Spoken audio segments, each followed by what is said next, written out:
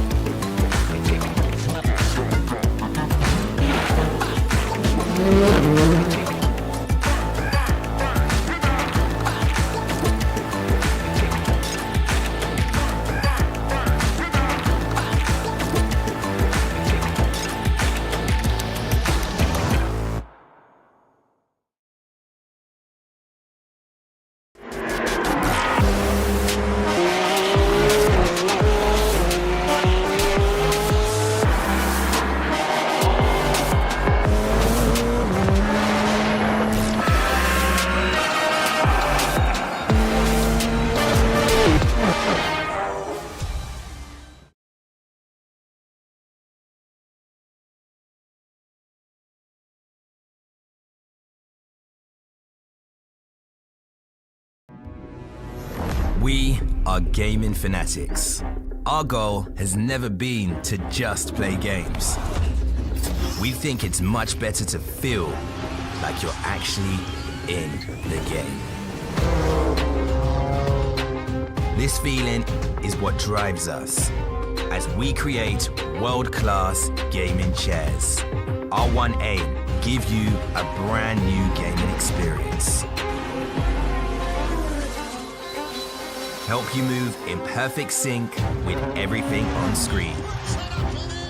Make sure you're having a ton of fun. It took us decades to achieve this, and we're still not satisfied. Every day, we wake up to get better. We'll never stop designing the very best to help you be your best. When it's all said and done, our job's only done if you're in full flow and focused on your victory. May you win, and win big.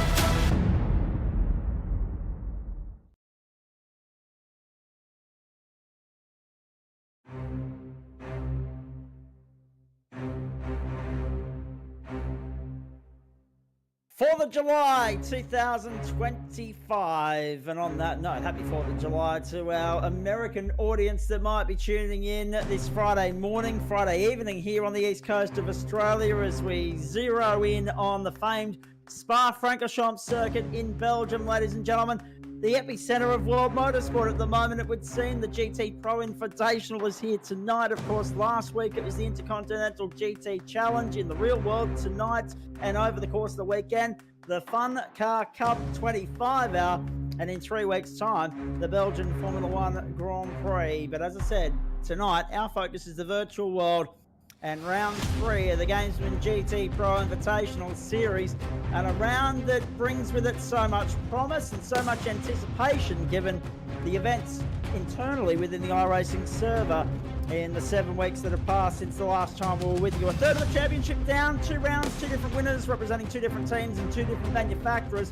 Last time out at the Fuji International Speedway, we had a little bit of rain spice things up, but it was a night ultimately dominated by Eclipse Sim Sport and the Acuras and the McLarens of the world, and it'll be interesting to see if those 2 manufacturers are still the teams and drivers and manufacturers to beat here this evening.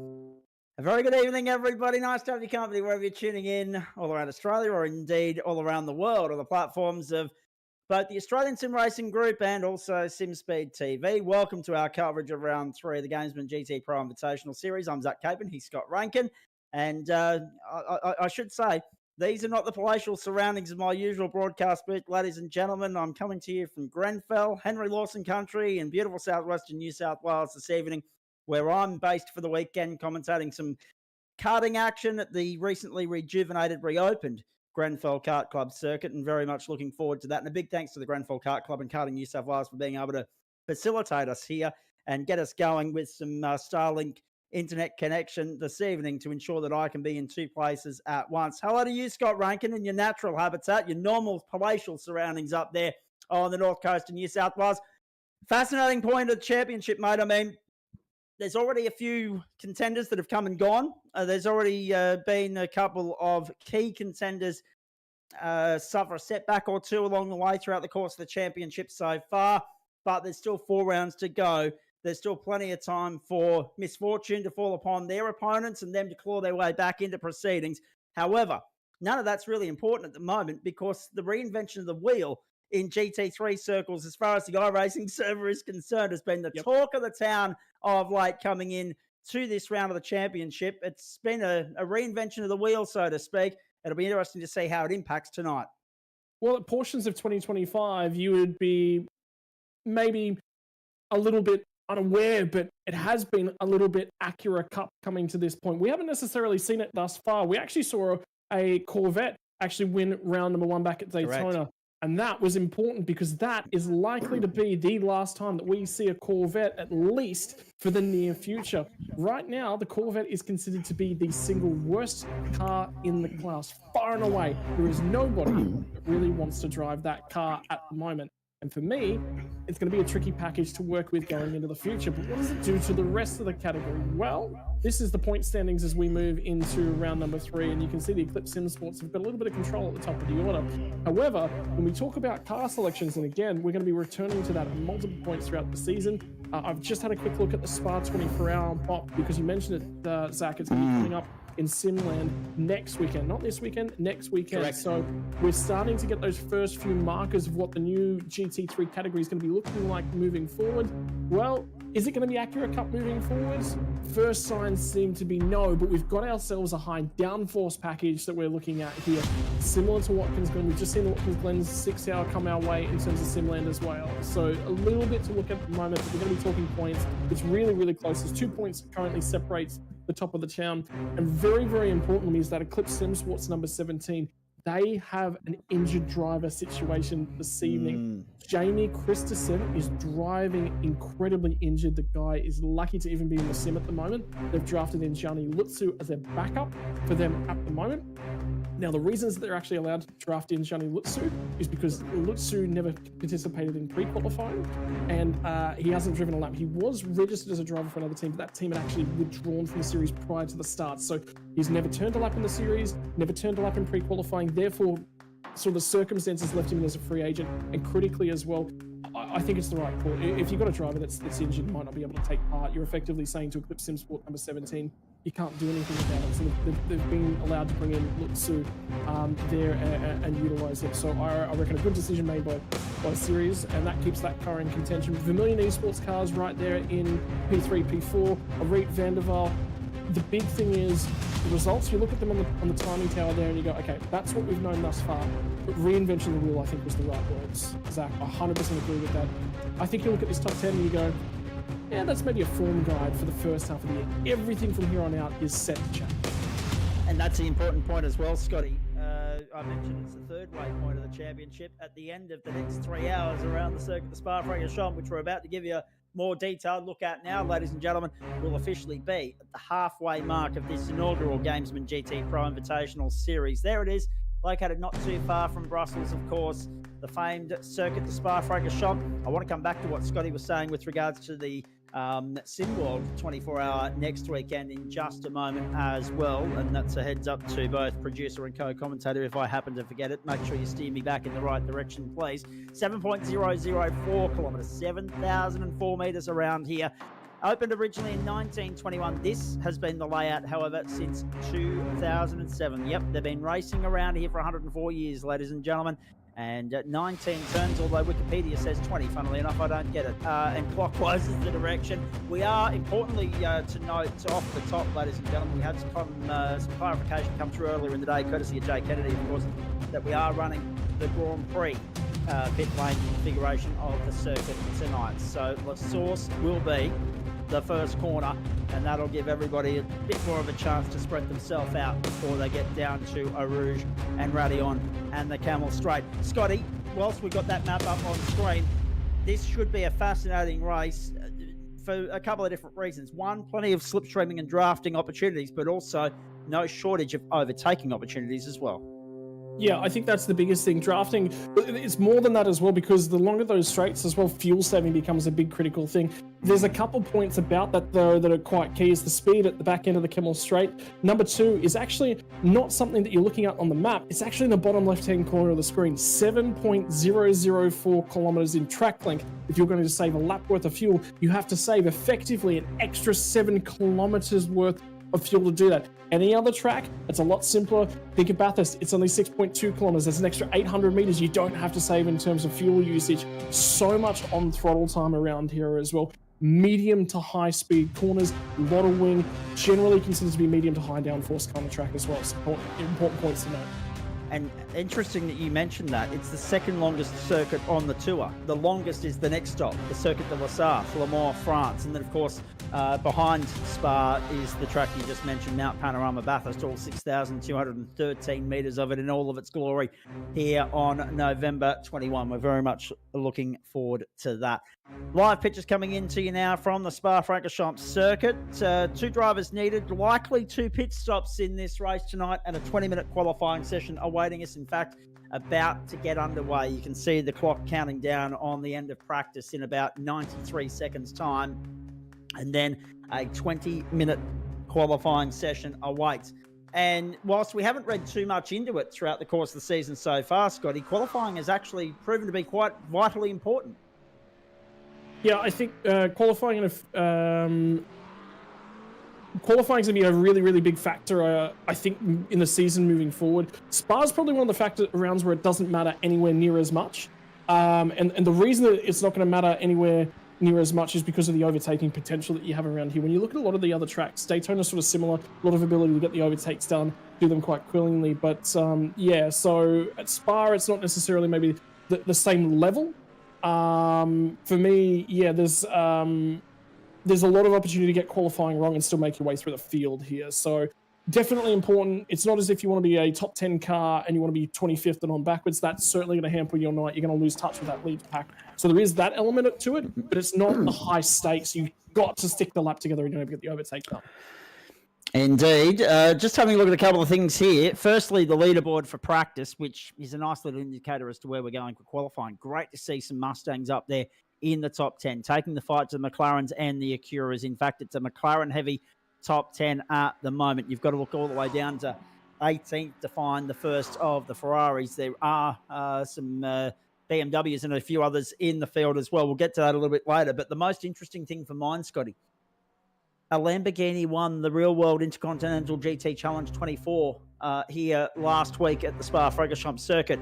And Lamborghini was the only manufacturer not nominated by any team whatsoever in this GTPRO Invitational Series for our great friends at the Gamesman. So it's fascinating that Lamborghini is making some inroads in the real world, but no one wants to borrow them in the sim world. Hopefully in, the course of time with BOP updates and other things, that will change. And speaking of BOP updates, I believe there was some of that coming up. You mentioned it a few moments ago, directly linked to the Spa 24. So it'll be interesting to see whether that sways people back towards the Lamborghini and other servers. Of course, they don't get the chance to go and have a steer of it now in our series. You get to nominate your two manufacturers at the start of the season. That's it, as cars make their way onto the circuit for a vitally important and no doubt frantic 20-minute qualifying session. Yeah, so the car selection, the thing is, it's come up every single time that we've talked about this series, and I really like the rules. I'm going to continue to stand by that rules, and a lot of people will be sitting there going, well, yeah, you kind of paid by the series. There's nothing in that. This is a unique ruling. Now, it comes with two bits and pieces. If there was no major overhaul to the category, but we received a new car, would you be allowed to go and pick a new car? No, absolutely you wouldn't. And again, it's that same sort of thing. We're just sticking with two cars. You pick two cars that are available at the start of the year and you stick with them no matter what changes. You are basically saying, we like this car, we like this package, we like this one where we don't like the other one. We think this is the best two ways forward. That is just how it is. And to be perfectly honest, I'm going to stand by it. There was a couple of people going, oh, we don't necessarily like it. Do we get a free opportunity to pick out two new cars? No, you picked them, you stuck with them.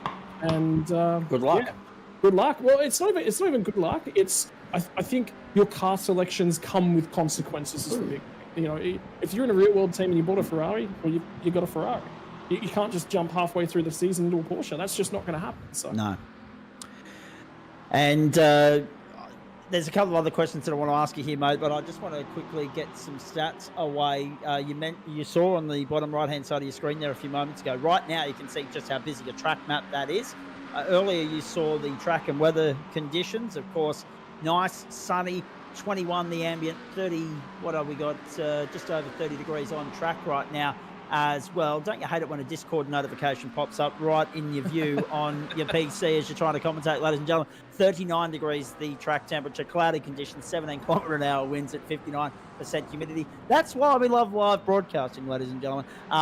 No, the point I wanted to make here, Scott, is when you have a look, car 397's run into trouble on the outlap here. Let's have a look at this. On the white lines down at the end of the Camel Straight. Uh-oh. Bang.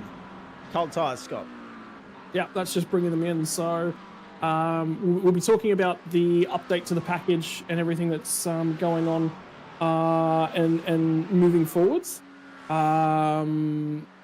But one of the bigger things is that new tyre model. So cold tyres in this car were adjusted a while back, and they didn't sort of come into it until that sort of lap 2 of the run, which, starting to build towards there. There's actually some debate that the best lap on the tyre now might be lap 3, might be lap 4, might be lap 5. So around a longer track, it could be lap 3. Shorter tracks, you might not see it until lap 5. But the other big advantage is that you can have a little bit of a slide of the rear tyres, of the front tyres. Previously, that would have peaked the tyre temperatures and they never would have come back to you. That was a little bit of a fallback in the sim.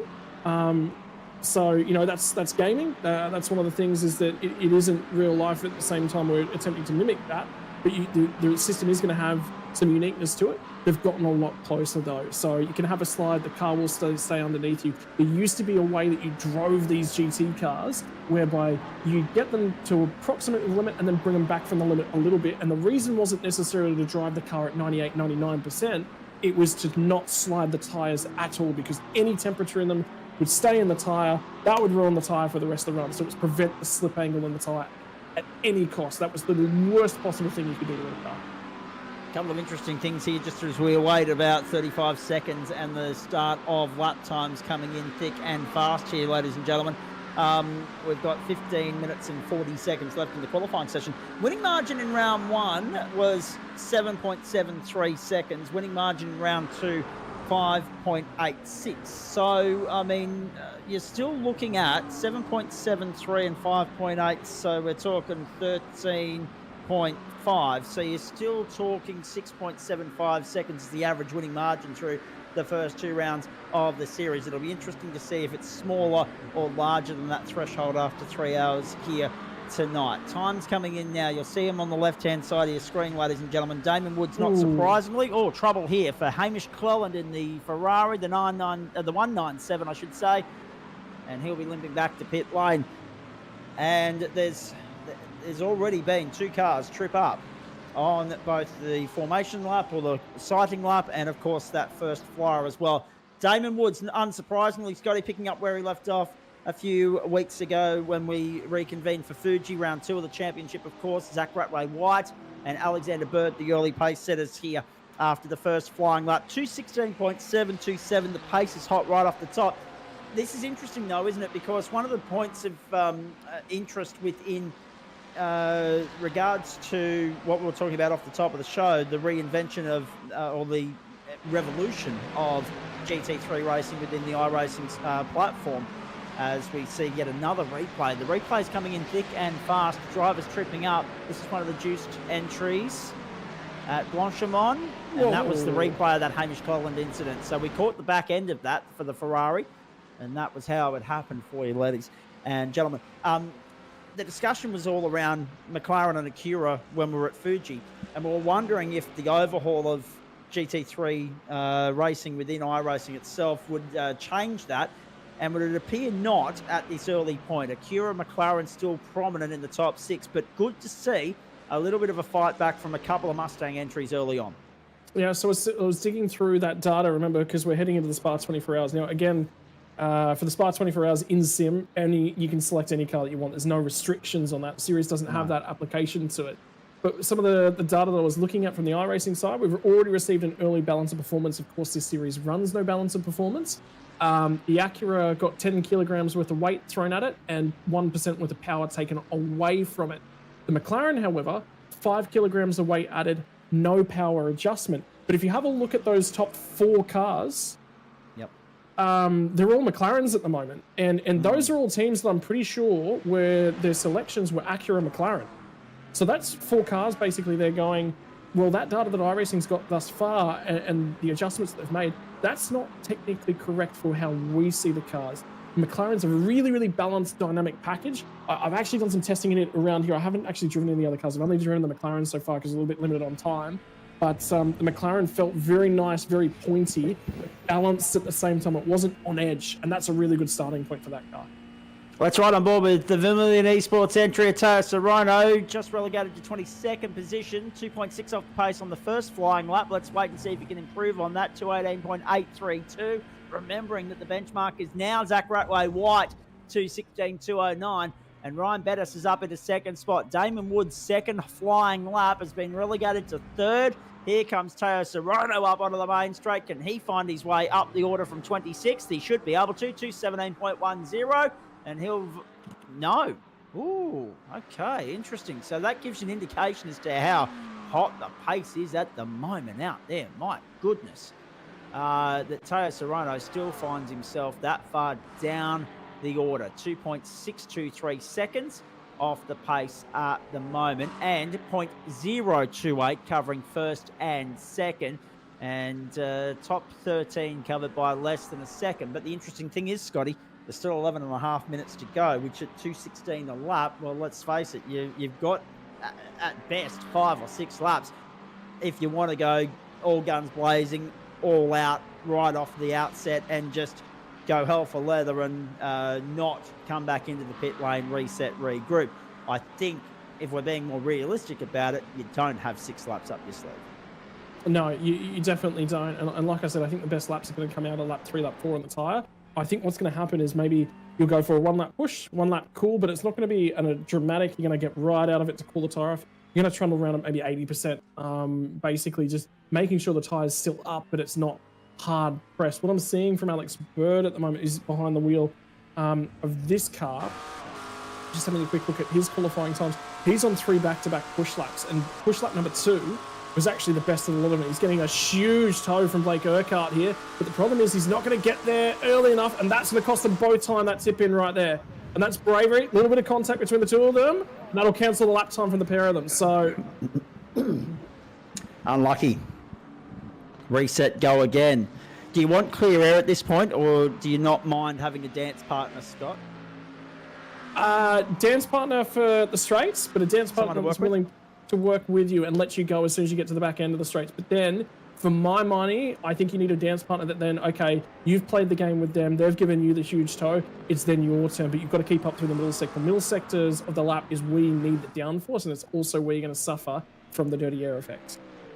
Our little graphics sheet on the right-hand side of the screen at the start of the qualifying session. Byron Pierce at the second, if you don't mind. Ho-ho! Shots fired. Ryan Bettis to the top. The Arexi Esports entry. It's a Mustang 1-2. I'm not sure if we saw that one coming. What will the McLaren's Alpha up in response to that? We'll wait and see. 2:16.07. 2:16.07. The standing lap time at the moment. These are phenomenal lap times in this qualifying session. Is there a 15 in this track? The Mustangs are 1 and 2 on a 34-degree circuit. So that has dropped 5 degrees. That's dropped 5 degrees during this session alone. And the Mustangs have made the most of it. One Performance Racing and Arexi Esports, 1-2 at the halfway mark of qualifying, and Zach Ratwave White in third. 0.138 covers third and first, and 0.002 covers third and fourth at the moment. 3 manufacturers in the top 4. That's what we like to see. Remember how I said that you want to stay away from that Chevy? Well, have a look at it. It's only 3.5 tenths off the space down in P10. So it's actually a lot further up than I necessarily expected from it. So they've found a really good stable set for that car. The biggest attribute for the Chevy, I think, was its straight line speed back at Daytona, which is why you saw it on top. They trimmed that thing right out and it seemed to work quite well. Again, new platform, new aero platform, new tyre platform. So, but from Job Stewart, the lap time's been good thus far. Reese Goosel moves the Acura to P1. So Mustangs, the biggest thing in the data that I was looking at was the Mustang had 15 kilos and 1.5% worth of power taken away from it in the iRacing bot for Spa for next weekend. Now again, that's not a final bot, so that's their first numbers that they put out. They'll get a little bit of data come back to them after they throw that performance adjustment out there. So that won't be a final balance, but what it does do is it gives us a really good marker of where we expect the manufacturers to be, and we're starting to see that. Guys that have access to the Mustang jumped over there. And the other thing was the other car that received the same power reduction, Mercedes, 1.5% power, but it only received 5 kilos added to it. So the Mustang was the heavy. If you think about it, one of those giant big squeaky air hammers, the Mustang got whacked with one of them a few times.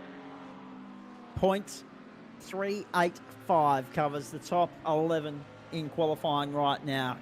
This is going in the right direction of being the closest qualifying session of the season so far.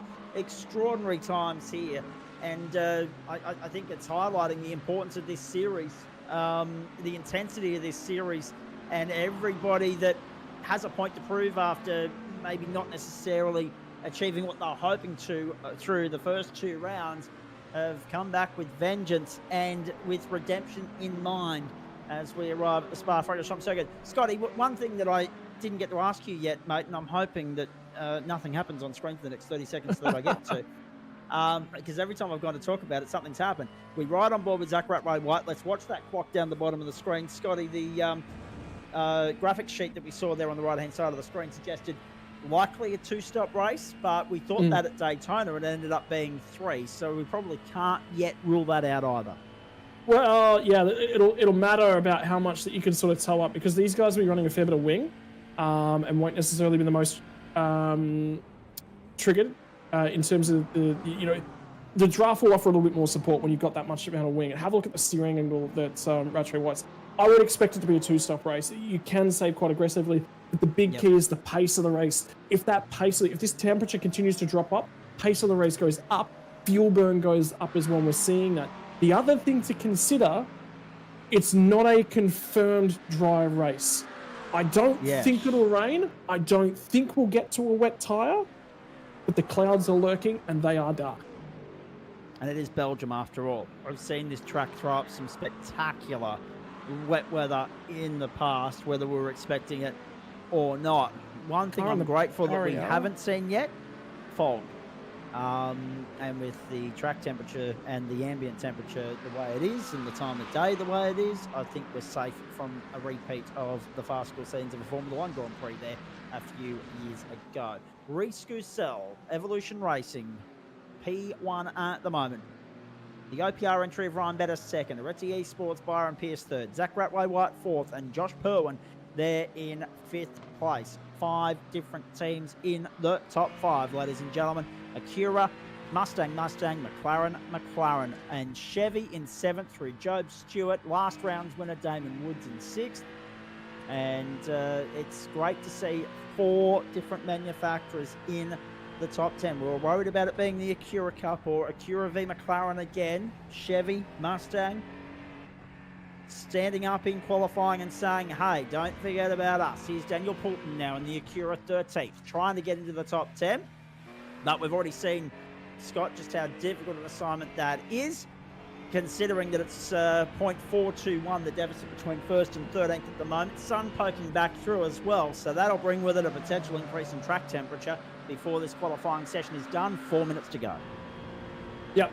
So just keeping a fair bit of an eye on a few bits and pieces that are going on at the moment. Poulton's still pressing on in this Acura for the meantime. 12th place is the first of the Audis as well in Lachlan Capel's hands, and they weren't particularly happy about the options that they had available to them. It was either Audi, I believe, or Chevy. So that's a tough pill to swallow. Jackson Rehana is the first of the Ferraris, all the way down in 16th spot at the point in time. They're 8/10 off overall pole, and well, Zach, you wanted to see a 15? There it is.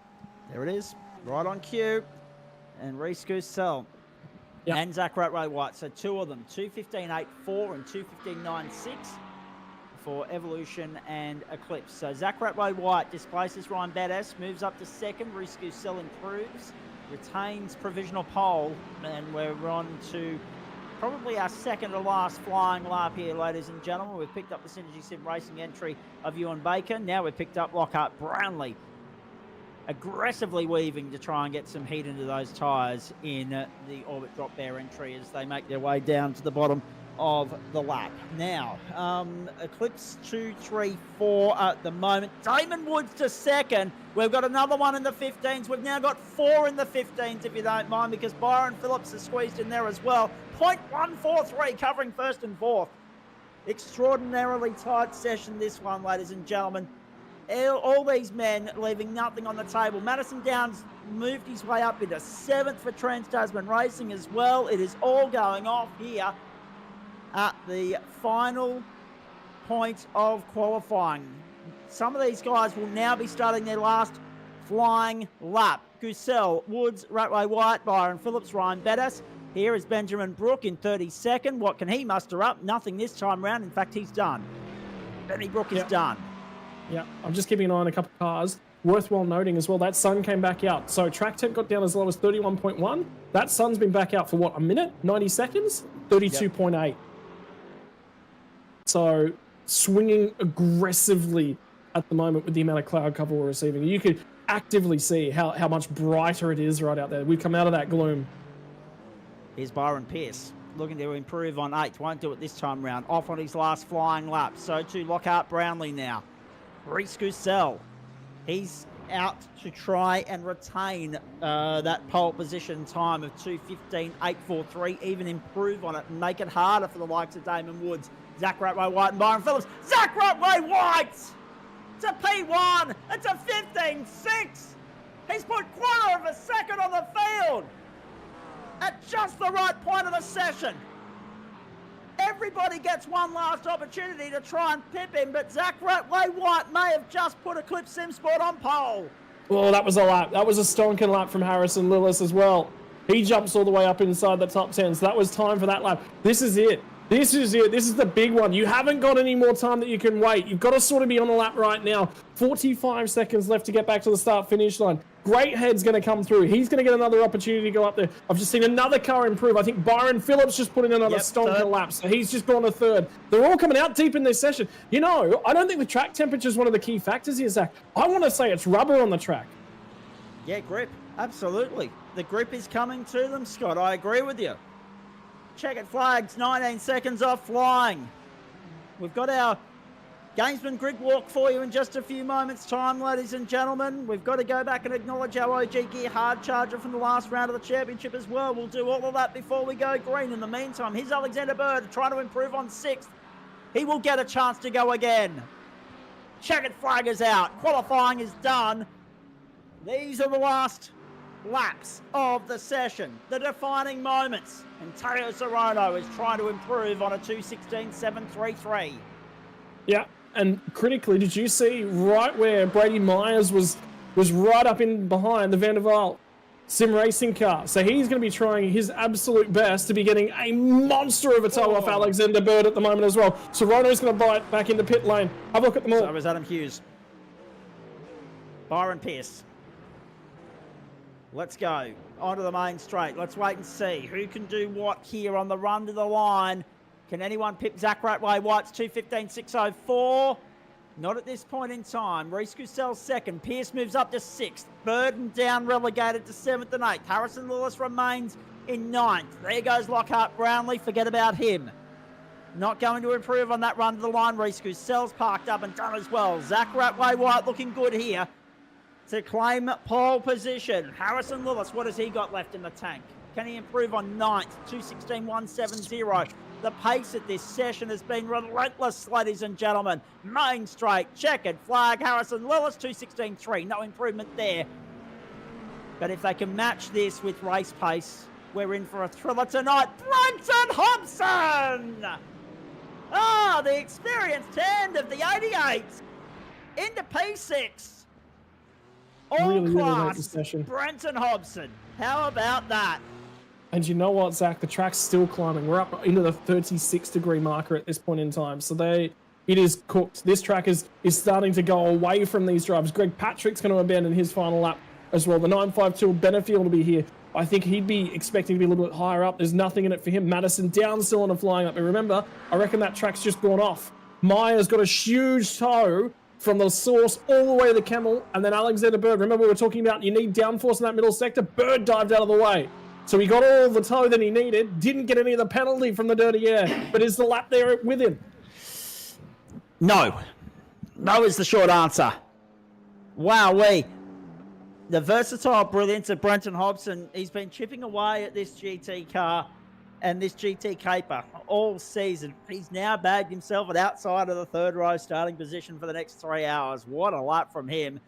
Byron Pierce 7th, Alexander Bird, Madison Down and Ewan Baker, the top 10. But Zach Ratway White, the number 17, has scored himself pole position for round 3 of the 2025 Gamesman GTPRO Invitational Series across the platforms of the Australian Sim Racing Group and also Sim Speed. It's great to have your company, ladies and gentlemen. We're about to hear from some drivers on the grid. We're going for a grid walk tonight, ladies and gentlemen. You're going to hear from 1st, 15th, our round 1 winner, Lockie Capel, and 25th, Lockhart Brownlee as well.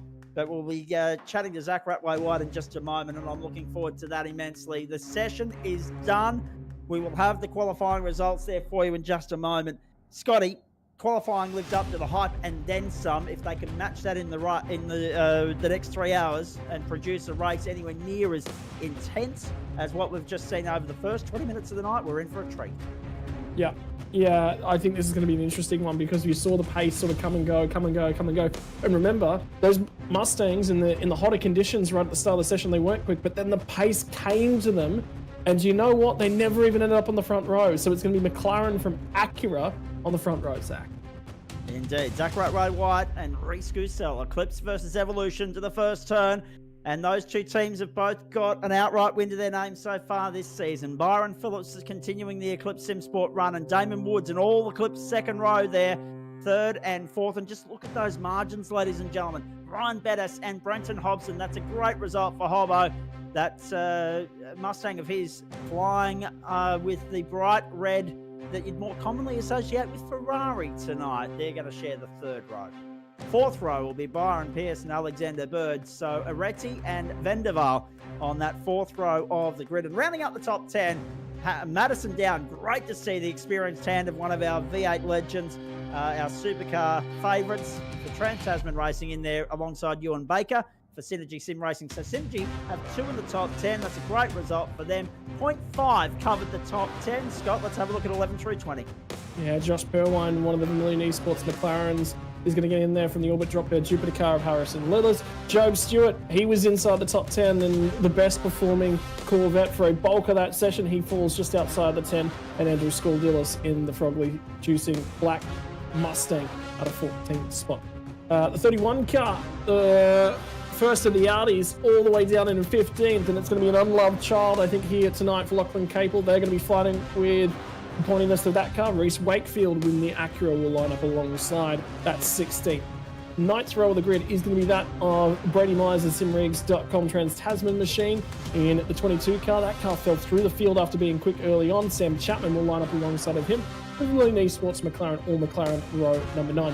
Final row inside of the top 20 is going to be Mustang of Adam Hughes in the One Performance Racing car. They were quick early on in the session, fell back nearly immediately once the track started to quicken up, and Jackson Rayhana, the first of the Ferraris. So there is a couple in the field, and that's the first of them. Dean Mackay is going to share row 11 with Joshua Andrew, another one of the Summit entries, of course. The 12th row will be that of the Iridium Sim Sport entry of Logan Howard from 23rd and Sebastian Vandel for Vermilion from 24th. Those Vermilion entries scattered right throughout the field tonight. 13th row, Lockhart Brownlee, who you're about to hear from, and Ben Jeffrey alongside him for the Bluebell Racing team. 14th row is where you find Wayne Burke, again another Vermilion entry alongside the Momentum Motorsport entry of Tim Hancock. And the 15th row, and yes, they keep on coming, ladies and gentlemen, Devon Stove alongside Matt Arnold for TriStar Racing. And Scott, I'll let you bring it home. O'Shan Coliangelo deep in the field. She'll be out there for Team Max Boost tonight. She has had a change of organisation. Will be working with Evolution Racing Team moving forward, but this was prior to that arrangement. Will complete the season for Team Max Boost. Brody Sentence will be outside on 32nd. 33rd is Daniel Benefield in the 9.5 Sim Sports Ferrari, off alongside of Benjamin Brook in the Mustang. Look for that car to be nice and quick early on. Ryan Mueller is going to be one of the few BMWs listed in the field here for 35th spot, 2.5 seconds off the pace. So some work to do for these guys. Luke Swan to line up alongside in the 36th place Ferrari for 9.5 Sim Sports. Last car I said at the time was Nick Kearney in the Full Set Motorsports Porsche. Before we get back to a couple cars failing to set times, Hamish Cleland was one of those in 39th spot, and I am showing a Evolution Racing Team 462 entry in the server, but I'm seeing no further action from that, so I'm not 100% confident. It was Daniel Hall that was registered in the one, so I don't believe that's actually a racing car, that one won't turn a lap. So that news also, Scotty, at the top of the screen. I missed the second number, but 953 and 397, cars 953 and 397 will find themselves starting from the pit lane for qualifying infractions. The gamesman grid walk now as we welcome in our pole sitter, Zach Ratway White. What a night for you blokes. I mean, we already detailed it off the top that Jamie Christensen's a little bit sore, and we know the reason for that. We've already elaborated on that. You've got one hell of a reserve sub-driver up your sleeve in Gianni Latsu, but you've led from the front, young man. What a scintillating lap in qualifying to earn yourself the right to lead the field to green. Well played. Yeah, thank you. It was a good lap. I didn't quite expect it to be that much of a margin, but I'll take it. Were you as surprised as we were at the intense pace and just the tightness of margins car to car in that qualifying session? And also the second part of the question here, Zach, what are your overall thoughts on the changes to the GT3 formula thrown at us by iRacing in the last 7 weeks between the last time we raced in the GT Pro Caper? But the feel like the track tent was kind of the big factor there. You kind of just needed to be out and circulating at the right time, and we we had a run plan sorted because we knew we couldn't get 2 3-lap runs in, or at least we thought we all had to tow at the end. But yeah, the new GT3s is what it is. I quite like them. Some people don't, but that's their opinion. I like the cold tire aspect. It makes it a little bit tricky. I think there might be a couple people that get caught out on this first lap, maybe up the top of the hill, but I don't know. Last one before we let you go, Zach, because we've got Jay now here giving us the hurry up here and letting us know that we've got about 4 minutes before you guys are going to be released behind the pace car there to get the race underway, mate. What's the plan of attack here, and will you use all 3 drivers at some point tonight? Just try and stay alive for the first lap. That would be pretty handy. That would be good if Jamie doesn't fence it and make it 2 cars in a row that he's ruined. And no, we will not be seeing Gianni tonight. We just wanted them as a sub, just in case that Jamie didn't want to drive tonight. But it looks like it's just going to be us 2. That's a drive-by that I wasn't expecting so early on a Friday night, Zach. Well played. Poor Jamie. We're glad that he's okay. That's the main thing. Yes, he's a little bit sore, but he's okay. Go well tonight, mate. Hopefully we're talking to you at the end. Good luck. Thanks, guys. Have a good one. Scott Rankin, we're going to head down to 15th now, where you're going to have a chat with our round 1 winner, Lockie Capel.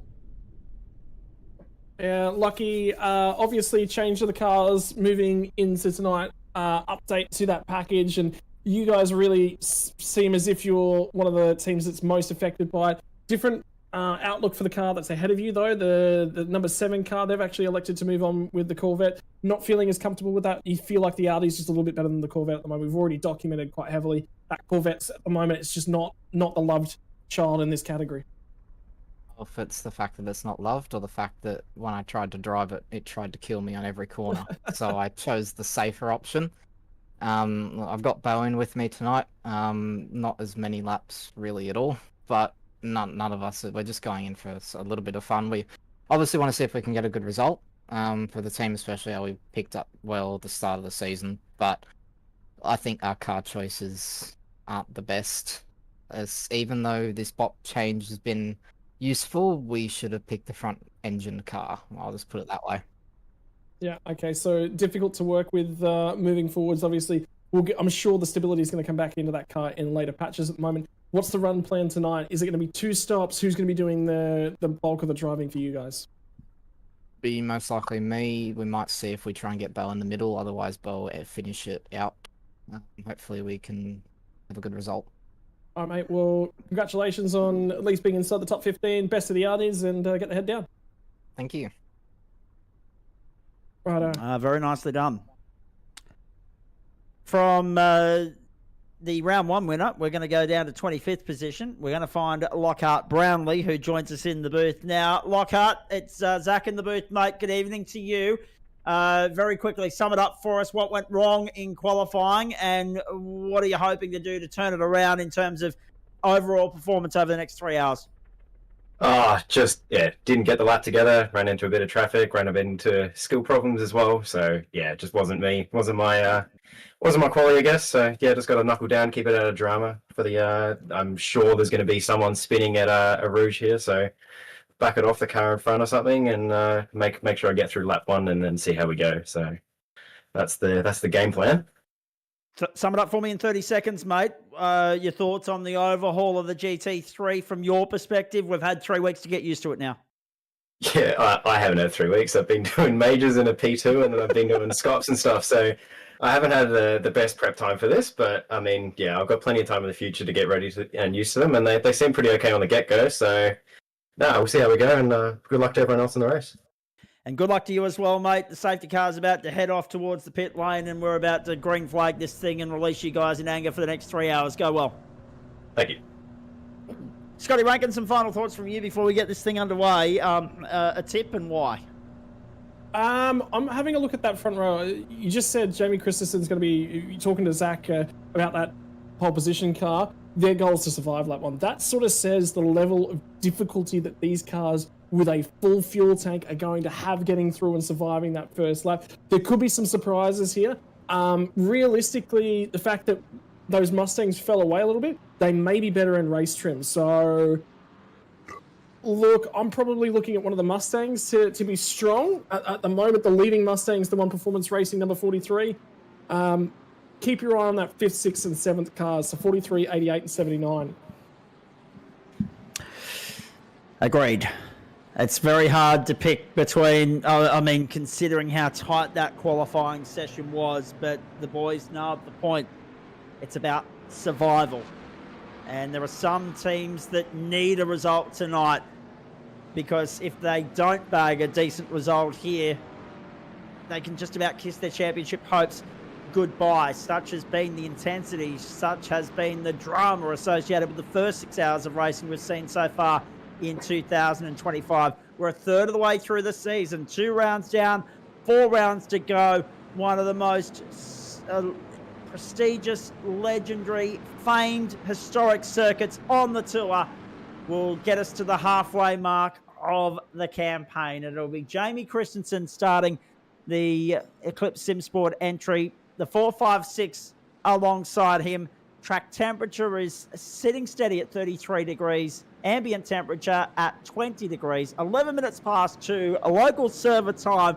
It's 24 minutes to 9 on the East Coast, 24 minutes to 7 on the West Coast, 24 minutes to 11 in New Zealand, and we are getting ready to rock and roll for the next 3 hours. Round 3 of the Gamesman GTPRO Invitational Series, live, loud, and free on a Friday night. Let's go to work at Spa. Here we go. Start. And intense off the line. This first corner is tricky, Scott. Dylan Shepard got down the inside. First in the cars to spin was Damon Woods. He actually got straightened back out and survived. Have a look at the scramble fest. 3 wide, elbows out, paint traded. And remember, I was talking about that OPR car. They've got their nose into 3rd place, 2 by 2 as they fire into Eau Rouge Radion for the first time for 3 hours worth of racing. Oh, the OPR car's in the fence. It's going to bounce across the track. Somehow they all got away. How? We'll never know. Dylan Shepard's night is just about done from the outset. Can you believe that? Zach Ratway-White mentioned the potential for drama. Lockhart Brownlee mentioned someone spinning at a Rouge and Radion. They nailed the point. They saw it coming. I might get them to pick my lotto numbers next week with that sort of prediction, that sort of accuracy. It's very disappointing for Dylan Shepard. It's a long night from there for those guys. And we had 38 starters tonight, ladies and gentlemen. Daniel Benefield also sitting down there in trouble. In fact, there it is on screen. Daniel Benefield. No, sorry, that's Ben Jeffrey in 36. Benefield is also in trouble further behind. There he is. So he struck issue on the first lap as well. And we've got remember the 953 entry of Luke Swan started from pit lane. He's up there in 34th now as a result of all the attrition we've seen so far. Extraordinary drama here, but at the front, Jamie Christensen controls this race from Byron Phillips and John Peasnick. Byron Pearson, Brenton Hobson's moved up into the top 5. Damon Woods back to 6th in the early stages. Replay of the start. OG Gear replay. Check this out. So, is it getting loose yet? Loose all on his own from number 5 entry. And that had Damon Woods behind the wheel. It got a little bit straightened out. Then they get down here. We've actually just had a tow request from that Dylan Shepard car, by the way. So this is how he's ended up in the position that he's in. And watch, it's all the way out and over the curbs. How did he miss everybody more to the point? There was just a gap for him to feed through.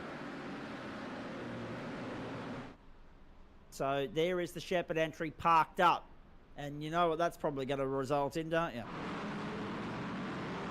Potentially safety. Not be surprised if we hear the call safety car boards and flags next time around, and that would be the earliest safety car in the series. It would only be the second of the entire campaign. We only had one at Fuji. We went caution free at the Daytona International Speedway. There it is, safety car boards and flags, and it's to put the Dylan Shepard OPR number 43 entry on a tow rope. Such an unfortunate start for him. And the number 44 Evolution Racing entry also showing a lap down at this point as well. If we can get a look at that. It's not starting, I'm just hearing in my earpiece as well. So that means that we'll be down to 37 already, gentlemen. So the reason for that, that car's actually registered incorrectly. It is a safety car that's actually going to be out there. I believe it'll be driven by Dan Hall, safety car here tonight. And keep your eyes on that Mercedes at the moment, because that's the car that also is heavily damaged. It's 3 wide through the chicane. There was a McLaren fed off. I think that one might have been one of the Vermilion entries. And have a look at this, Biffo. We didn't see this. No. Where do you go? Right.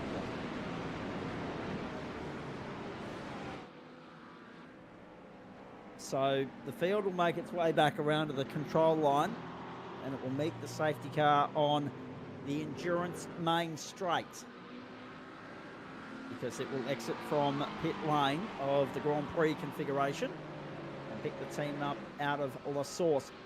So we've already seen such drama here, Scott. We've already seen quite a few cars banged and clanged, a bit of battle wounds already evident. And therefore there's a few people chasing their tail for the balance of the evening, not least Luke Swan, of course, in the 953 entry, having started from pit lane. Daniel Benefield, let's have a look at this replay of the number 25 getting caught up in this garbage. There's the first point of contact. So race control's got a fair bit of sorting to do after all of that, I would imagine.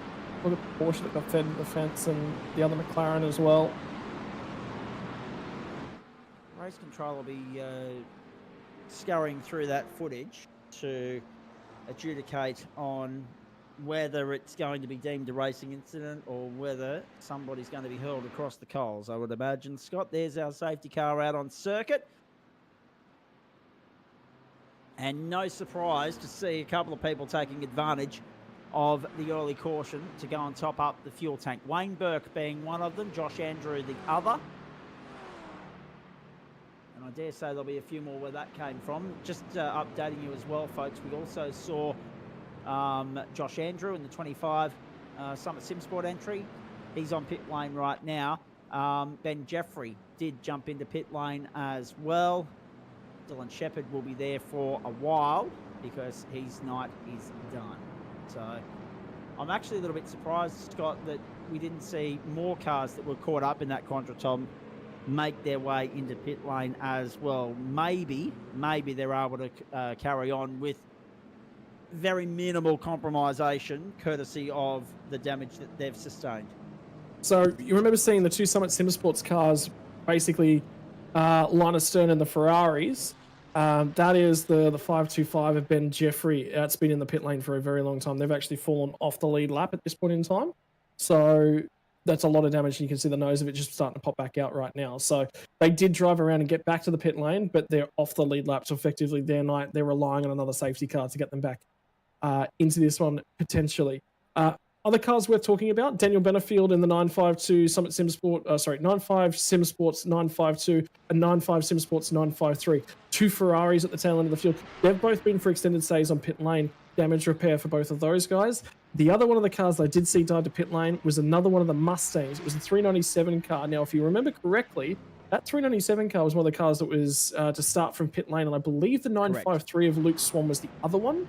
Yep. The thing is, Zach, when you're at the back end of the field and we've potentially got ourselves a fuel race in the hand, why not? I'm actually surprised there wasn't more cars dive in, because there was definitely cars with damage. Great opportunity to clear that damage out and get back out there after you've handled all of that.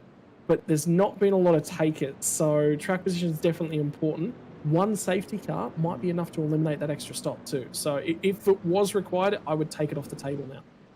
There's a couple of things here too. Safety cars breed safety cars. However, we're not expecting anywhere near as frantic a start this time round, whether it's this time by or next. We're not sure, but we're waiting for clarification on whether it'll be this time by or next, by the way, ladies and gentlemen. We're only 8 minutes into this car race. This is the 3rd lap, of course, at a fairly moderate tempo compared to the previous 2.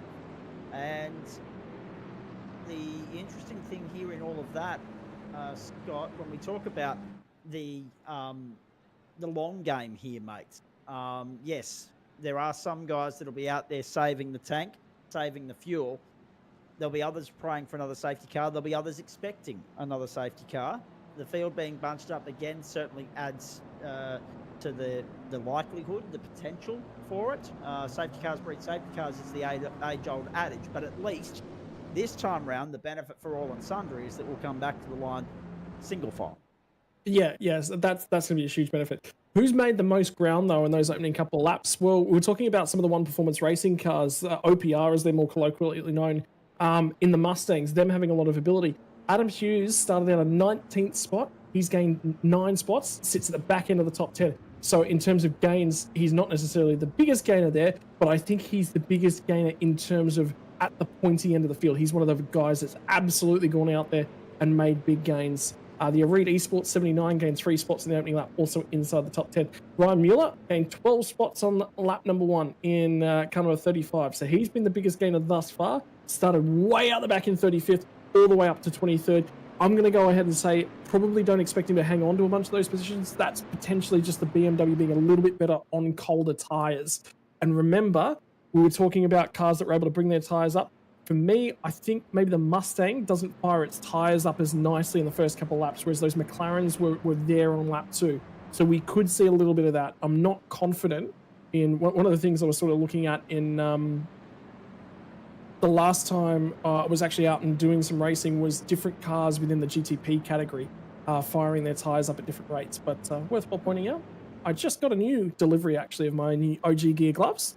Big fan of those. Literally the only reason I had to buy a new set, my dog loves them so much she chewed a couple of holes in them. And I actually spoke to Paul from OG Gear and I said, hey, I'm really enjoying these fingerless gloves. They're starting to fall to bits because my dog's chewed the seams out of them. Do you mind sending me a new pair? And what are your thoughts on potentially doing fingerless gloves in the future? So there was a little bit of product discussion going on there. I can tell you they've actually got a new line on the way for the OG Gear guys as well. So keep your eyes out on their social medias as they're looking at bringing some new gloves. And I've trialed a prototype for them. There's some work to be done on that product. But yeah, so I love the chatter with Paul Thompson from OG Gear. He's a lovely fella, and he loves talking about racing. He loves talking about his products as well. So he will chew your ear off, but he's one of those guys that you'll let do it any day of the week. I'm going to say 2 things right there, Scotty. Look at you entering your entrepreneurial phase, right? Fantastic, right? And no doubt there'll be people within the Australian Sim Racing Group ranks asking for 10% of the cut. But secondly, more to the point, maybe find, safe keep areas to hide potential, Well, the gloves actually come with a washing bag for them. You know how you get your delicates bags for washing bits and pieces? The gloves actually come with them. And I was reading the instructions that came with my new set, which I didn't read the first time, but they actually are a washing bag, which I thought they were just a storage bag, a nice little feature. No, they're actually a washing bag. So there you go. Maybe high up in the cupboard, a lockable cupboard. Away, maybe. Just out of harm's way. Safety car will be heading back to pit lane right now. Secondly, you just saw Brenton Hobson on screen there. He's carried on that form from the last time round where he picked up the OG Gear Hard Charger Award by charging into the top 10 in qualifying. So he's a man on a mission at the moment. It'll be interesting to see who wins the OG Gear Hard Charger Award this time round. Secondly, as you get a reminder of who we are, ladies and gentlemen, Zach Cave and Scott Rankin with you and Jay Kennedy in production for us tonight for round 3 of the Games from GTPRO Invitational Series. Nice to have you along for the ride. We're here till midnight Eastern Standard Time. I hope you can stay with us for the duration. I don't want to put too fine a point on it because I think as luck would have it, it'll be the only time this season I can actually say it and it be accurate. Safety cars led the most laps so far tonight. That'll be 3, led by the safety car when it comes back to pit lane that time round. Only 1 lap down on the field at this particular point in time. Let's hope it's the last time we see it. Back to green we go at Circuit de Spa Francorchamps in Belgium. And it's Jamie Christensen leading the field. Byron Phillips chasing. Great restart from the Eclipse Sim Sport duo. On the run down to turn 1. Peasnick's in there as well. 2 McLarens, an Acura and 2 Mustangs in the top 5. Then it's a swarm of McLarens.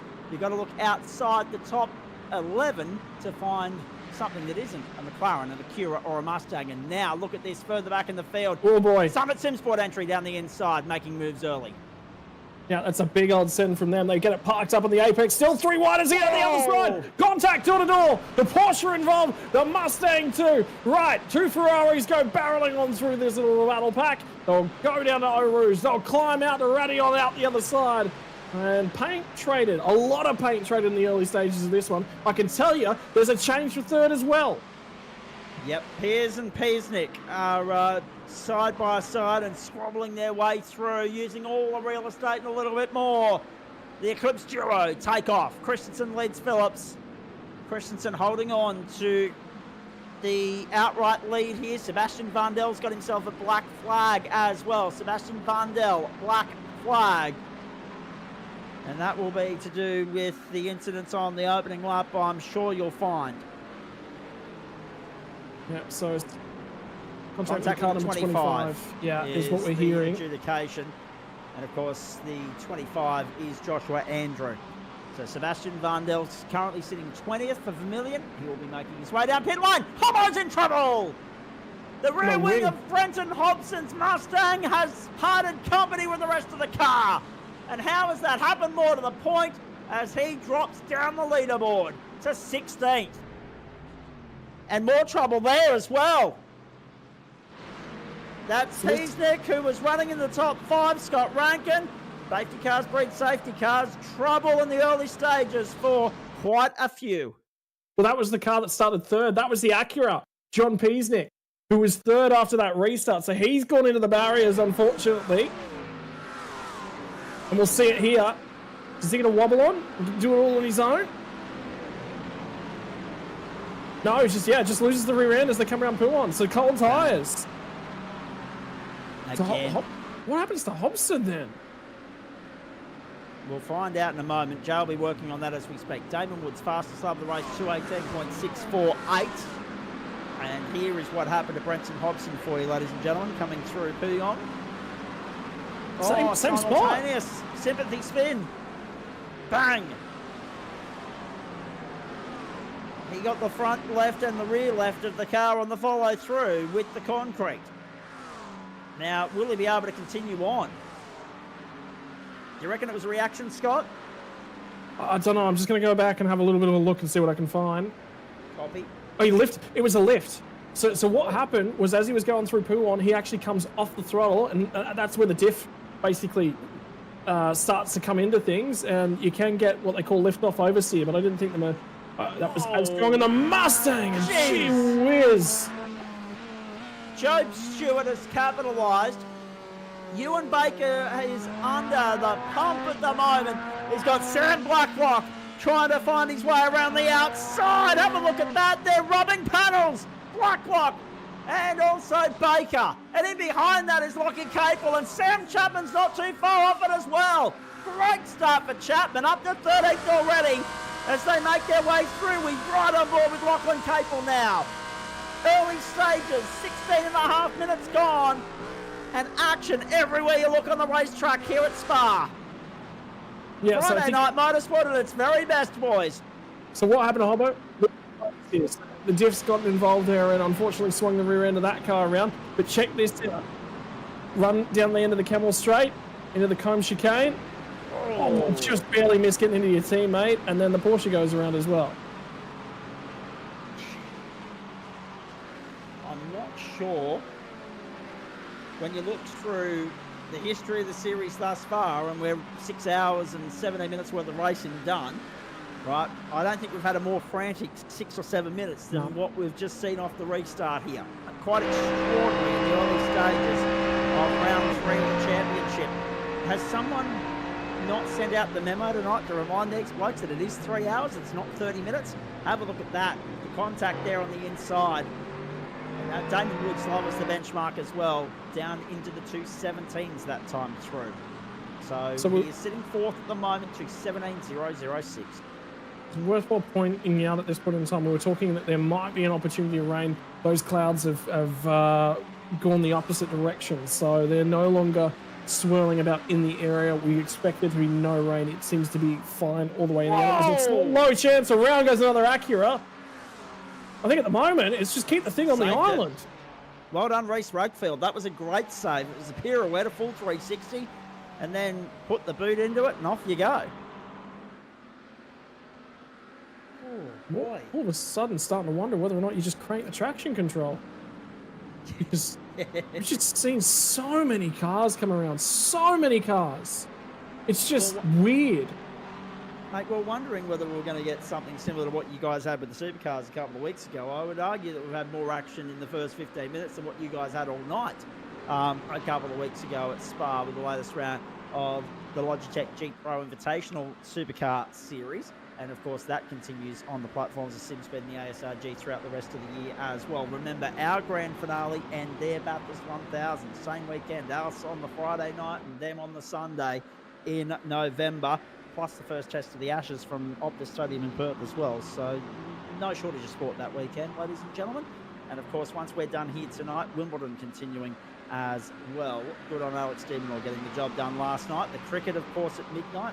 Anyone here got a Disney Plus subscription, or is it just me? Jamie Christensen leading at the moment and doing a very nice job of it from his teammate Byron Phillips. But now it's about controlling this, isn't it, Scott? Because you've got the ability to lead and defend here, because these two can work together as teammates to keep Byron Pearce at bay. And I mean, really, to be fair, he is the odd one out because Damon Woods is sitting in there in fourth position as well. He would no doubt like to make it an Eclipse 1, 2, 3, so that they can really cement their dominance, their ascendancy at the top end of the leaderboard going into the first round of pit stops. Yeah, Damon Woods is creeping up. So because he's the last car in that train as well, he's getting the most benefit from the draft. So let's talk about lap times. All four of the top four cars setting their personal bests on that lap. 2:17.252, 2:17.197, 2:17.154, 2:16.798. So a lot of speed in the trailing McLaren at the moment, with all of that air that's being pushed out of the way for him. Car feeding back in, so that's the 41 of Sebastian Vettel. I was just about to say, I think he has to serve at this lap or else he's going to get disqualified. Just keeping an eye on that story a little bit further down.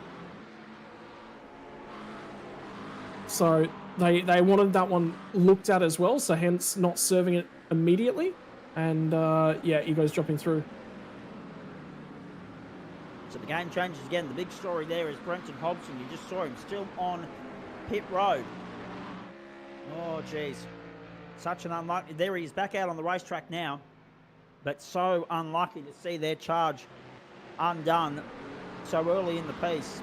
And 2 laps down, they find themselves. Scott, they need 2 safety cars to get back in the fight. Yes, I just don't see that happening. I think that's done. I think at this point it's just circulating. Put points on the board. That's about it. So the big thing for them will be make sure that you get all your driver hours, get potentially Hobson through the car, get his sim out of the way, hand it over, make sure that you check all of those boxes, which will be absolutely critical. Keeping an eye. So remember we were talking earlier on about how we like the way that Mustang is balanced. Well, I've just had some discussion sort of pass through my inboxes at the moment about setups, because again, the big teams are all the big major setup companies at the moment are working on setups for the Spa 24 Hour next weekend. You can do some tinkering with this thing, but it's worthwhile noting that one of the things that has happened in years gone by has been the arms race of how little wing that you can get away with. Are the spins that we're seeing a lack of downforce on the rear of the cars as they come through pull-on? That would be quite critical. If you go too far on the wing, you don't have enough weight over the rear end of the car. Remember, you can't adjust your front splitter and the amount of downforce it's generating. This is going to be an overtake position. I was keeping an eye on this one. I think this might just be a lift and let go.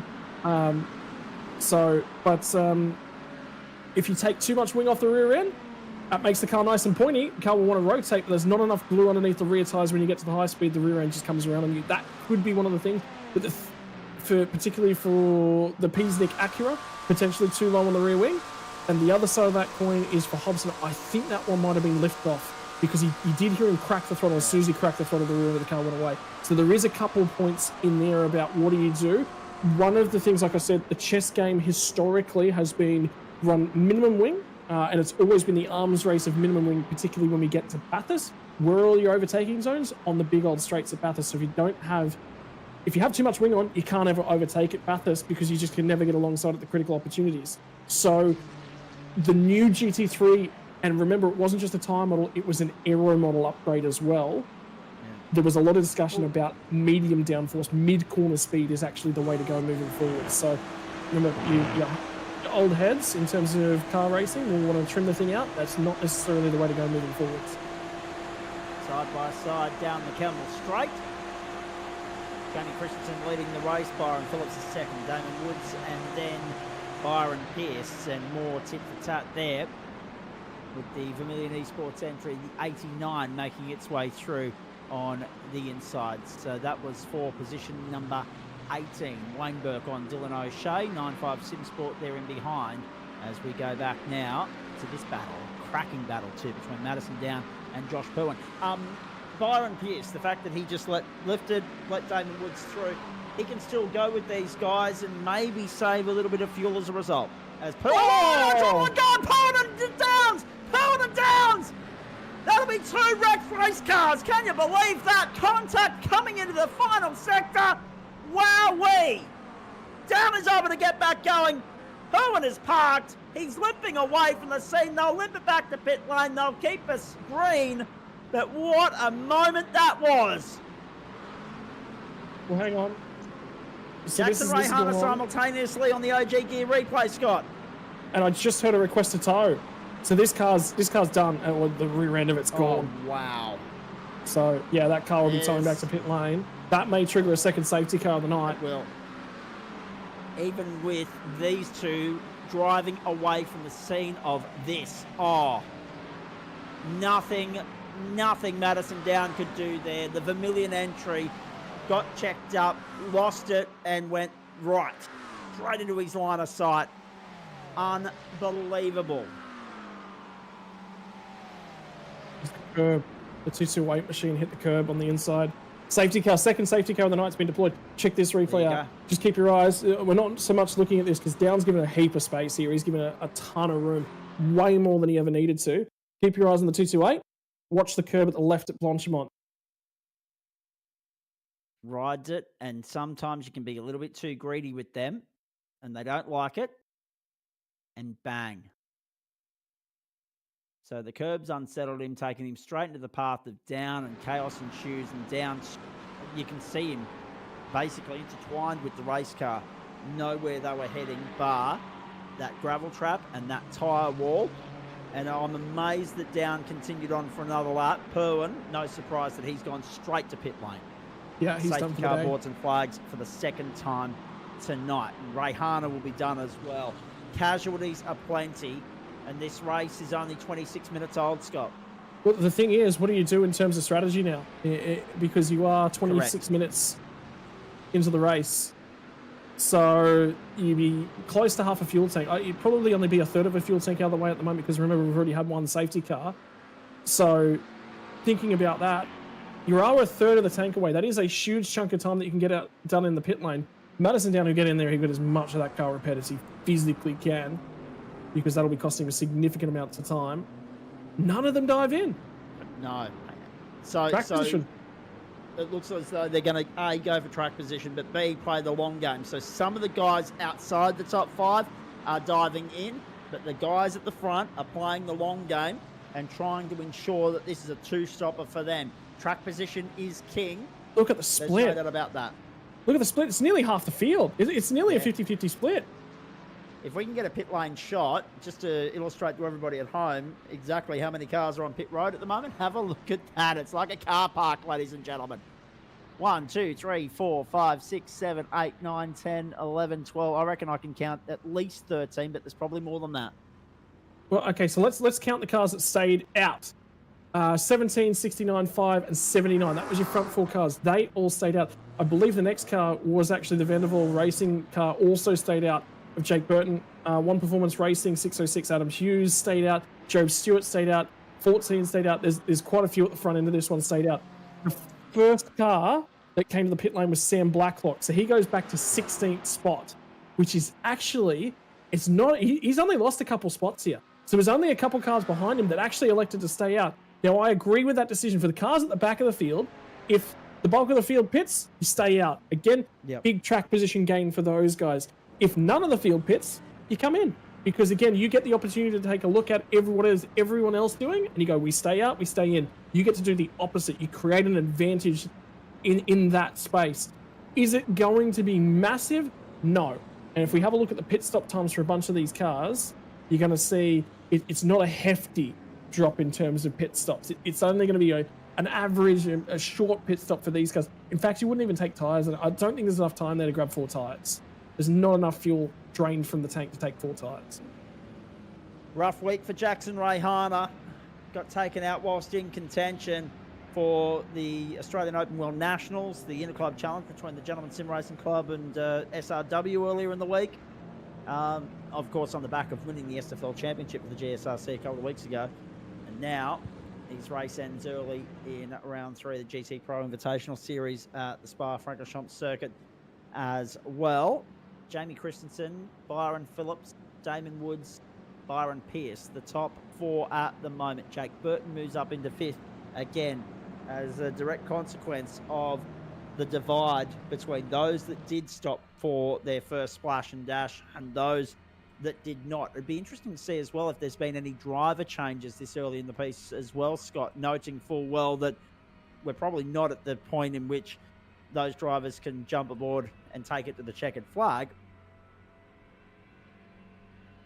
The 88 has had a driver swap. That's a Synergy Sim Racing entry, of course. Now, that's Brenton Hobson out and Damon Mulqueen in. So we would expect Hobbo to be back in a little bit later on in the piece. Wowee. It's hard to know where to go, where to look at the moment with regards. There's the dejected Brenton Hobson. You have to feel for him too. It was such a good run for those guys in qualifying. And you very rarely see Hobbo looking that shattered. They're 3 laps down in a car race. So. And they're 3 laps down as well, Scott. It's a long road back from there. And Damon Mulqueen normally laughs about it in the team. That's normally his role, putting it the fence. Thank you. So Brenton Hobson's taken on that role. But there are a couple of driver swaps. So Andre Heimgartner's jumped behind the wheel of this car. They're going to tear around. They are 3/4 of a lap down on the field at the moment. So they're going to tear around. They've gotten a significant chunk of that car repaired. They'll stay on the lead lap. And they've gotten a ton of repairs out of the way. So they stay relevant to the race. Absolutely. Safety car is going to take this field around another time through. We start lap 12. 2 hours and 29 minutes to rock and roll still, ladies and gentlemen. Hope you're enjoying what we've brought you so far and hope you'll stay with us for what's to come. I mean, there's so much to pick apart here already. The intensity of the first half hour matches anything we've seen at any other point throughout the course of the season. The new tyre model, the new changes within GT racing, within iRacing itself, all on show for everybody to see, the good and bad of it so far tonight. Just extraordinary, the attrition that we're seeing already. A couple of very big shunts, and it was interesting, Scott. I was only thinking about it on the way down in the car from Cessnock to Grenfell this morning. I was like, geez, the driving standards have been really, really good so far this season. It's been relatively clean racing, and then Spa happens. So, do we blame this all on you? No, possibly. There's Zach Ratway-White. I didn't vocalise it until just now, though, so it's not my fault. Zach Ratway-White, I don't know how he's feeling at the moment. Does he look stressed? Does he look worried? Does he look relaxed? What's going through his mind at this point, knowing full well that he's got no control of what happens for the next short while until he jumps behind the wheel of the thing? So I think he's just taking an opportunity to take stock of the situation. So let's sort of talk to everyone about exactly what's going on in this race right now. So top 15 cars elected to stay out of the pits. First car that has taken a pit stop under this safety car. That happened at the end of lap 10. They all dived into the pit lane here. It is the 16th place Sam Blacklock 862 car. Orbit Drop Bear Jupiter is the team name on board that one. They've taken a reasonable dump worth of fuel and they've filled themselves all the way back up to the brim. Well, guess what? We've had about 20 or so minutes worth of green flag racing plus some pacing go on as well. Reasonable chunk out of the tank. What does that mean? That car is probably okay to drive all the way through to probably about the hour and 20, hour and 25 minute marker in this race. Probably about 50 to 55 minutes away from now. That's going to get basically to the halfway mark. If they get one more safety car in their window, they can get home. Everyone else will have to pit. If we get a safety car around probably an hour and 5 minutes, everyone will try and fuel safe, get the thing home. That's what we're looking for in terms of those sorts of things. But for everyone else that's ahead of them, well, they've probably only got another half hour worth of fuel on board their cars. We're expecting them to come in anytime from an hour to an hour and 5 minutes, I would say, is probably when that window opens. So the 20-minute marker there, where the other guys will have lighter fuel, they'll have fresh... all the guys that have pit now, maybe not necessarily throwing tyres at their car, they might suffer because they're going to have to do an hour and a half on a set of tyres here. So that could be a point of contention. The other thing is to think about in terms of the pit stops to come. The guys are at the front, they're probably going to have 2 chunky pit stops. That means 2 pit stops where they definitely will take tyres. So the guys that have pit right now might only get 1 set of tyres between now and the rest of the race because the pit stops just aren't going to line themselves up nice and cleanly. They may get it in if they do some finagling in terms of the pit. If they plan things out, do things accurately, there will be an opportunity to do so. We get another safety car in an awkward time, they won't get that opportunity. Josh Purwin trying to get back out of the race as well. Very quickly before these cars get back to the start-finish line, Scott, going to ask you this. Would you prefer old, worn rubber or cold tyres? Because there's pros and cons to both. It's a risk, but I wouldn't be it's the back end of the stint. So you're paying with a lot of risk up front for safety later on and pace later on. I would be probably looking, just with what we've seen, I would hit the tyres on. I'd be minimising the amount of time we spend on cold tyres. Eclipse Sim Sport 1, 2, 3 as we resume. Restart number 2 here, and we're only 35 minutes into the car race, ladies and gentlemen. Back to green at the Spa Francorchamps circuit. The Gamesman GTPRO Invitational Series, round 3 of the 2025 campaign. Beautiful restart from Jamie Christensen, Byron Phillips there. On the inside is Damon Woods. Have a look at this. Side by side in the early stages, Woods goes through. Here comes Pierce making a run as well, but he tucks back in. And in behind them is Jake Burton for Vendeval. Adam Hughes is in the fight. So too Job Stewart. To Eau Rouge we go.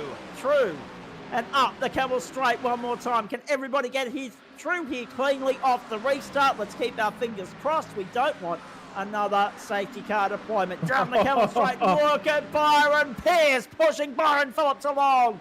And this is the point. Pierce is the best placed of those that are not Eclipse Sim Sport at the moment.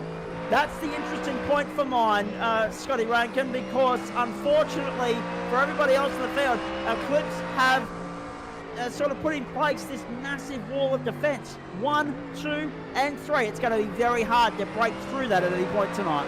Yeah, but you strategize, you think your way forward. You don't just go out there and do it. You're asking questions of that driver at all bits and pieces. And again, how are the tyres bringing themselves? You see them, they're actually looking for a little bit more tyre temperature. They're not necessarily got the tyres underneath them that they want. The big thing is, I can already hear those Mustangs. You can just hear them from a mile away. There's now 2 of them inside the top 6, and they're now back and attached to each other. Keep your eyes on Job Stewart as well. That Corvette is a handful, but it's still quick. It's still inside the top 7.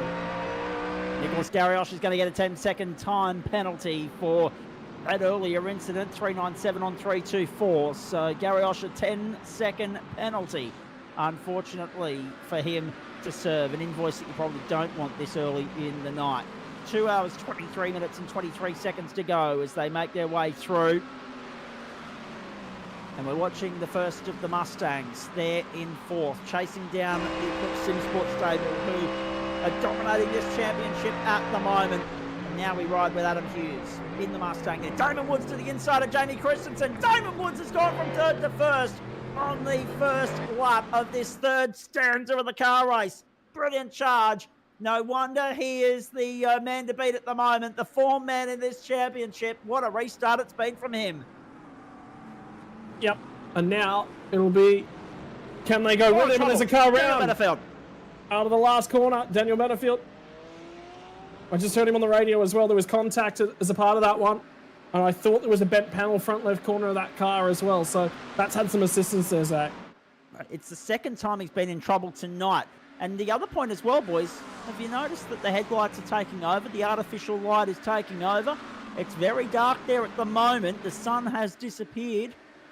The cloud cover reigning supreme at the moment. Here is the incident that Daniel Benefield was radioing in about.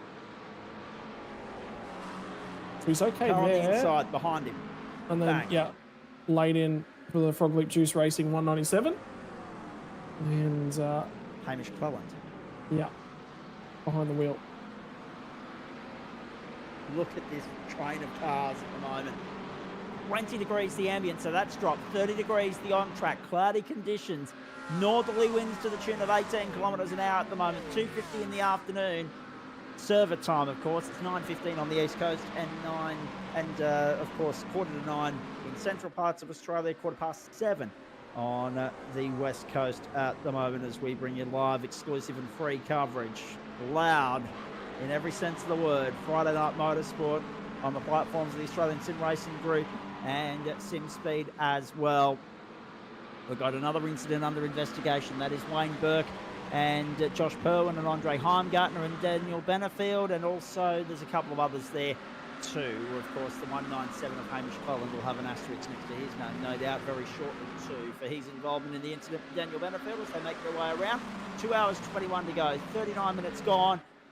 And Eclipse have picked up exactly where they left off in the Land of the Rising Sun at the Fuji International Speedway 7 weeks ago. Don't forget, these guys, next round of the championship is the home of the 24 Hours of Le Mans, the Circuit de la Sarthe, and we'll bring it to you late August. More details on that one a little bit later on. Damon Woods, Jamie Christensen, Byron Phillips. Damon Woods improves on his previously set fastest lap of the motor race, 2:16.646. And here on the inside, Sam Blacklock under pressure on the outside. Matt Arnold, Hamish Cleland. And Matt Arnold is trying to get the job done. No, Blacklock's going to power around the outside and keep him at bay. And here comes the 222 as well, and behind that, we ride on board with Wayne Burke in 16th place. So Matt Arnold just ahead. Have a look at sparks off Arnold's machine. And Blacklock just ahead of them as well. So far, so good. 2 times through, 3 times through off the restart through Rouge and Radion. And we got through cleanly so far. So the front group up to 11th spot are all sticking together at the moment. I've just seen Matt Arnold look to try and fuel save a whole bunch. Burke to the inside, Scotty. Burke to the inside. Gets by on Matt Arnold. So up into 15th now.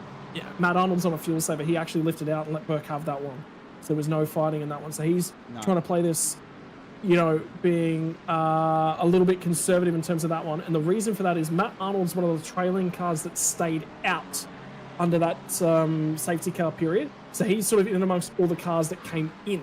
So ahead of those cars, Sam Blacklock, Wayne Burke have now gone through. So they're up to effectively 14th and 15th in those cars. They've gained 1 spot, 2 spots since restarting this one. Just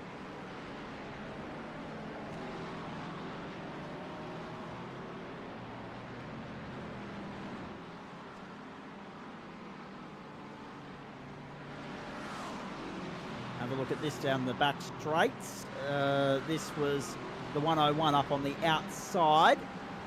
And I'm loving the fact that I'm getting explanations on the go here, ladies and gentlemen, as to the amount of data I have at my disposal on the timing screen here. The 101 off the road on the exit of the Camel Straight.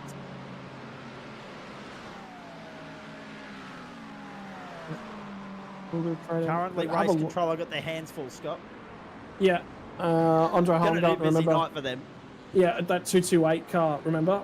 Got into them, so that's being reviewed. Drive-through penalty, I think, for the 197. 1 car, so that's the 197 that's actually dived into the lane to cert their penalty straight away. So that's why they've dived in out of sequence. The 101 for clarification was Sam Chapman down to 27th in the running order at the moment. Damon Woods leads Jamie Christensen, Byron Phillips, Byron Pearce and Jake Burton, the top 5. If we have a look at that from a manufacturer standpoint, you'll still see that we've got at least 3, possibly even 4 manufacturers in the top 10 at the moment, ladies and gentlemen. Yep, there we go. In fact, make it 5. So you got the McLaren in there. You got the... Actually, no Acura's in the top 10 at this point. So it is 4. McLaren... Oh, trouble. Brady Myers coming down to Eau Rouge. Now, how has that happened? More to the point. McLaren 1, 2, 3. Then Ford. You've got a Chev in there. And also Lachlan Capel in the Audi. They're going all right at the moment. But again, we've got 2 different varying strategies at play here. First of the Acuras in 12th right now. And the first of the Ferraris in 17th. This is a strange one. Let's have a look at it, Scott.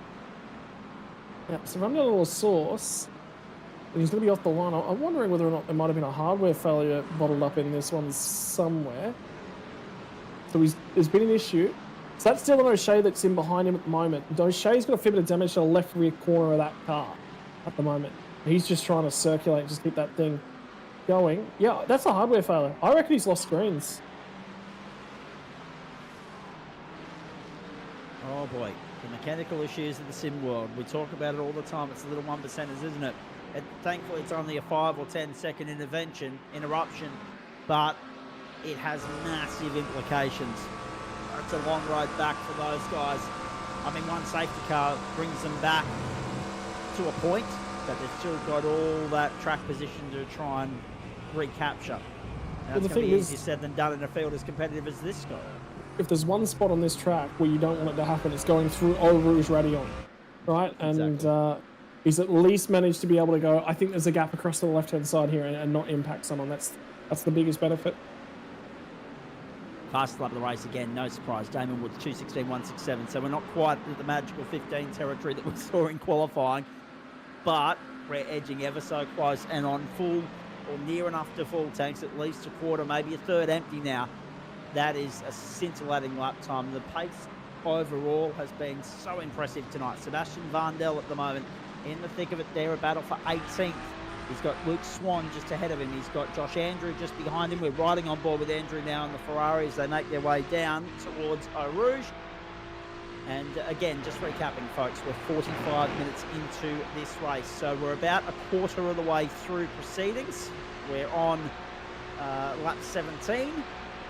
Damon Woods, the race leader, down the Camel Straight. And there is a move on the inside. No, blocked off, covered off. Luke Swan was there trying to get by Sebastian Vandel, I think you'll find, and he wasn't able to do it. We continue to ride on board with the 25 in behind them.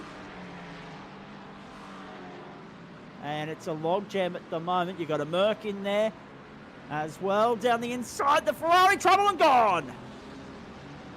Who didn't see that one coming, unfortunately? Luke Swan in the kitty litter. More work for race control. Yeah, unfortunately for him. Not a huge deal he can do at the moment, though. Get back out there, give the stewards another thing to go out and worry about. They're going to be doing some overtime tonight. Yeah, there's been so much paint traded, but I think the thing is, guys are just wanting to get on with their lives. They want to get on with their races and work on it. Just keep an eye on this lead battle pack too. Originally, battle pack started out just after the safety car and a couple laps in. It was 11 cars in that one. It's starting to split up now. It's the top 7 that are still connected, top 8 that are all still connected back up to each other. And that's starting to break up a little bit more. 9th and 10th have dropped off the back a little bit, which is the Evolution Racing Team Audi number 31 and the 999 McLaren of TriStar Racing have managed to stay together. Lockhart Brownlee has dropped off the back of these guys. Orbit drop there. Remember, we've got to keep an eye on that car. They're up to 13th because they're the leaders, the guys that have stopped. The big factor here is how much time were they static in their pit stop for? And this is where we'll sort of have to have a look at what the differences in pit times were, because if that's a 20-second stop, effectively right now, they're going to be 8 seconds in the lead at the moment. But we'll see that see and saw because their lap times are not great right now because they're carrying a hefty load of fuel. That will swing. Remember, we've got that 20-minute overcut that they're going to have at the back end of this stint, so they will be quick during that phase and close the margin down then as well. That's a vast discrepancy in pit stop times, not least. Here we go. No further action on the incident between 77 and 228 as well.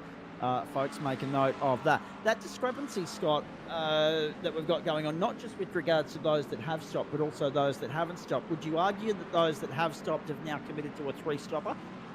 Yes, absolutely. Absolutely. You won't get home in less than 2 green flag stops from here. So, air quotes, 3-stopper, 2 green flag stops, but I would say the entire field's on 2 green flag stops at the moment. So, realistically, it just means that their 2 stops are going to be shorter. Correct. So, yeah, that's what we're sort of keeping an eye on. The invoice is the sacrificial track position. And, hang on, 10-second time penalty for car 41. So that's the Vermilion Esports entry, Sebastian Vandel. Vandel's got the 10-second time penalty. The other Summer Sim Sports car, I think, is in the fence. So I think neither of those cars are going to finish the race. That is the second. So that's the 25 of Joshua Andrew. Can you believe the night that Summit Sim Sport have had? You'll see the field dive in now. Well, Absolutely, you will. here's the That thing. will be your that'll be your third safety car in only 50 minutes of racing, Scott. Do they dive in now, or do they wait Yeah, for the call? 100% Yes, dive in. there they It's are. already been called. In they go. Yeah, so the problem is the car's already been called, so it's waiting down in the pit lane to grab anyone that comes through. You know what? That orbit drop bear car's anyone who pitted into that previous safety car should go through here, and they will potentially become new race leaders. And there was a lot of them that weren't all that far off the race lead. I reckon they're now in a prime position. I think this is flipped and flopped. I reckon there should have been a lot more cars pit into that last safety car number 2. Wow. We had one safety car in 6 hours of racing, and we've had 3 in 49 minutes here at Spa. So the stakes have been raised. You can tell that there are a lot of drivers out there, ladies and gentlemen, trying their heart out, leaving nothing on the table. Some unfortunate incidents, absolutely. Some driver error, sure. Some technical problems, absolutely as well. Yep. It's extraordinary the change in the narrative round to round, the fact that we've had so much attrition, so much drama here. But if it was going to be anywhere, you would argue that it was going to be Spa, and probably where we go for the grand finale, Mount Panorama as well. Oh, geez, that's unlucky. Little slide, micro catch, and it just bites. And the rear left again, parts company with the motor car. Exactly the same as what happened to Jackson Rayhana. I've been commentating some Thailand GT3 stuff already this weekend, and then there's been some major accidents over in Thailand. I think it's just one of those weeks. I tell you what, for the fans that haven't seen it, watching along at home, there was a McLaren at Blanchimont without power in the Spa 24-hour last weekend. That was just crawling its way back to pit lane. It just got driven through, absolutely driven, because it's realistically the Kemmel Straight's the fastest point on the racetrack, but Blanchimont's not much slower than it, and it's when you're coming through a corner at 280 clicks, and you're coming across a car that's doing 50, 60, you got no reaction time. It was one of the biggest incidents, and the fact that everyone walked away from it relatively unscathed is such a comment on driver safety and evolution of those cars as we've gone forward. Scott Rankin, of course, commentating real-world GT racing as well as sim racing this weekend. Yours truly commentating real-world karting as well as sim racing this weekend. Double duty for the pair of us. It's a busy time of the year. There's no doubt about that. Pit lane also very busy at the moment. Blake Urquhart, first time we've had a chance to mention the Pacific Esports Racing entry tonight, and Andre Heimgartner. They're both on pit lane. Heimgartner, of course, just continuing to repair the car as best he can under safety car. After the incident for Madison down earlier in the piece. Blake Urquhart, 35, also on pit lane. That looks like nearly a picture-perfect McLaren again. I reckon they've got that car back to new, brand spanking new. Keep an eye on them cutting their way through the field. Now, will we see the safety car go around one more time, or will we go back to green this time, folks? Let's wait and see for that. Can you believe we're almost at the end of lap 20 this time through? And that changing of the narrative as evidenced by who pitted where and when. Track position is king at the moment. So this is now not so much a strategy race, it's a track position race. And it's going to be interesting to follow the course of the evening and how it all plays out, Scott, to see if you zigged and zagged, which one was the better option. Was the gamble to go early the one that pays off? Because it's all right to be on the same strategy now, because essentially the field is cleansed first time through. We're probably looking at a 3-stop race. Potentially. We could yet still get it done on 2. But the problem we've got is, A, how many more safety cars are we going to see? And B, you know, just because you're on the same strategy, the trouble that you've got is where you are in the field and how much of an invoice you have in terms of how much track position you've got to make up. So it's all right to be the OPR entry, say, of Stuart Ellis down there in 13, right? But compare that to, say, one of the guys that stopped early on. Damon Woods is impressive. He's back out in 6th spot. But compare him to all the top there that's leading the race. And, of course, that's Sammy Blacklock, as we have a look at the incident again from on board this time. Just let's Summit go. Sim. Oh, jeez. Yeah, and it snapped one way and went straight back the other. and that made it hurt and sting even more for those guys. 2 written off cars for Summit Sim Sport tonight. A shocking night at the office for those gentlemen. They'll regroup, they'll bounce back, but they'll have to wait until Le Mans at the end of August to do so. But yes, talk me through this, Scott. Sam Blacklock, one strategy, and then Damon Woods another. 5 cars between them on the racetrack. I mean, Damon Woods' racecraft, it speaks for itself, but does it balance out in the long form? And how does it apply to the guys that are spread throughout the field? Have a look at the ordering of the cars that have actually pit a second under this most recent safety car. So there you got your top 5 here. These guys all pit under the previous safety car, so they definitely have a fuel deficit here. But interesting to note is actually have a look at Damon Woods has got the lead of the cars that have just pit. Job Stewart sits second in this queue, so he's been actively, aggressively fuel saving this whole time. And then Zach Rattray White is P3 in that queue. So they've been shaken up. And I just reckon, I'm just looking at Damon Woods' pit stop was 6 seconds shorter than Zach Rattray White's. Stewart's was 4 seconds shorter. There's cars in this order that have underfilled. There's a bunch of cars on different fuel strategies. I don't think we've got the bulk of the field on the same strategy now. I reckon, basically, you've got to... The tricky part here, and I'm not going to be able to sort of explain this one out to you guys quickly and efficiently. I'm sort of just going to have to go, I reckon this car's here, I reckon this car's here, because we're going to be guessing at that for the remainder of the race. Absolutely. I think a full tank of fuel there was about a 51-second transit time from entry to exit. I'm showing Zach Rattray White and Marino Morella in the 79er eSports car as the first 2 cars that have done that. Lachlan Cowie in the 69 car, the Eclipse Sim Sports McLaren. So there's 2 cars there that have done that. And I think that was the critical message that we just received, was driver changes. Now, driver changes are about a 25-second change, I believe, in terms of the pit stops. It's somewhere 20 to 25 seconds. Anyone who swapped a driver there had to sit and wait for the driver to go in the car. Not fuel, not tyres. That's the critical factor that I was missing. So anyone who's lost ground here has done a driver swap. Copy. Safety car pulling away from the field. We're going to go back to green again. Trying to make sense of it on this hop, skip and jump here, folks. I'm glad that Scotty Rankin's across the analytical side of it, more so than yours truly, quite frankly, at this point in time. But it's a little bit drop bare that have brought track position that are going to lead this field back to green. I'm very interested to see whether the underfueling is going to mean we are going to go into the pit lane the 3rd time, or whether these guys can still get it done on 2. There's so much to play out here.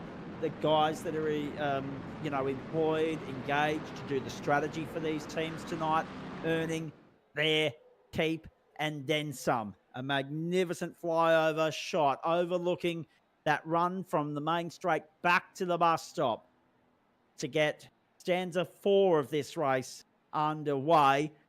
We're at 2 hours and 3 minutes to go. It feels as though 3 hours worth of action and drama has played out, and yet we're only at the end of the 1st hour of proceedings. 4th start of the night. 3rd safety car done. Chapter 4, let's go.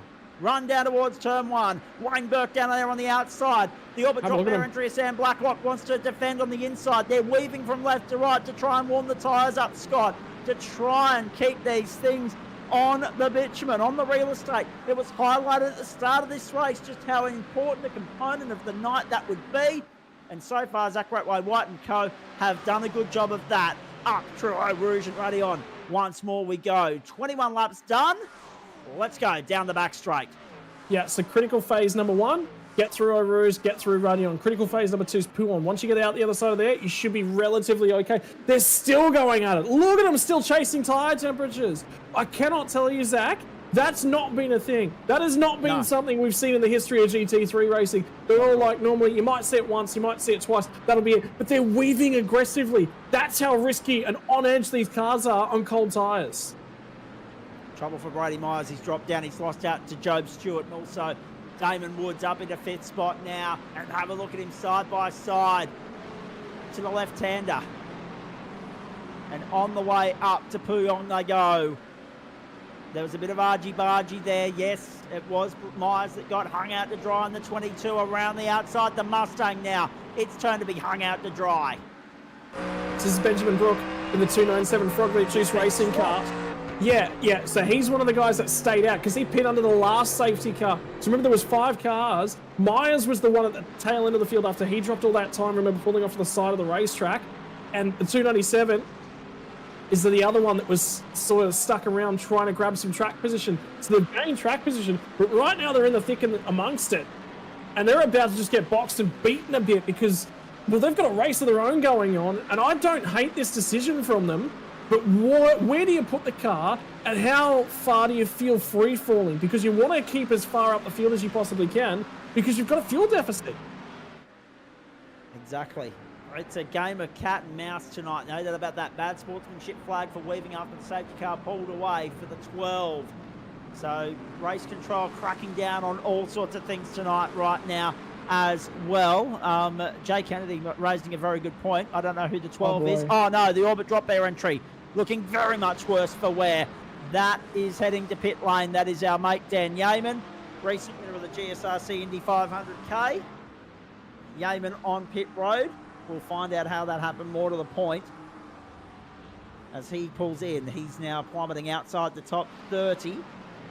And interesting to note that we've still got 34 cars in the motor race. Oh no, it was not just Yeaman. It wasn't a standalone incident. There was another car involved in that. Stuart Ellis it was. And Ellis has been able to get himself back. Or has he been able to get back to pit lane? Or is he still there requesting a tow? Yeah. He's stranded. Safety car number 4, gentlemen. This could well be. That's the second of the One Performance Racing Mustangs. Both of them cold tyre drama. Checkered on the first lap. Yeaman went with him in sympathy. Not a coming together. Instead, a bit like the incident we saw of Brenton Hobson earlier in the piece. Oh no! Helped. Lachlan Cowie now pointing the wrong way as well. Go for it, Scott. Sorry.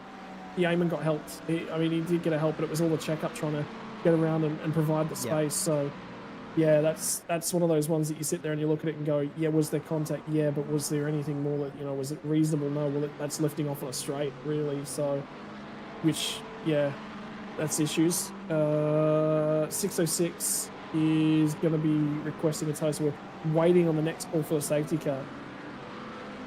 And therefore, I'm in the safety car. Our good mate Dan Hall is earning his keep tonight. There's no doubt about that. He's 15 laps down on the leader, so he's only done 7 laps, but he's been out there for 3 runs already. It's about to be a 4th, and what does this mean with regards to do you zig, do you zag, do you go to pit lane, do you not? The cat and mouse games are about to resume once more. Back to the main straight. Yes, here we go. First evidence of that, the Vermilion Esports entry of Wayne Burke dives to pit lane. Safety car back out on the circuit. I really don't like this call. So this is the cars that stayed out under that most recent safety car, because if you're not pitting from that far up the field, the problem for these guys is that they're only going to have maybe an 8-lap fuel off cut. There is 11-lap difference in between when they pitted, but there's been safety cars in the middle of that. So it's really going to be only a 7 to 8 lap differential between the pit stop timers. The critical timer, though, for these guys, look where we've just ticked over on the timing chart at the moment. We've just ticked beyond the 1 hour marker in terms of the in-sim time. The reason those guys are diving to pit lane, we've hit a fuel window. Yes. Now, everyone that pitted under the most recent safety car might not make that fuel window. The guys that pit right now, definitely in that fuel window. The guys that pit under a future safety car, definitely in that window. So this will be to get home on a one-stop strategy from here. The reason that the guys at the front are staying out is they've committed to this strategy. There's not enough of an offset. There's not enough of an advantage. They would lose out relative to the entire field for a gain of nothing. That's why they're staying out here. Timing screen says 23 laps completed, Scotty. So I'm just confirming that we are on the 24th lap at the moment, or are we on the 23rd? I just want to confirm that. It is the 24th. Yep. So 23 complete. We're on 24, and it is Sam Blacklock, Reese Wakefield, the Eclipse Sim Sport entry of Damon Woods. No, it is the 23rd. That's what. Yeah. No. Thank you, Jay. No. I did think that was the case. So, oh boy. Orbit Drop Bear, Sam Blacklock leads the way so far. Reese Wakefield, Damon Woods, Job Stewart, Zach Ratway White, and Marino Morella at this point. Now, the hard charger at this rate on our screen there, Reece Wakefield. What a run from him so far for Antic Motorsport.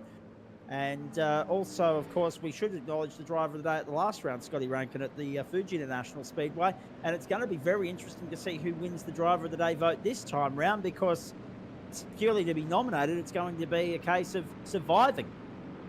Yeah. Well, you got to get to the back end of the race, but you've got to also craft your way there. So what are the critical windows that we're starting to look at and starting to talk about? Well, for me, critical window to get home, 56 minutes to go. You get there, you're definitely going to get home. If you're thinking about it a little bit of a risk and you're thinking about maybe chugging a little bit less juice, that tends to happen in my case because I've got to pay my own fuel bill. I try to burn as little juice as possible. I'm looking about the hour marker. I'm confident that I can get there. I can do the fuel saving to get home, particularly should we see some more safety cars. For the guys that are in the middle, risk.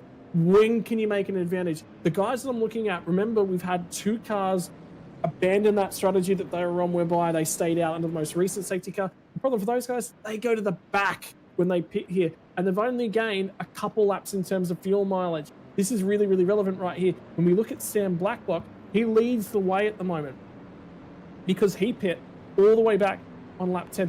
P2 also hit all the way back on lap 10. That's the 994 car. So we're missing them in the mix of this picture. So there's a lot of strategy games going on right now, but there's actually a couple cars there. Have a look at Sebastian Vandel. His pit stop on lap 7, drive through penalty. Pit stop on lap 10, that was actively a pit stop. He's pit twice. Have a look at the other car that's in this mix that's already pit twice. Dylan O'Shea. There was damage on that car. That's a Ferrari. We have seen a lot of issues for the Ferraris so far tonight in terms of trying to keep them moving forwards. We've already seen both the Summit Sim Sports Ferraris done for the day. So there's a lot to take in this. Strategies, right, there's a lot of different strategy games going on right now. And realistically, if you're back into the field, you've got a lot that you can gain. So what you're trying to do, basically, if you're at the front, you want to stay up front.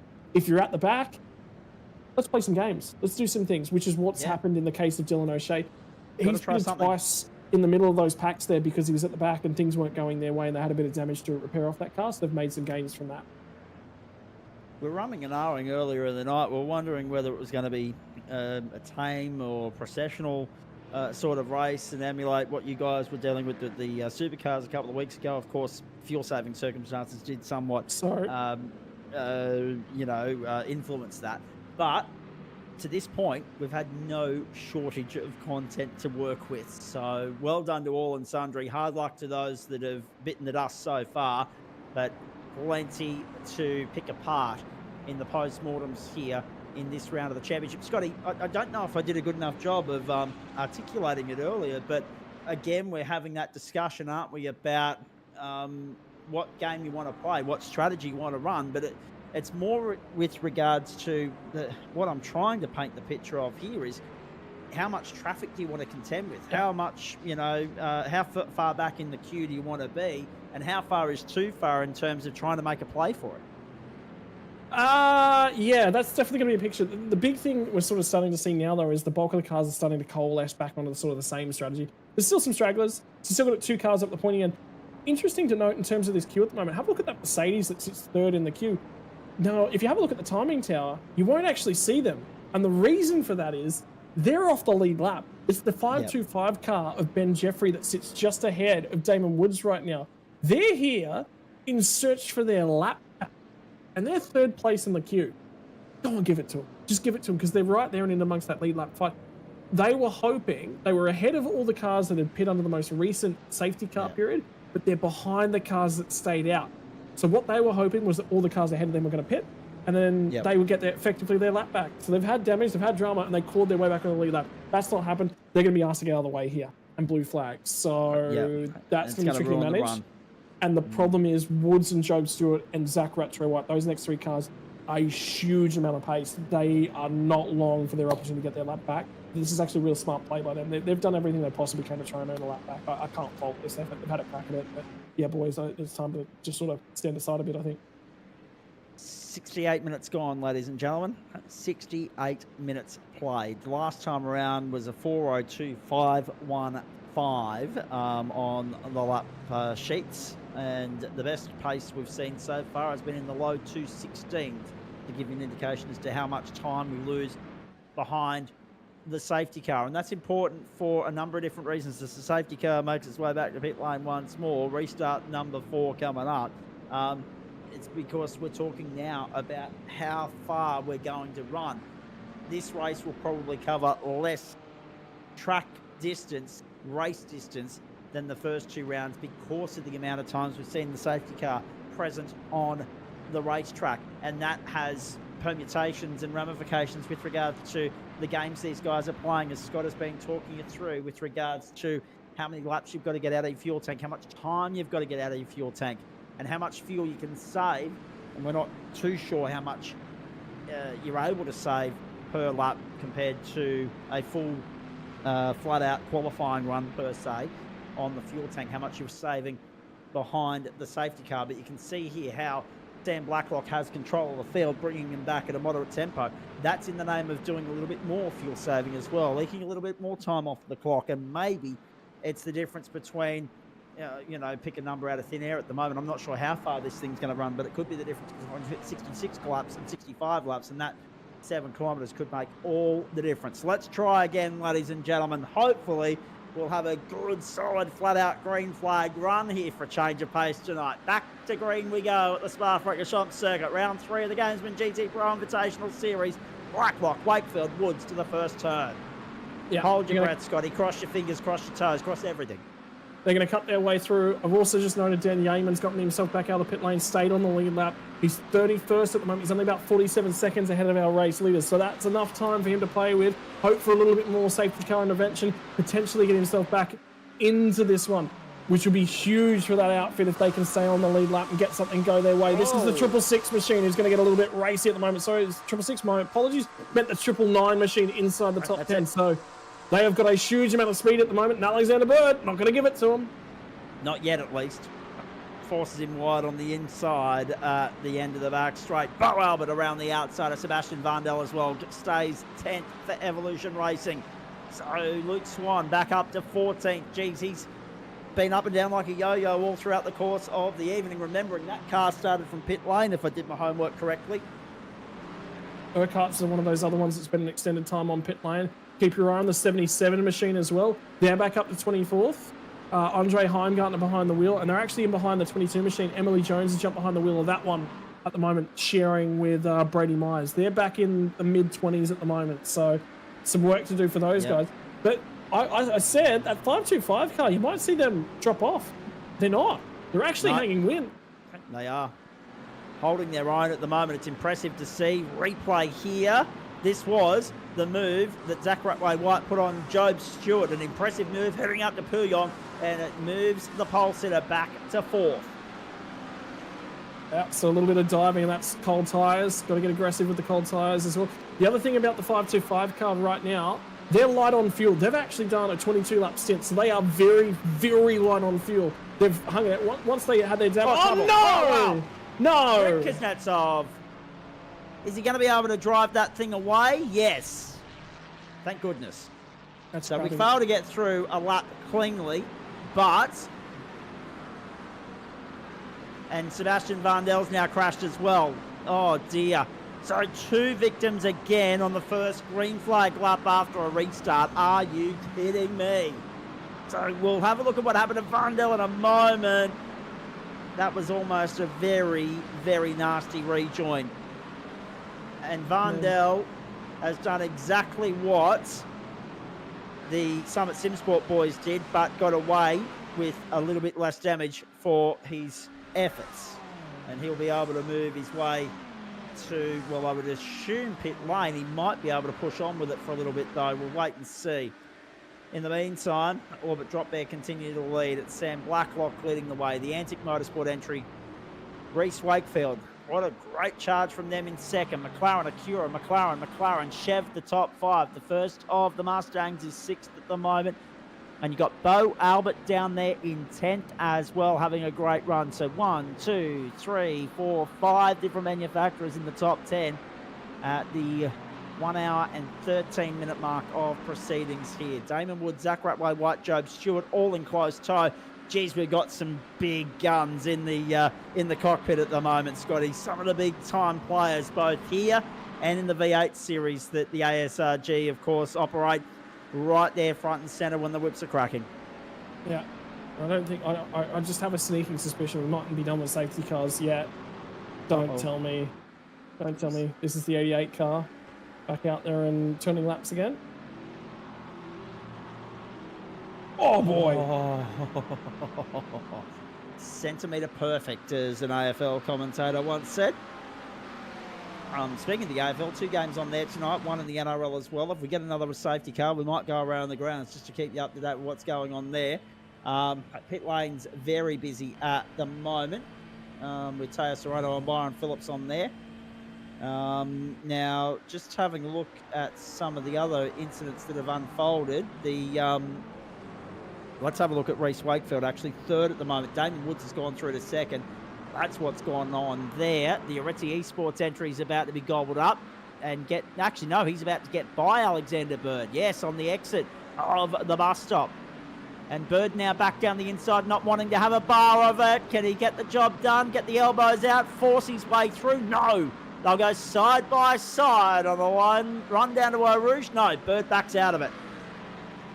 So he's just going to slot it in, do what he can. Marino Morello in the Mustang. And a few extra ponies under the hood for the Mustang, by the look of things. Doing a great job at the moment, though. I think the biggest thing is just how many manufacturers, this is uncommon to see this many manufacturers this high up. They're fuel saving in that Mustang. They are massively fuel saving. You see that? Big clutch. No doubt about that. Now, just trying to get my bearings right here as well, boys, with regards to the cars on pit lane. Obviously, we know that Stewie Ellis is done for the night. He was the one that had to request the tow. Of those guys that were just involved in the incident, it was the 41 Vermilion Esports entry, wasn't it, that we saw back on pit road. So Teo Serrano's now back behind the wheel of that car, having taken over. So they're back out there. They were on pit lane for about 1:55 last time through. Robert Crisdale there down battling for 25th with Blake Urquhart, who's also back on the track now as well. Dan Yeaman back in 29th position, benefiting from that skirmish for the 41 Vermilion Esports entry as well.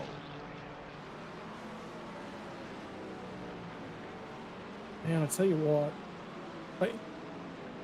I look at the timing sheets at the moment, and there's an hour and 15 minutes that's been involved in this race.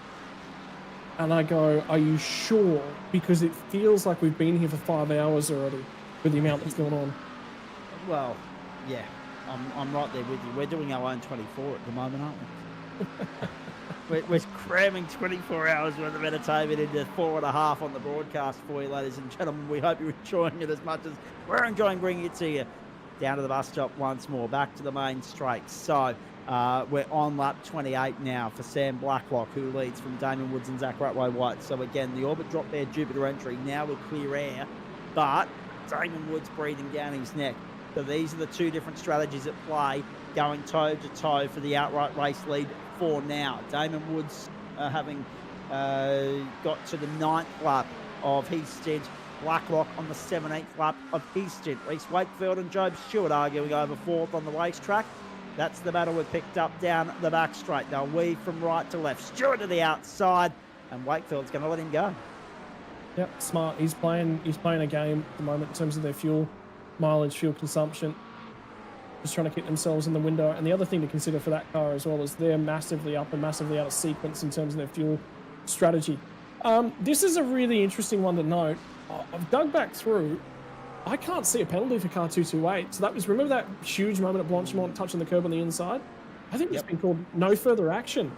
No further action was taken. Yeah. Extraordinary, really, to be fair with you.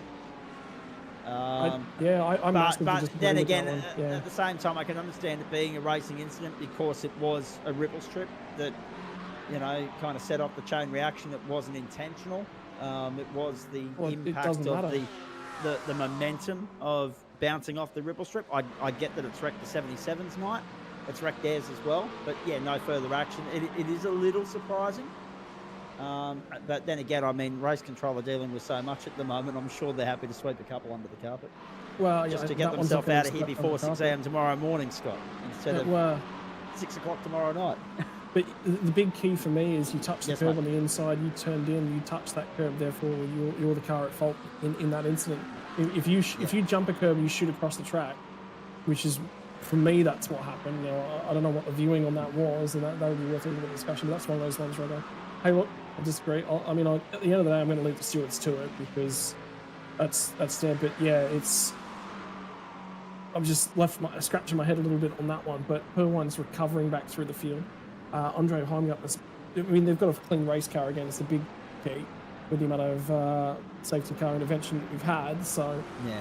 it's not ruined their night. Their night's not over, but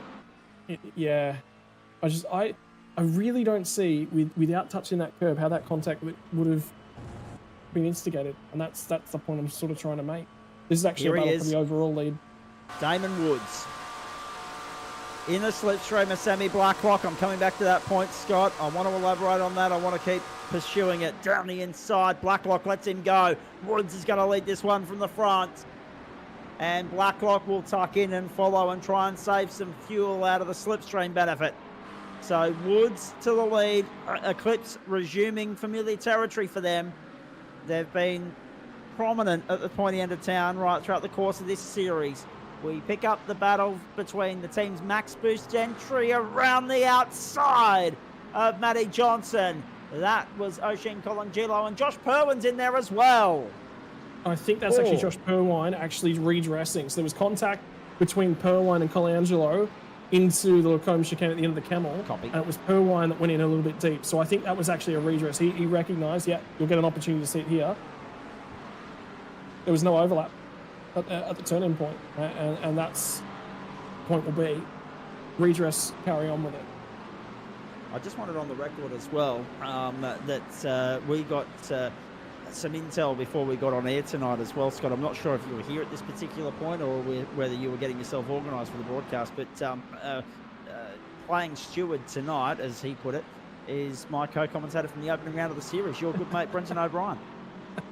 Playing steward. Yeah, he loves playing with all the toys, doesn't he? But of course, he's an integral part of everything we do here at the Australian Sim Racing Group. So well done to Brenton, well done to the entire crew putting this one together. You have to feel though for other members of the organisation committee, Sean McNamara, and also, hang on, is that a car parked? Yes, it is. Can you believe that? Teo Serrano. It's the same point of the circuit. It's the other side of the road. That one will be a tow job. This will be safety car number 5. Bang. Oh. And they were all going around at that point. If it wasn't bad enough when Vandel found the concrete on the left side of the track, Serrano's finished the job. And now the game changes again. We're only on lap 30 and we're at the 1 hour 38 minute mark to go. So we've only been racing for an hour 21 and a half, 81 and a half minutes. We're not yet at halfway, and this is a sprint race interrupted with, a bit of neutralisation. This is just a series of sprints that we're watching play out here. We haven't had a decent, elongated green flag run yet. The intensity, the weird. velocity of that snap. It's just weird, isn't it? Because the cars, you can see the slides start to happen and then it just grips immediately. Like it's just a violent bite too. Safety car's been deployed, so we will get that one here. Can't say I'm surprised by that one, Scotty. No, yeah, I mean that's on consistency as well. Gee whiz. Well, I mean, I'm starting to sit down, watch and take notes, and for me as a social driver, I guess realistically, if I had the money, I'd be one of those so-called gentleman drivers. I'm not in the right industry to be appropriately called a dentist, but I'm taking notes for Spa 24-hour next weekend. And the first thing I'm looking at is just go, let's have a car that we know that we can drive for 24 hours, because if the pros are driving it this way, what hope have I got? So you are having a steer next weekend, mate? Yeah, absolutely. I'm just stupid enough Lovely. to do so. Yeah. We all love a night owl. Into pit lane comes the 862. So that is Sammy Blacklock. And probably not surprising given that he was 19 laps into his stint. To pit lane he comes. Wakefield Reese follows. Wakefield follows him in. 2 cars left on that strategy. And again, they're further into the range. So the interesting thing for those guys is they've gone far enough into their range that they should not have to wait on the driver swap.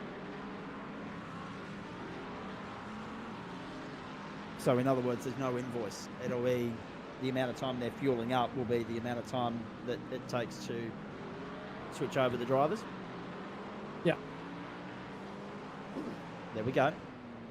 So those driver changes are complete. Damon Woods, Zach Ratway, White sitting pretty at the top of the leaderboard at the moment. And then Job Stewart as well.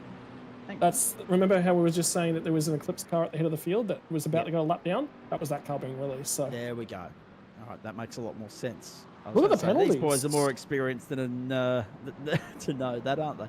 So, yeah, that would be Byron Phillips making his way around. I'm seeing penalties on the board for Daniel Boswell, though, and that's copy. So it's a 10-second time penalty for Daniel Boswell. That's what I was looking at. I went scrolling through the server to see what I could find, and I wasn't actually able to find anything in the session. It's actually an admin issued penalty, 10-second time penalty. Tell you what, we're nearly on the halfway marker.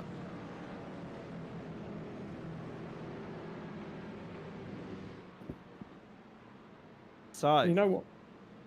95 minutes to go, 85 minutes played. Gentlemen, it's extraordinary what's happened, what's unfolded so far, and one must wonder what's still to come, really.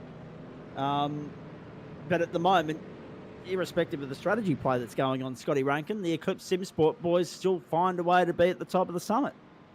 Mm. But they haven't looked flappable all night long. They've had a really, really nice car, right amount of point in it, not too much point. They haven't looked unsteady.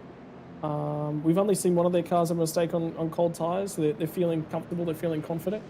Zach Ratchrow White, remember, has jumped into the 17 car. They've ticked off enough laps now for the injured Jamie Christensen. He did a phenomenal... For a guy that's recovering from...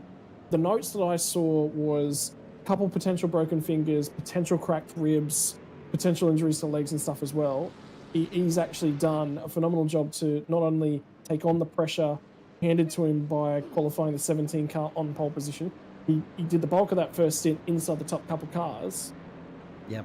And then he's job done, right? So exactly. The big thing for him walking into tonight would have been, your job is just survived. There would have been no pressure put on him. It's just tick the laps off, right? That's it. There would have been no number put on him. He personally would have been sitting in the sim going, well, you put the damn thing on pole. Could you have picked another night to do that? However, let's just also reiterate here and highlight that there's no way in hell Jamie Christensen would have got clearance to go and do this if it was a real-world 100%, event. 100%. Right there, right now, the benefits of this being a SimWorld event, and we hope that, you know, Jamie makes a swift, nice, clean, smooth recovery. There's no doubt about that. But very nice of Gianni Latsu to be on standby had the pressure, had the pain been too much for him to bear with, to support Zach Ratway White. Job Stewart third, Alex Bird fourth. I mean, there's so many surprising elements to this race, Scott, but of those that have been able to survive the challenge here, who's impressed you most so far? Yeah, right now it's probably Job Stewart, Alex Bird, Marino Morella. They're all three of those guys are sitting in very quick cars. I'm very happy watching Dean Mackay go after his work as well. This is a guy, in terms of ratings in the sessions as well, you have a look at all the guys he's up around. The lowest rating inside the top 8 is 5.9k and he's 3.4, right? Yep. So he's done phenomenal with where that car's placed at the moment. So that says to him that he's really switched on and enjoying things, and he's actually been a big purveyor of that McLaren in every series I've seen him in prior to the update. So He's right there and amongst it in a great spot. The Luke Swan car, 36th spot to 10th. Worthwhile keeping an eye on. They're in a really, really good spot at the moment. They're mid-stint here as well. But, yeah, there's a couple cars now that are back in amongst it that can give themselves an opportunity to get deeper into the race. So the Dan Yeaman, Lockhart, Brownlee cars back into the pit lane for more repairs. So that car should be in a lot better place now as well. So there's actually been a fair bit going on in this one. They took off more laps for Yeaman in that car. They might have done, actually. I think it's a fair thing to say. Thank goodness it didn't rain. Could you imagine how much more of a spanner in the works that would be when we really don't need one? It's probably a good thing that rain turned around and went in the other direction. If you're just joining us, the casualty list is growing. Well, let's run through. Rono, Ellis, Andrew, Rayhana, Peasnick, Shepard on the very opening lap of the car race, of course. Our safety car driver is up to 36th in the field at the moment. I mean, such is the run that he's getting tonight. He's had more laps tonight than he'll have all year. Has our good mate Dan Hall from Logitech. Does a great job, of course. Decked me out with some great broadcast equipment for this series, most of which had to stay home in Ipswich, unfortunately, because it just was not portable to Grenfell. I'm on the backup set tonight, courtesy of my radio colleagues at West Bremer.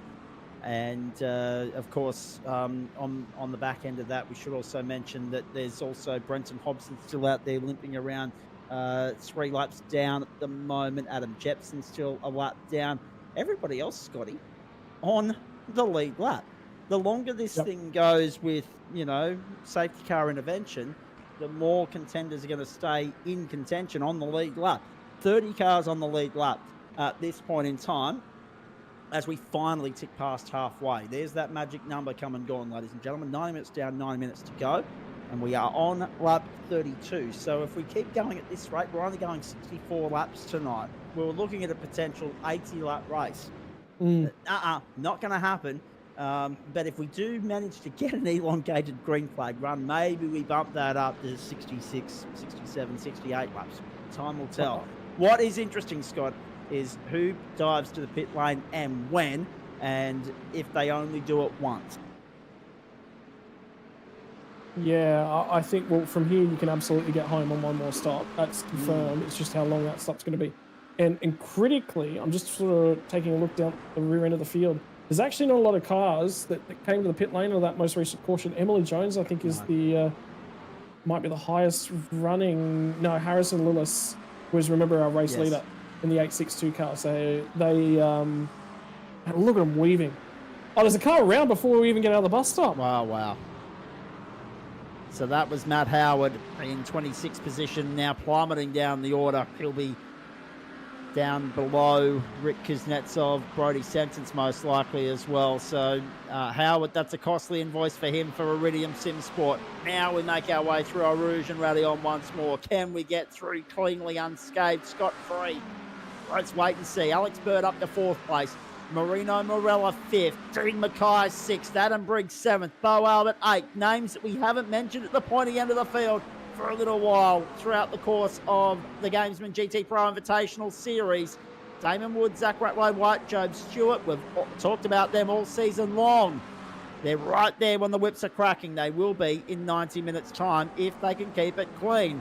But Bird, Morella, Mackay stand there on the verge of being able to get in their way. That was the replay of the incident for, of course, the entry down outside the top 25 now, Matt Howard.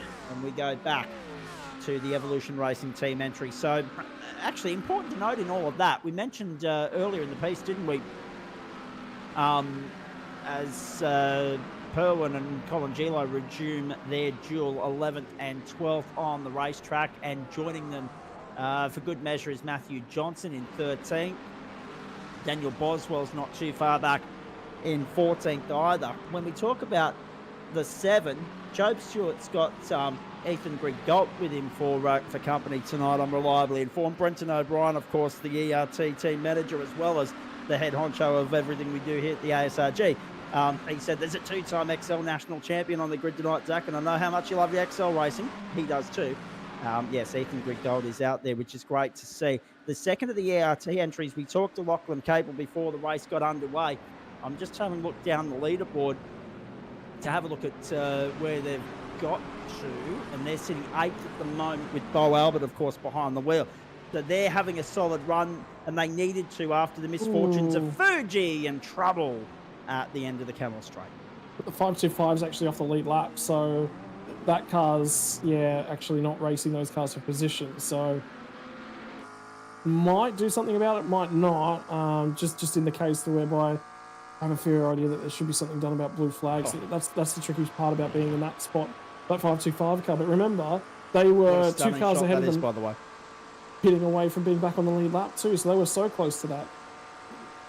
And now that seems like a distant memory. Have a look at the flamethrower down the back straight. We're riding on board with the 17 of Zach Ratway-White to the end of the back straight, to the end of the Camel Straight. Matt Johnson's got by Colin Gilo for 12 as well down the Camel. Woods the leader, controlling it nicely. It's in Eclipse 1-2. They did this in Japan. Stewart there in third, leading the fight, leading the charge for those looking to knock Eclipse off the top step of the summit. But we've got the 2 teams that have netted the 2 overall wins so far, dominating the podium, locking it out at the moment. Vendeval in 4th through Alex Burt. Aretti through Marino Morello in 5th, TriStar 6th, Synergy 7th. Great to see the sister car of Brenton Hobson's team, the 14, having a good run despite the early demise of the team captain. And they will be filthy about that one for a while, I'm sure. Harrison Lillis has got up to 20th as well, getting by Greg Patrick in the full send Sim Sport entry. So Lillis back into 20th. Again, we're keeping an eye on that with regards to that was the entry that pitted from the lead of the car race during that previous caution period. There have been 5 of them who've been racing 95 minutes, ladies and gentlemen. And we've managed to get through a second lap of this stint without incident. So we're about to complete lap 34. So we've clocked somewhere in the vicinity of 238 kilometres, Scott. So a long way to go. Yep, still a very, very long way to go, and we're still waiting for that extended green flag run that we've been hoping for at any stage of this event. Andre Heimgartner, don't forget that 77 car he's sharing with Madison Down. They're back to 15th spot as well. And we thought they might be done for the days, but no, they've managed to get that car repaired and start cutting their way back through the order. So they're actually starting to catch up. I would say they're not done for a top 10 finish yet. I have a feeling they're right in that window. And if anything, that'll be an early nomination for Driver of the Day, to get that thing back from where it was in the kitty litter, crunched up to a top 10 finish. It's a great recovery already, but the icing goes on the recovery cake if they can get it into the top 10. And there's still plenty of potential for that to come their way with 83 minutes to play. You're watching SimSpeed's coverage of the Australian Racing Group, the Australian Sim Racing Groups rather, coverage of the Gamesman GTPRO Invitational Series, Round 3, Circuit de Spa Francorchamps in Belgium. And it's great to have you along for the ride this Friday night, the first Friday night of the second half of the year, the first Friday night of July, the second month of winter. Thankfully, it's nice and warm inside the control tower here at the Grenfell Kart Club, where I'm broadcasting to you from this evening, but it's very bitter and crisp and chilly outside. Not looking forward to the walk to the car, or least of all the drive back to the accommodation once this thing's done just after midnight Eastern.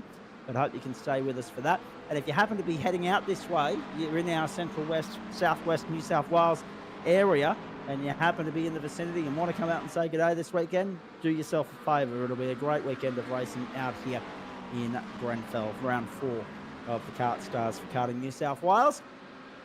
Round we go. Damon Woods controlling it nicely from the pole sitter. That pace was rapid in qualifying.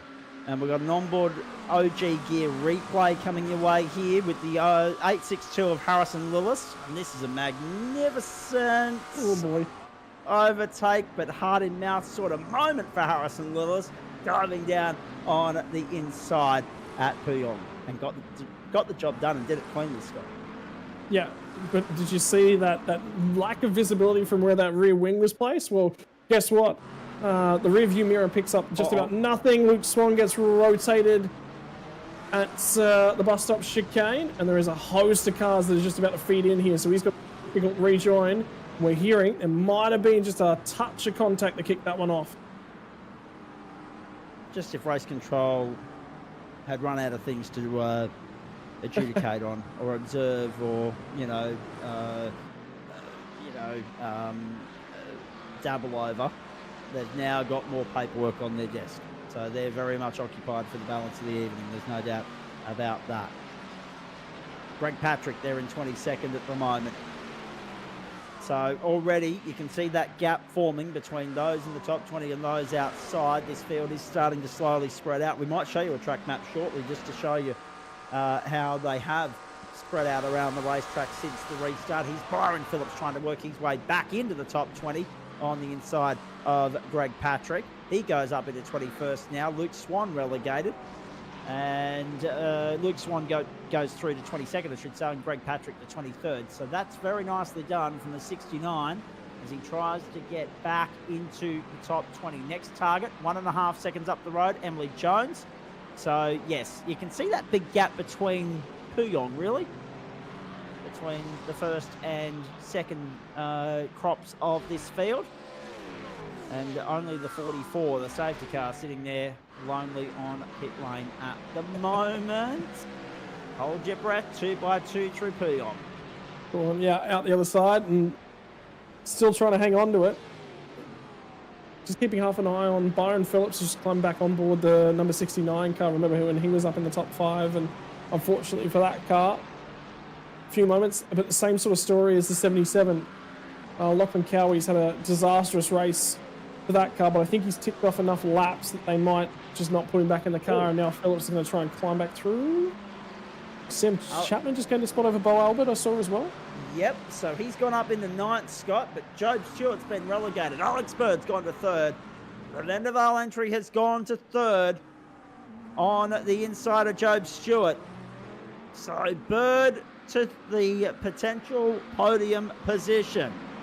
It's a long way to go, but it's the best place he's been all night. Got the job done on the run to the bus stop. Yeah, and he'll just get helped here. Yeah, Stewart's just recognised. He's on the inside, and the big thing for these guys will be they want to maintain the draft of the cars ahead. So sure, we could fight this one, but if we do, we're now fighting for 3rd. We're not fighting for 2nd and 1st. And you'll actually see, yeah, a little bit of drafting help as well, bump drafting as well, pushing down the straight, trying to reconnect with those cars ahead. Indeed. And that's the thing as well. Byron Phillips, 15-second penalty. Wow, for contact with the 525. So Byron Phillips, we were only talking about him a few moments ago, trying to get his way back into the top 20. That's not going to help. Contact with the 525, who's 31st at the moment, Adam Jepson.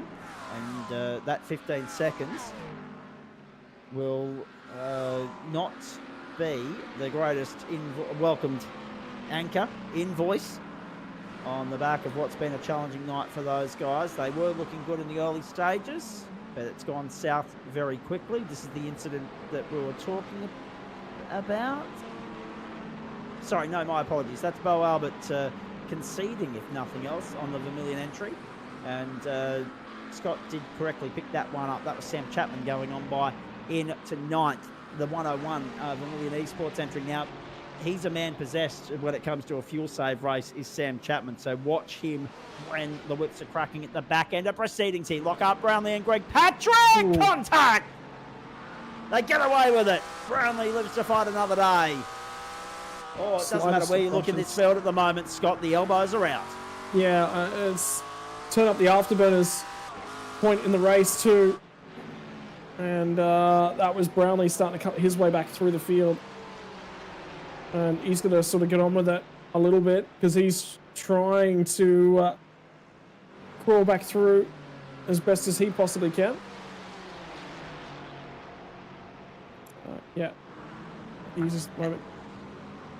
It's funny though, Scott, isn't it? When you look at the amount of elbows out driving we're seeing, like that, door to door through the bus stop. Hold your breath. Back to the main straight. Blake Urquhart trying to capitalise here. Move up to 28. Oh no, 3-1 down the main straight.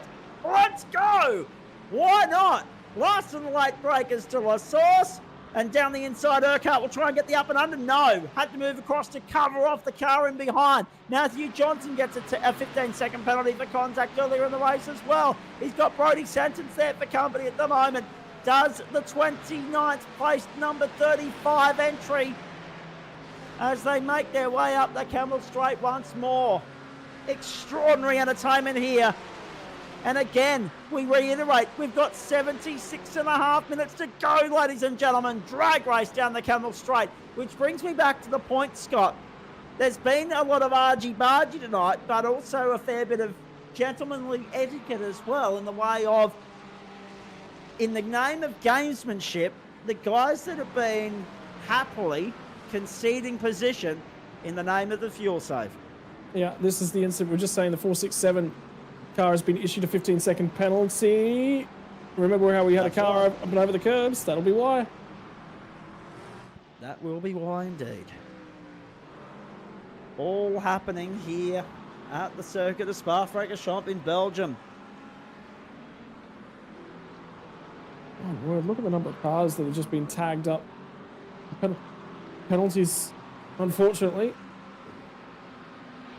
I'm just having a look at. I'm just having a look through the analytics of this, boys, and the penalties and everything else that's going on. It's extraordinary. I don't think we've seen a run sheet quite like this season, and I don't think we will see a run sheet quite like this for the rest of the season either. Quite extraordinary what's unfolding here in round 3 of the championship. The gloves were bound to come off eventually, and what a way to do it at Spa to launch what is the second half of the calendar year and what is the race that gets us to halfway. You mentioned Emily Jones earlier, Scotty Rankin. There she is. She's got Byron Phillips for company, but she doesn't need to worry too much about him because he's got a 15-second invoice coming his way. Yep. So, but, you know, it'll be follow Phillips through the field, I think. Let him go. He's definitely got the speed. He's been tracking her down. But you won't want to make this too difficult for him. Use him as a draft. Pull your way through. And that's the thinking that tends to go on up at the pointy end of these sorts of things is, am I going to be able to hold this guy off? Yes, but we're still over an hour from the finish, and I'm not going to be able to hold him off for an hour. So what you'll see here is Emmy will just roll off. Yep, there it is. Nice and easily done. I do want to fight it, but maybe in the last 20 minutes, maybe in the last half hour. It's just too early to hold off a car with that much of a pace advantage. When you're a little bit deeper in the field, we've seen that the Blake Urquhart battle pack, the 35 machine, that group of cars, they're all together on pace. So fighting it for them is very important. That's the 77 machine with Andre Helmgartner having a little bit of an issue at the end of that McLaren. Hold your breath. Side by side to Puyong. They're okay for the moment. Spotter will be in the ears. Yep. A little bit of caution taken there to avoid potential contact through the second part of Puyong. So very nicely done. That was, of course, the 77 of Andre Heimgartner. And we've got a replay here thanks to OG Gear Oz as well. And a little bit of a tank slapper you're going to see. Just have a look at the super slow-mo at work. Well done, Jay Kennedy. Look at that for a little bit of drift work and traction. What a save as well. There have been some moments tonight where you haven't been able to save it. Once it started to go, you haven't been able to save it. A few drivers have ridden their luck. I'm just thinking and looking at that and going, is that the suspension in the rear end? Is that because they're running maybe softer anti-roll bars and all the other cars that we've seen snap are much, much stiffer? So that when they do grab, they grab quite quickly. Whereas there's a little bit of sag, a little bit of roll in this car, and it's a little bit more comfortable with that. Would be one of the things that I'm thinking about. And how much time was invested in fine-tuning and manipulating those setups that you mentioned, Scott. You can tell that it's been the 1%ers that have been the difference tonight. and there's still 72 minutes to play here, ladies and gentlemen. And Eclipse are 1-2. They're drifting clear of Alex Bird, the Vendaval entry. They're 2.6 seconds up the road from him. He's got his hands full with the ERT entry, of course, in fourth place. That's Job Stewart. Marino Morellas latched on and is going with them fifth. And then you go back to Dean Mackay, who has clear air around him at the moment. No real pressure. Perwin has Briggs within vicinity. Chapman and Albert are having a good scrap. And then Johnson, Colin Gilo are somewhat spread out, and Heimgartner finds himself in 13th at the moment. Byron Phillips up into 18th, but when you take that 15 seconds into account, it's 25th. Or it's net 25th on the racetrack. However, there are other penalties also to be applied that may impact that as well. I apologise, Scott. I've had a complete, total roadblock mind blank. I was thinking of something to segue into the conversation here, and it's just escaped from the brain data log for the moment. So as soon as I think of that, I'll come back to you. Let's ride on board with Marino Morella for the moment and have a listen to that thing. Hard at work, 79 to the right-hander to the bus stop. This has been a terrific performance from these guys so far. They're right there within a real crack, with a real shot at getting onto the podium. If a couple of, I's are dotted and T's are crossed, and a couple of little 1%ers fall their way. Zach Ratway White, fastest lap of the race, 2:16.076 right on cue. Yeah, so that sort of says what they were trying to do. They're not hanging around at the front end of the race. They're trying to press on and disappear down the road. So the critical thing is, I think Damon Woods has actually done every lap of the race so far for the 56 car. So they're going to have to do a driver swap at their next pit stop. They won't have any other opportunities, I don't think. I've already seen a drive-through penalty for the 525 car, which is the Mercedes that's now off the lead lap. I think I've just seen another one for the 324 full send sim sports car. Greg Patrick was behind the wheel of that one. There's actually been nothing issued in the sim by any administrative bodies. But remember, Spa is one of those tracks whereby it's always been challenging to manage your incident point counts. You get 30 for the 3 hours. You effectively get 10 an hour without a penalty. Well, sorry, you get 2.9 an hour without a penalty. You're allowed 29. You're not allowed the 30th point. So, yeah, it's awkward that that's coming before we've even encountered the last hour for a couple of those cars. Absolutely, it is. But again, it's a hallmark of the kind of race it's been. That biff and barge, that evasive action that's been taken, those incidents that have unfolded. So probably not necessarily a surprise to see some penalties, but hopefully they're not going to spend the next 70 minutes burning another 30 and getting another drive through. That would really just add insult to injury. So remember that battle pack I was telling you was with the Pacific Sim Sports car? This is it. Blake Hurkart's behind the wheel at the moment. Right up the outside. It's at 90% of the way done. Just can't pull the car up. And that Ferrari's a little bit better balanced on the way through the comb chicane at the end of the Kemmel. And that's a hard thing as well, isn't it? We're just getting confirmation through the 952 95 SimSport entry has retired from the race as well, ladies and gentlemen. Daniel Benefield is parked up and is done for the night. That'll leave us with 32 cars in the motor race, and Brenton Hobson will eventually, when he unlaps himself on Benefield, move up into 32nd position as a result. Unfortunately, there were some drivers tonight kissing their championship contention, their aspirations, their hopes goodbye. Benefield's a good little peddler. He's had no luck in the 3 rounds so far of the Gamesman GTPRO Invitational Series. Matt Howard and Blake Urquhart, that battle continues. Robert Crisdale and Luke Swan is the battle we're watching at the moment. Swan in 22nd, Crisdale 23rd, and still 67 minutes to play. We're getting ever so closer to being in that window, Scott. Yeah. That's vitally important final pit stop for the run to the line. Very close to that at the moment. Remember that you can all, everyone on the field can actually carry on beyond that marker now. So just because of the time in the safety cars, so it's guaranteed one stop. But how early on that window do you come? Now, if you're anything a little bit on tyres, you haven't been able to take them, you're probably going to come very, very early in terms of the window. I'm looking probably about 56 minutes to go. Remember, that's probably my marker for being able to get home with comfort. So probably with about 50 minutes to go is if you're ailing on tyres, you're starting to struggle a little bit in terms of pace, you're looking to come about that marker. So keep your eye on that just a little bit.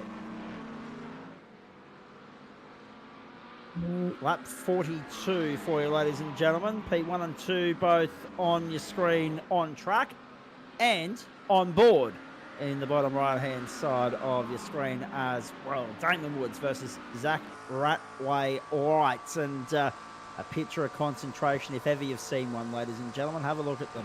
Eyes forward, firmly on the task at hand. They're building that gap. They're building that buffer between themselves and Alexander Bird at the moment. It stands at 3.3 as they come back to the main straight to complete lap 42. Well, one of the big things, I'm actually just watching his eyes, so a little bit of a blink there, but you can see how much he's focusing. One of the big things is when you look at professional racing drivers, they don't blink all that often because the adrenaline, basically, they're just so wired on it, they don't blink all that often. And it's one of the few things, normally, you blink quite a lot, but when you're under the pump in sim racing and there's a lot happening, the eyes go wider and you don't blink all that often as well. So just watch the difference between both of those guys and how often they blink. It's to do with where they're positioning their eyes. When you're just that hunkered down and you're in the zone, you've got your eyes that far through the corner, you're thinking about things, you're really switched on, you won't blink. It's just a natural response to the human body. When you're in the zone, when you're really fired up, when you're moving, you need your vision at all times, and the body just doesn't blink all that much. And that was the big thing I noticed about Ratchet White as he come through Blanchimont there. Whereas if you have a look at Damon Woods, Ratchet White's energetic, left, right, look at something, twiddle with a knob on the steering wheel. Damon Woods is just cool, calm. I have a feeling at some points he's about to fall asleep, just watching him. He's that calm and in control of the race car. I was going to say, there are points where if this was a tamer sort of motor race, we could have easily called up and done the same thing, Scott. But there has not been a chance to switch off or take the eyes off the screen throughout the course of this evening so far. Lap 43 is what we're on at the moment, folks. Trying to gauge exactly how many laps are left in the car race is getting challenging because we just don't know when that next safety car is coming, if it's coming. But I guarantee you this, Scotty, I would not be surprised if we do get one in the next 3 or 4 minutes. Everyone dies. Everyone will hit 100%. There'd be no reason not to. Absolutely, so everybody. I think that we're just in a holding pattern, just waiting for that at the moment. When do you go? What do you do? That 862 drop bear car that's just ahead of these guys, ahead of this little battle pack, was shown Colangelo. But Angel, when I read that one wrong 10 times, every single time I come across it, I'm just like, wait, I've got to say it in a specific manner. Colangelo, for the viewers watching along at home. And think about her, very, very young go-karter that got into sim racing. Yeah. Now have a look at her. She's been picked up by Evolution Racing Team. So like I said, this Max Boost, they taught her a lot last year. Daniel McCrowan put a fair bit of work into her alongside Kane Ryder and his brother as well. Yep. Put a lot of work into her. There as well. Yeah, Vaughan and Kane Ryder. That's the two. Yeah. So they've put a lot of work into her, and it's all happened for. I guarantee that they're the kind of group of guys that they've been looking around her, and you've got the opportunity to absolutely go for it. On to bigger and better things. But have a look at the guy that's behind her. Think about what's going through her mind and her life at the moment, and the gaps and the growth that she's going through. And she's got a supercars driver sitting in a rearview mirror. How's that for a vote of confidence for a young driver? Pinching herself, I would think, Scott. Yeah. We'd be living the dream. So many people would envy where she is right now in that position. There's Heimgarten having a look right on cue on the inside. Not able to get it done. But again, still a great recovery from those guys as well. Back to 14th. Andre playing a big role in that. And maybe we'll see Madison bring it home. Who knows? An hour and 2 minutes remain, folks. And I think I'm right in saying longest green flag run of the night. What have you so done? far. What have you done? You didn't just say no. Sorry, No, did you I say nearly that out cursed at the loud? meeting, Oh, sorry, yeah. I was only meant to think that. No, sorry. Actually, no, I deliberately said that. I absolutely said that on the record. There is a reason for it because it's the truth, you know. And no point, you know, saying whether it's the commentator's curse or not. It's fundamental fact. It's proven. Let's have a look at this moment from Andre, by the way, Scott. Yeah. Hi, Grenfell Karting replay. Club. Has anyone got bubble wrap? Perhaps some protective. We need bodyguards to live in the Grenfell Karting Club. And again, have a look at the rise up and over the curb. It jumps it. He's pressing on. Oh, what a save. Mate, you just told everyone where you're commentating from for the weekend. I swear to God, if you call in on a safety car, you're in trouble. They know where you are. The gamesmen and the Australian Sim Racing Group and all of our commercial and corporate and business partners, our sponsors of this series. It's live on the platforms of SimSpeed. It's live across Facebook and YouTube. It's great to have you along for the ride. Damon Woods and Zach Ratway-White leading from the front, and the Eclipse Sim Sports stable continue to assert and cement their authority on this series. There's still a big 1 hour to go. Actually, important point to finish on Oisin as well, because you've obviously elaborated on her achievements, both real world and sim as well, Scott. It's important to note that the Gentlemen Sim Racing Club is gentlemen by name only, because Oisin's a member of our little operation over there as well. She's been racing in our Super Formula Light series, among other things, and great to see her involved, and great. I mean, I think we've only, over the course of time, had 2 or 3 female members, but we're all inclusive.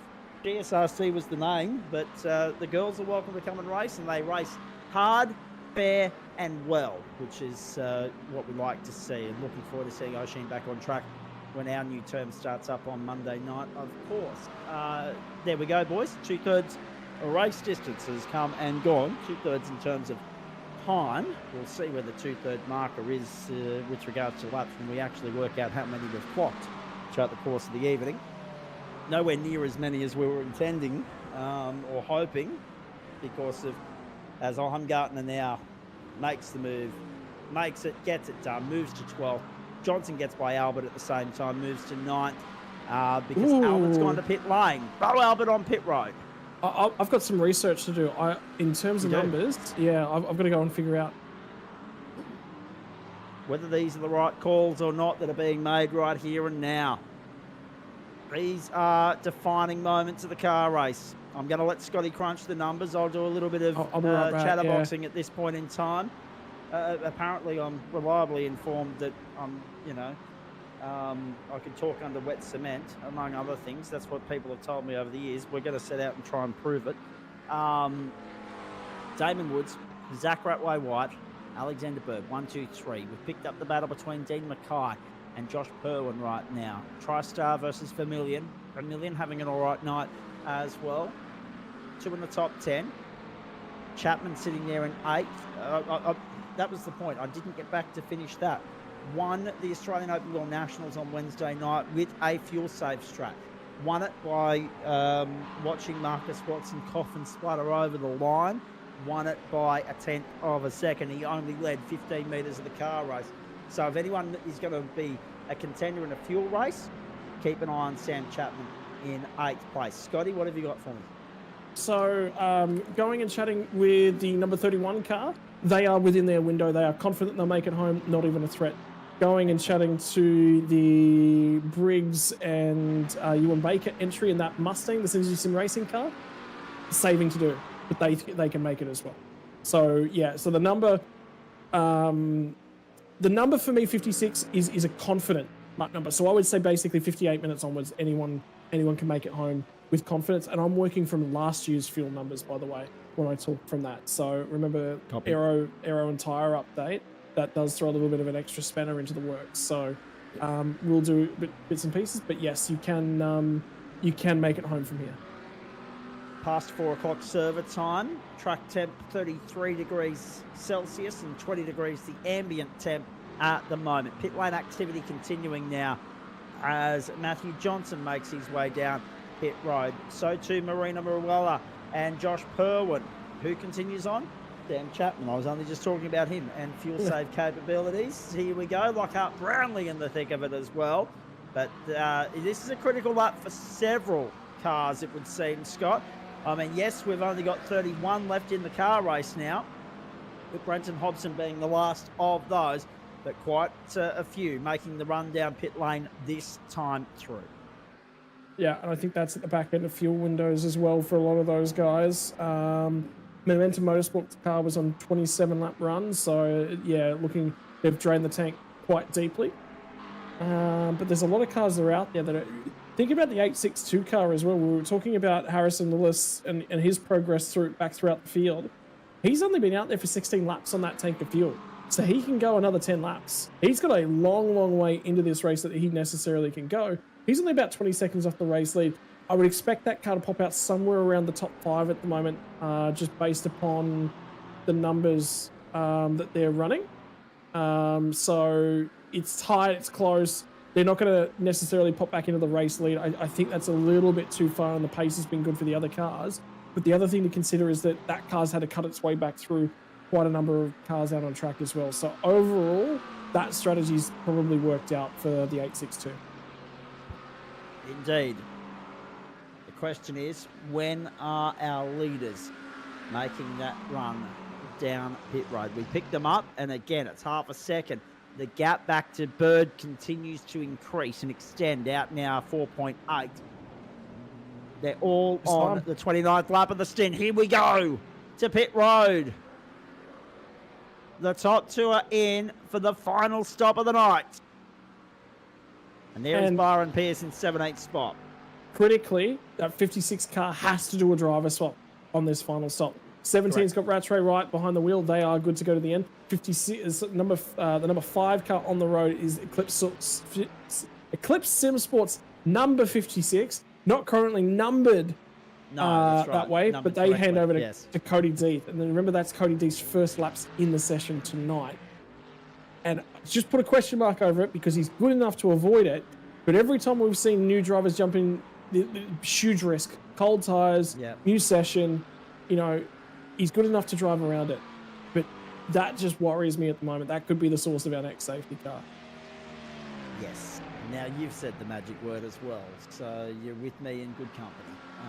And I appreciate the moral support, by the way.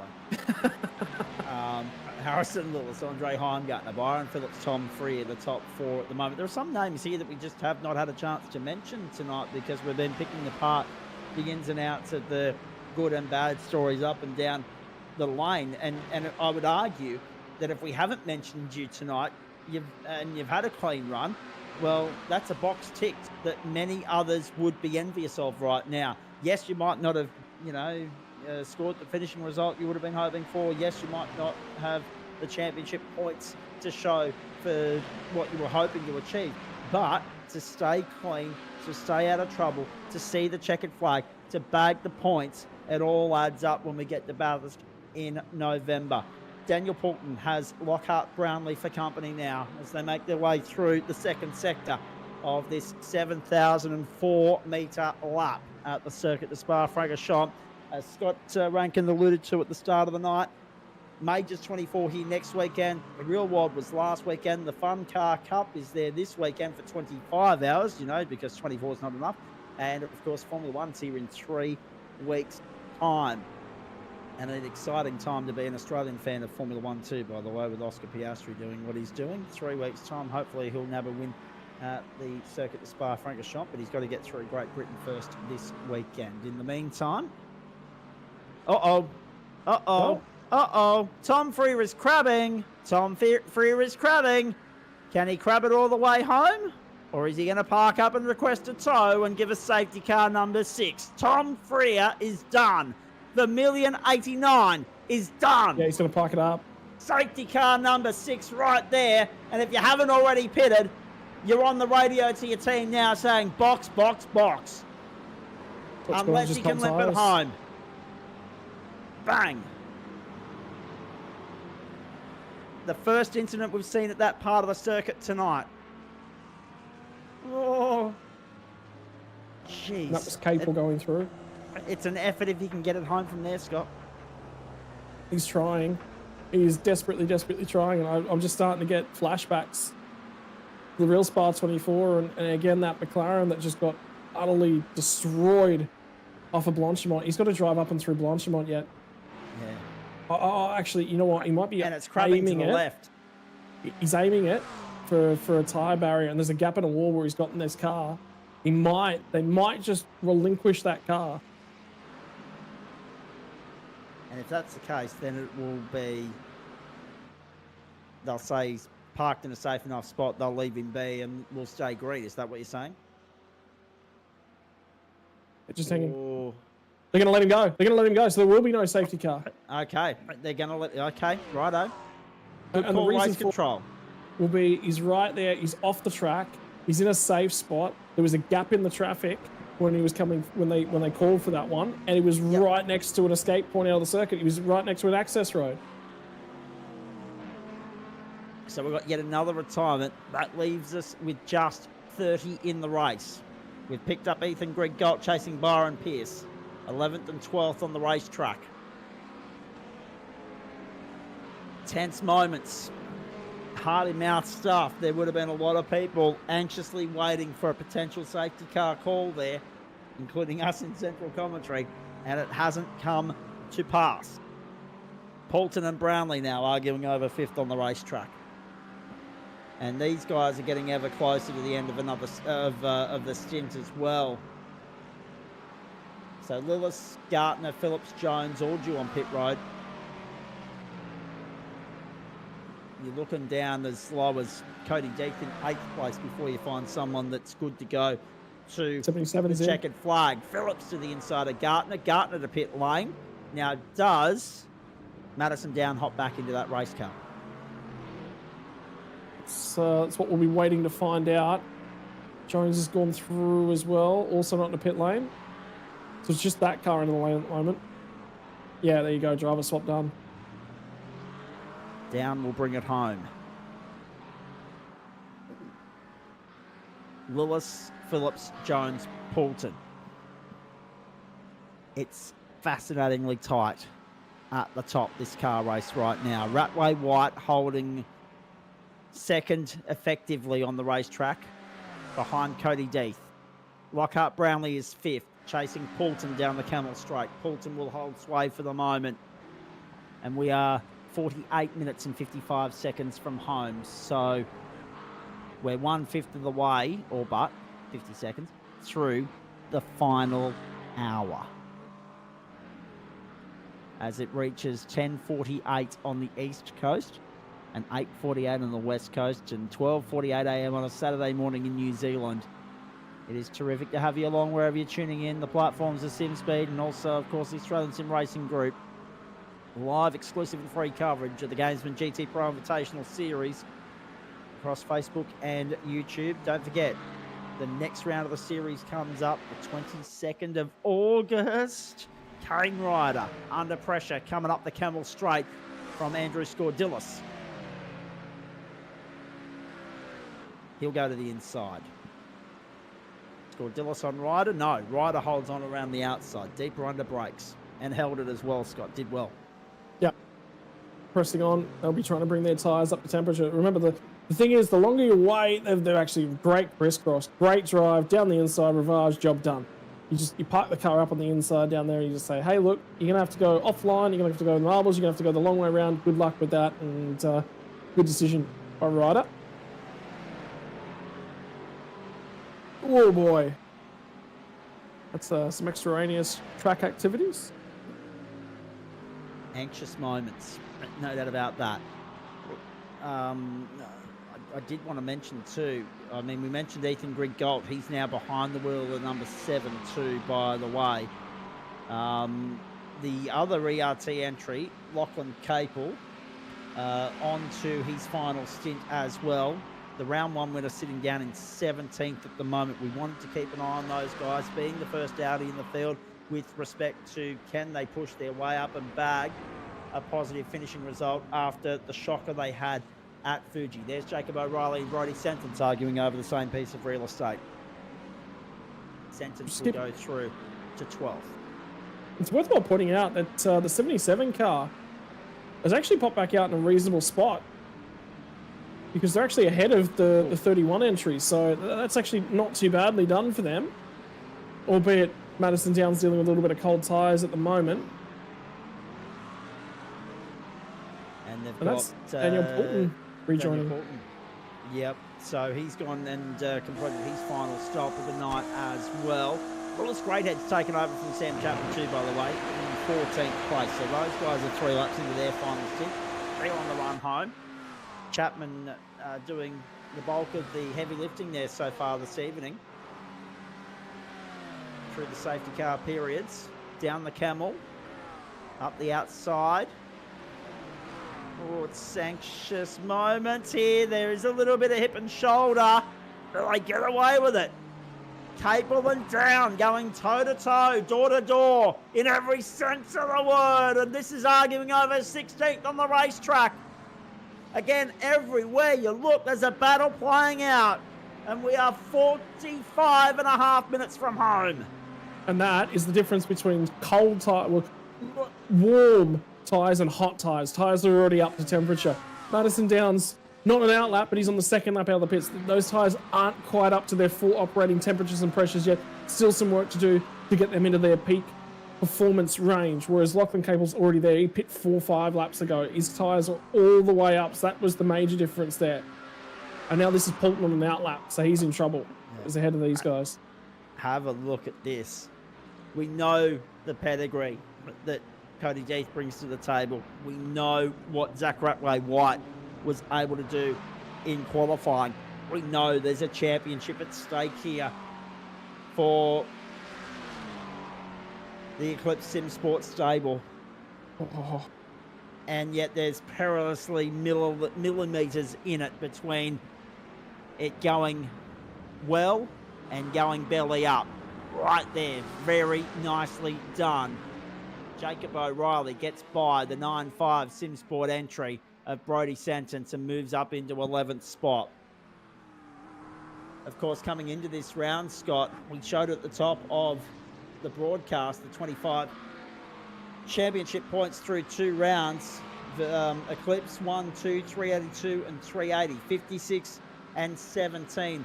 And when you look at the timing totem pole tonight, when you talk about the 2 drivers that are at the top of the leaderboard, effectively on corrected order, 56 and 17. So, I mean, yes, it's showing as number 5 at the moment, but if you're the 17, if you're Zach Ratway-White, you're trying to apply as much pressure as you can to one of the slickest operators in the business, Cody Death, to try and overturn the result, to try and jag one back, to try and take the ascendancy and the smallest bit of momentum and psychological advantage going into the second half of the season. This will be this moment, and the slight loss of control from the rear end. Is there a crinkle in that rear wing? That's what I'm trying to decide at the moment. Or is that just the way that that's set up? No, there is a slight bit of damage on the rear end of that Ferrari at the moment, which might be hampering their rear performance, which means that slide make a little bit more sense. The big thing I think for these two at the moment is they'll be cleared to fight at some point, but it'll be first off, make sure it's a 2-horse race. Once it's definitely a 2-horse race, have a go at each other. Up until that point, it's more important to lock everyone out of the race.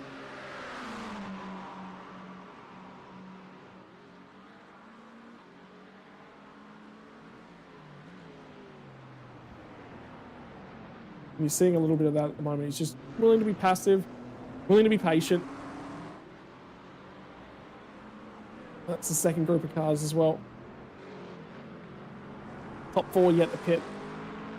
Correct. And the question is when, not if, when. Are they waiting as long as they possibly can in the hope of buying a safety car and a free pass down pit lane? We wait and see. Down the inside, nicely done. So this Madison Down and Daniel Poulton arguing over the same piece of real estate, and also Lachlan Capel. So the 3 of them are engaged in a duel for 15th in the car race. Capel down inside, momentarily 3 wide. Down gets by. Poulton hung out to dry. Scordilis is there as well. Oh boy, this is fantastic stuff. Great racing between these men. down the back straight. So Poulton pushing down along. They're trying to stick with Lachlan Capel. Capel breathing ever so slightly easier at the moment, but he knows they're still within striking distance if he does slip up. Baker and Sentence have swapped around as well. Baker's moved up to 12th. Nice recovery from the Synergy Sim Racing entry, the number 14. We've still got 30 cars in the car race, ladies and gentlemen. We started with 38. We've still got 30. So we've lost nearly 25% of the field tonight, to give you an idea of some of the attrition we've witnessed. And that was the move from the Synergy Sim Racing entry down the Camel Straight. And remember, that 14 car has to save a small amount of fuel. It's not massive, but it is a small amount of fuel. So they're also doing the overtake with that in mind. They've recognised that it's far more important to run their own pace, even with the fuel saving ahead of Brody Sentence 951. And Sentence is actually just let Lewis Greathead go as well. Just wondering as well, when Cody Death and co come back to the line, that's going to give us an indication as to where we are with regards to laps to go. So here they come, coming back around onto the main straight. They're well picked up, Jay, thank you. In at 5th place at the moment. They've crossed the line. There's 40 1/4 on the clock. Now, the way I see it is if we round it back to 2 1/4, it just makes it easier. So 2 1/4 and 2 is 4 1/2. 2 makes 9, so that's 4 laps. We've got 36, so that's 16, 17, 18 to go. Are we liking that if we get a green flag run every step of the way? That's exactly how my brain worked it out as well. And yeah, that's the number I came up with as well. Yeah. So we're looking at 71 if we get a green flag run every step of the way of what's left of the 40 minutes of the 3 hours of what has been a compelling, for very many different reasons to what the first two provided in terms of excitement and drama. Third round of the Gamesman GTPRO Invitational Series for 2025. Zach Caben, Scott Rankin, Jay Kennedy with you. Jay, of course, producing the pictures, directing the broadcast for us here on the platforms of SimSpeed. Late this Friday night, the 4th of July, 2025. There we go, right on cue. And we're here right throughout the course of the rest of the season as well. Don't forget, of course, post-race show still to come.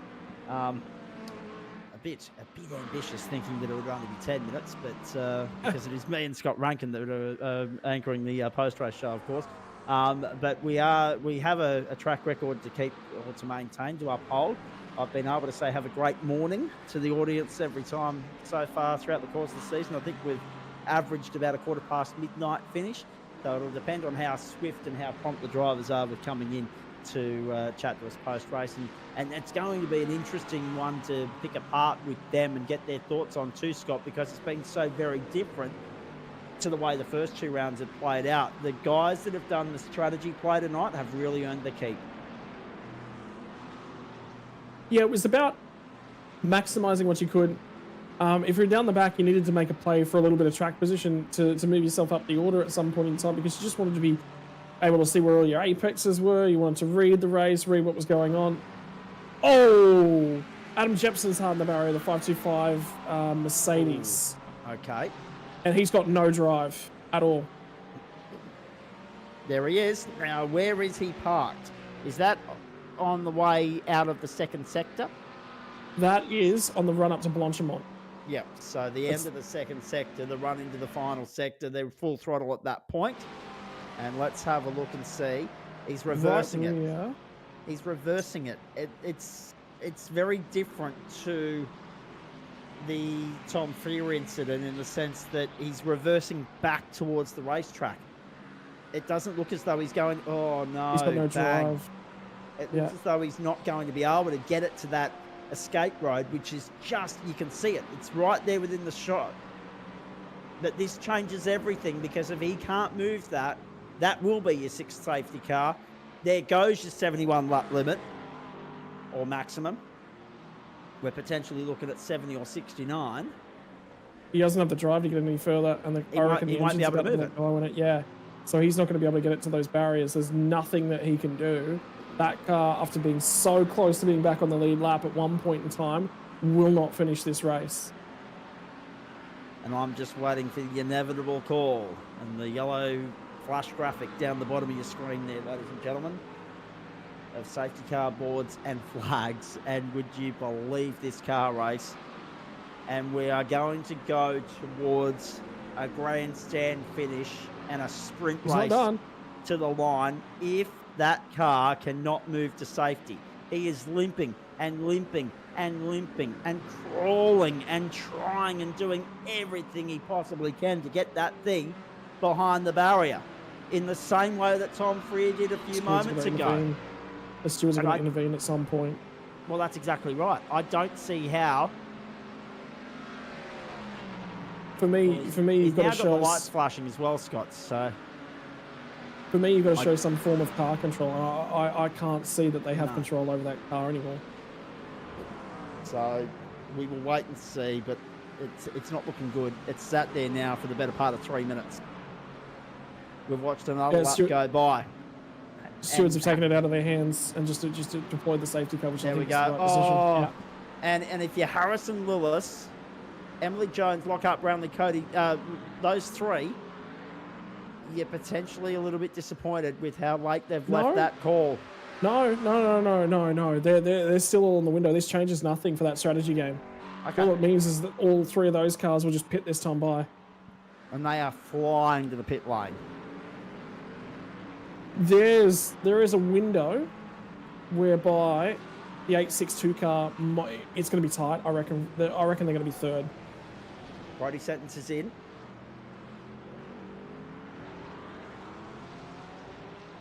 Did they miss the boat by not going that time round? We will wait and see. Well, we're only waiting for pit stops from three cars. We're only looking for 3 pit stops. It's the 862 of Harrison Lewis, 22 of Emily Jones, and the 692 of Lockhart Brownlee. Every other car has already done their not compulsory stops, because they're not compulsory stops, but fuel limited stops. So. And is there a driver change coming on this car?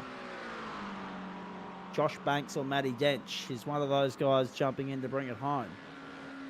Actually, that's interesting because I've called Harrison Lewis all night, but I'm just trying to remember. Was it Josh Banks that was teamed up with him? Sam Blacklock. So Sam Blacklock was not listed on my original run sheet at the start of the year. So he's obviously there. He's done his time. So maybe Harry does bring this to the checkered flag. So there was some debate about this. And effectively, teams that picked 4 drivers at the start of the year, they were locked to only those 4 drivers. Teams that only brought 2 in and then or 2 or 3 and then sort of had a flex slot and then leverage. Yeah, they had the leverage to fill that roster out. But anyone that was locked at 4 drivers didn't. So you expect all 3 of these cars in, and then you watch and you wait, because now we're trying to time what happens to number 5.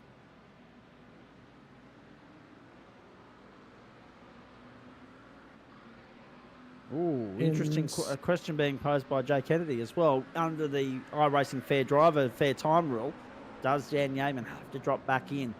Oh, that was contact! Oh, trouble between the 2 teammates. Are you kidding me? And guess what? Advantage Harrison Lewis.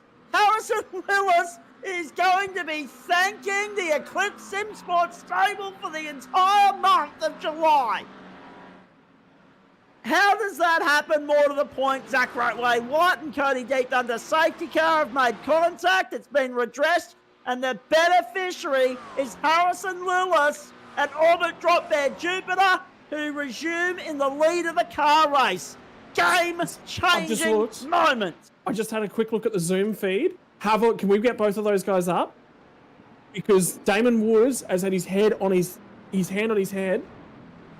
And Zach Ratway White drove the entirety of the Kemmel Straight with his hand over his mouth, going, "What have I done?" He's having a laugh about it now because it's done. There's nothing you can do about it, but that's shock. Oh boy. Game changer. Orbit Drop Bear. Because of this contact here. Oh no. And because it was redressed on track, I don't think race control bother having a look at it. Well, they might. Because it's happened under safety car, they might. They might. There's two things here. There's two things because it has effectively cost the number 5 track position. So there is actually a punishment, even though air quotes they've redressed it, nothing's happened, that car hasn't overtaken.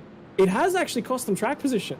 Now, if put yourselves in, say, a Mark Dutton's shoes. Mark Dutton's shoes would be on a race control going, no, we want nothing happening here. Nothing happened. Don't do anything. Leave it alone. We don't want any penalty, right? But there's no opportunity for a team manager to be messaging race control and be like, no, please don't do anything about that. Just leave it. So, gee whiz. Well, if I'd have had a bingo card, and I haven't got a bingo card here tonight, that wasn't on it. No, normally bingo's reserved for GSRC broadcasts, Scott. We play bingo there every Thursday night. Actually, they called it Zach Bingo. They actually designed, I'll have to show you a copy, Trent Davis, Chris Whitaker, and a few other would-be protagonists designed a Zach Bingo shirt. Apparently, I've become a little bit too predictable with my commentary, per se. And the sorts of things that we tick off, daylight saving references, etc., and so forth. It's a Zach Bingo GSRC thing that we might have to adopt a few as well. But yes, you wouldn't have had that on your bingo card. Absolutely not. Let's straighten up. Let's get back to the point at hand, the task at hand, the race at hand, because this has changed everything. Harrison Lewis is an extremely good operator. Recently won the GSRC GT3 Pro Series. Knocking his teammate Matty Dench off the top of the summit. Dench had won 13 consecutive titles in GSRC land. Harrison Lewis is a known, proven operator and performer in GT3 Pro.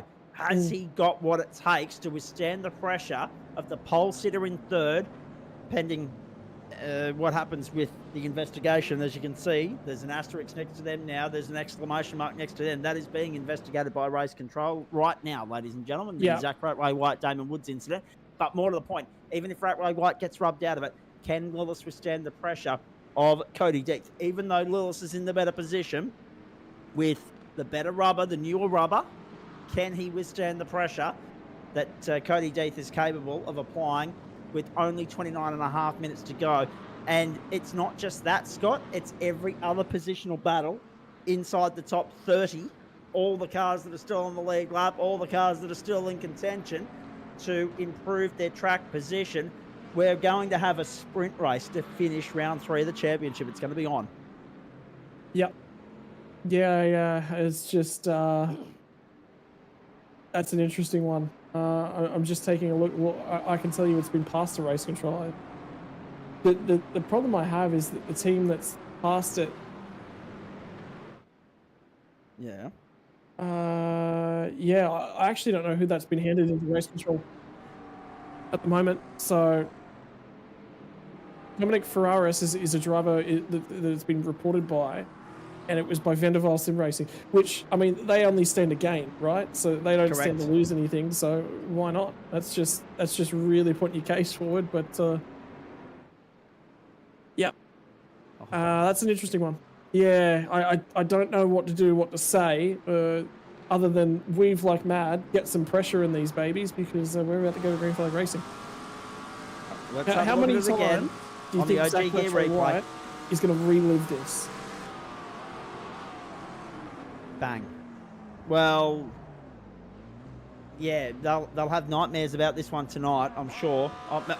Eventually, at the end of the season, if it makes no difference to the outright championship result, they will go back and laugh. But if it is the difference between first and second in the championship, for Zach Ratway White specifically, not least the team, for him the individual, yeah, it'll sting. There's no doubt about that, particularly if a penalty is handed down. Oh, boy. This car race. What a night in the office. What a night in the booth. What a night to be in Grenfell, getting ready for karting commentary over the course of the weekend. They're going to have to do something incredible with the intensity of the racing here to top what we've seen tonight throughout the course of the weekend. And that is a challenge initiated and extended to the paddock here.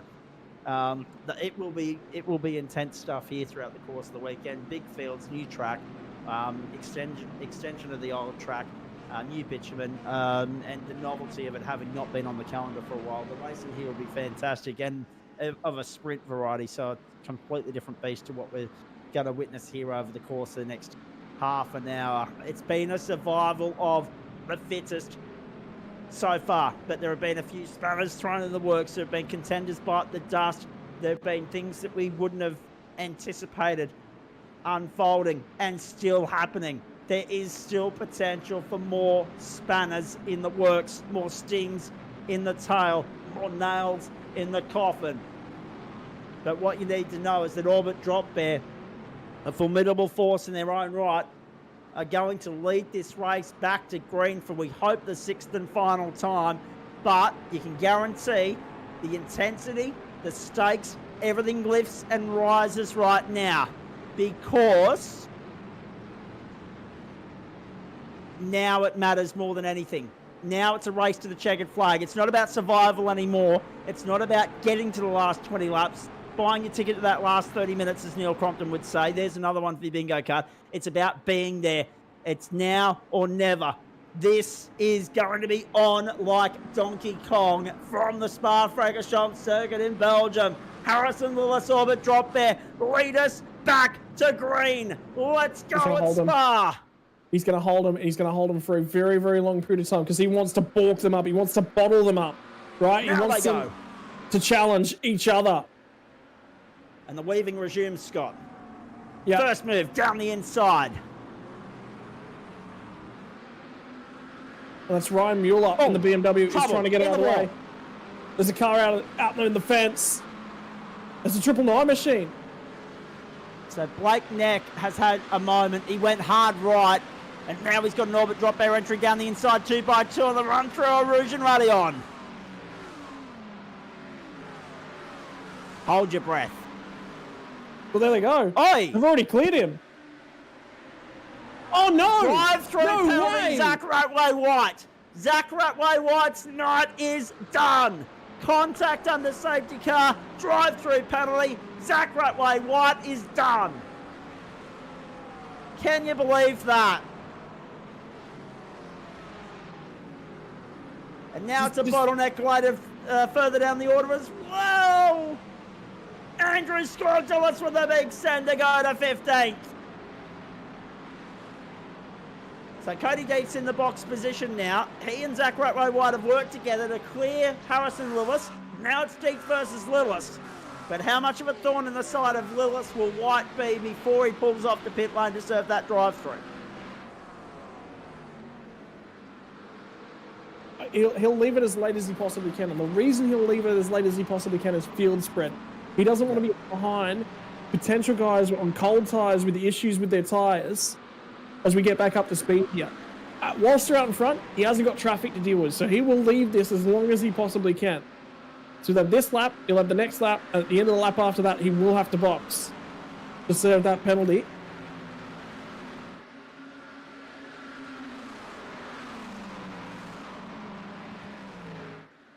I was just thinking from a steward's perspective, their case will be saying it's contact under safety car. And I'd be saying, has it cost them anything? Oh, no! Alexander Bird. And that was a car that was in contention. Vendaval Sim Racing in contention for a top 5 finish at the very least. They bite the dust as well. As I said, there was more yet to be written in this narrative, in this story. And Bird, unfortunately, another casualty. And yet, of every restart we've had tonight, Scott, at least 2 contenders have run into trouble. At least. I just can't believe where that's come out of. And that'll mean that Byron Pierce has probably got a penalty coming his way as well. Greg Galt's going to be up and inside the top 5. Ethan Greg Galt, what a star performer this guy is. Having a field day out there right now. The number 7 is P6. But that's going to become P5 when Ratway White peels off. Oh, it's still kicking off. We might be done yet. No, I don't think so. Matt Arnold now drops outside the top 20. Oh, and gone. And gone. Now, will he be able to limp it home and get it back to pit lane? No, or no, is he's that towing going to it from punch there. up the field again?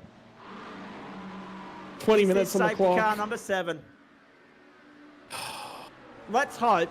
Let's hope it doesn't end under safety car, Scott. But given the night we've had, I wouldn't be surprised. Unbelievable. Let's have a look at it again.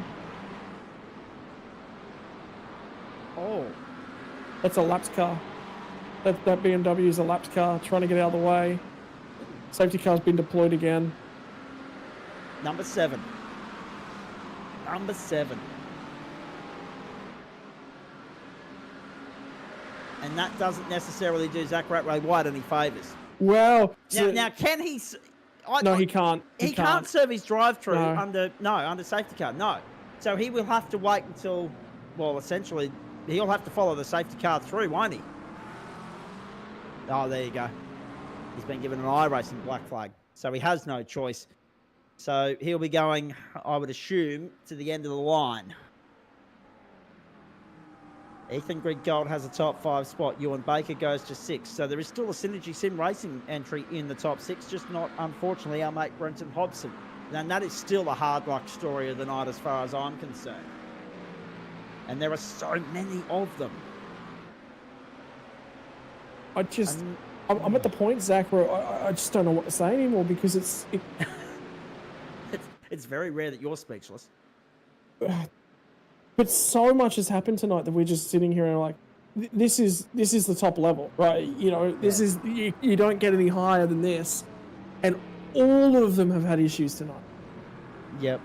Has there been anyone that has gone through completely unscathed? You would argue not. Look at the time madness that just begins again. And by the way, procedurally, the instant the safety car pulls away from the field, everyone's to cease weaving. That will be looked at. I don't understand that there is any way the stewards can look at everything that's going on tonight, including the weaving after the safety car is pulled on. Would not surprise me that carries on into the week. Again, get the coffee brewing, boys. You're going to be in race control in the stewards' room for the post-mortem. A lot longer than the previous 2 rounds. In fact, probably longer than the first 2 rounds combined. Unbelievable. Zach Ratway White. That so you were asking me earlier.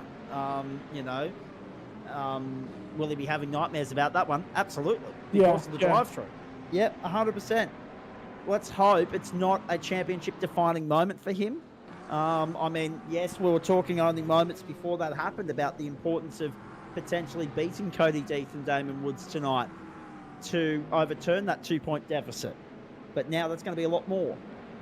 It's going to be advantage Cody Death going into the second half of the campaign. And when you look at the results, I mean, round 1, the Eclipse Sim Sport boys were 3rd. The Eclipse Sim Sport boys then won the second round. You had a Vermilion Esports entry on the podium in the first round and the second round. The difference was the Eclipse 17 in the second round of the series was there on the podium at the expense of the Evolution Racing Team 31. Zach, we're going to have 24 cars from 38 on the lead lap. We've lost 14 cars. Well, yeah, it's extraordinary, isn't it? I mean, yes, there are still a couple out there that are a lap or 2 down, Scott, but 24 genuine on the league lap contenders. So there are still that's a good point as well. Jay Kennedy just reminds us that the Eclipse SimSport entry number 69, Byron Phillips, still has a 15-second invoice coming his way. So that's advantage Byron Pierce, Ethan Griggold, and just about everybody else at the moment as well. Madison Down, you mentioned him and Andre Heimgartner. That's the driver of the night right there for mine. If they can hold on to that, they're 9th. They are 9th right now. And Lachlan Capel, the Audi, has got himself into the top 10 as well. But this is provisional because this is far from done, ladies and gentlemen. 17 minutes to go. So that's 8 laps if we manage to go green all the way. Truth be told, you wouldn't be backing that in given what we've seen so far tonight. Let's go again at Spa. Now the weaving resumes as they get back to the control line. Hobbo sitting down there in 29th at the moment. Ryan Mueller as well, 28. They are back out on the racetrack. So at most, we're going to have 27 cars seeing the checkered flag. Yep. Have a look at them all back in pit lane. Knight's done. Knight's done. And that 88 car has picked up so many spots just by being out there and continuing to circulate. Yep. That's the consolation prize, really. But it says something about not giving in, not throwing in the towel, not parking up. It does have its benefits sometimes. You need a lot to go wrong and fall into your favour, and they just happened to ride that luck tonight, that they weren't written off to the point where they had to park up. It could be the difference at the back end of the season as far as their finishing position on the points table is concerned. Their teammates, however, they'll be cheering on this result, Scott. The fact that they're running 6th at the moment, that's fantastic. Yeah, great job. Great job. So...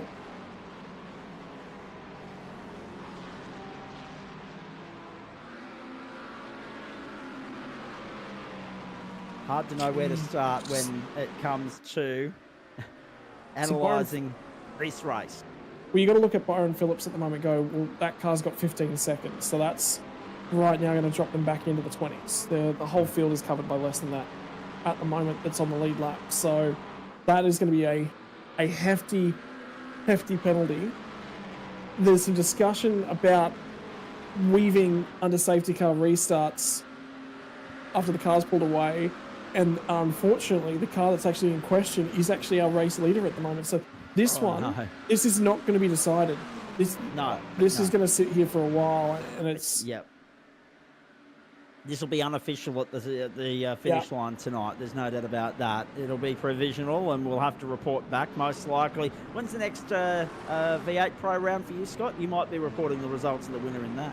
Yeah, it might have to go to the midweek, but there's so much going on the field.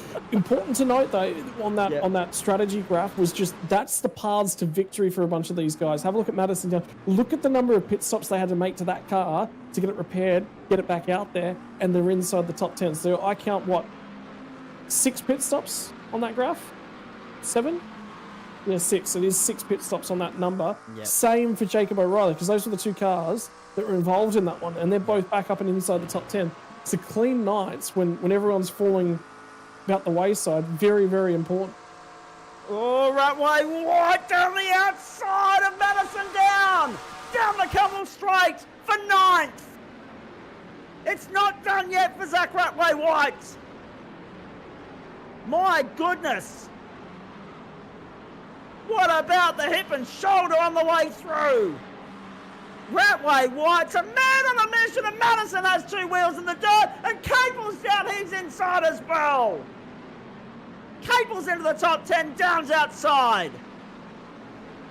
Zach Ratway White, now that's interesting as well, because the drive-through penalty being served because it was an iRacing black flag being served under the safety car. There'll be a few people raising eyebrows at that one as well. So this is definitely not over. When the checkered flag flies tonight, it's got Bathurst 2016 vibes written all over it.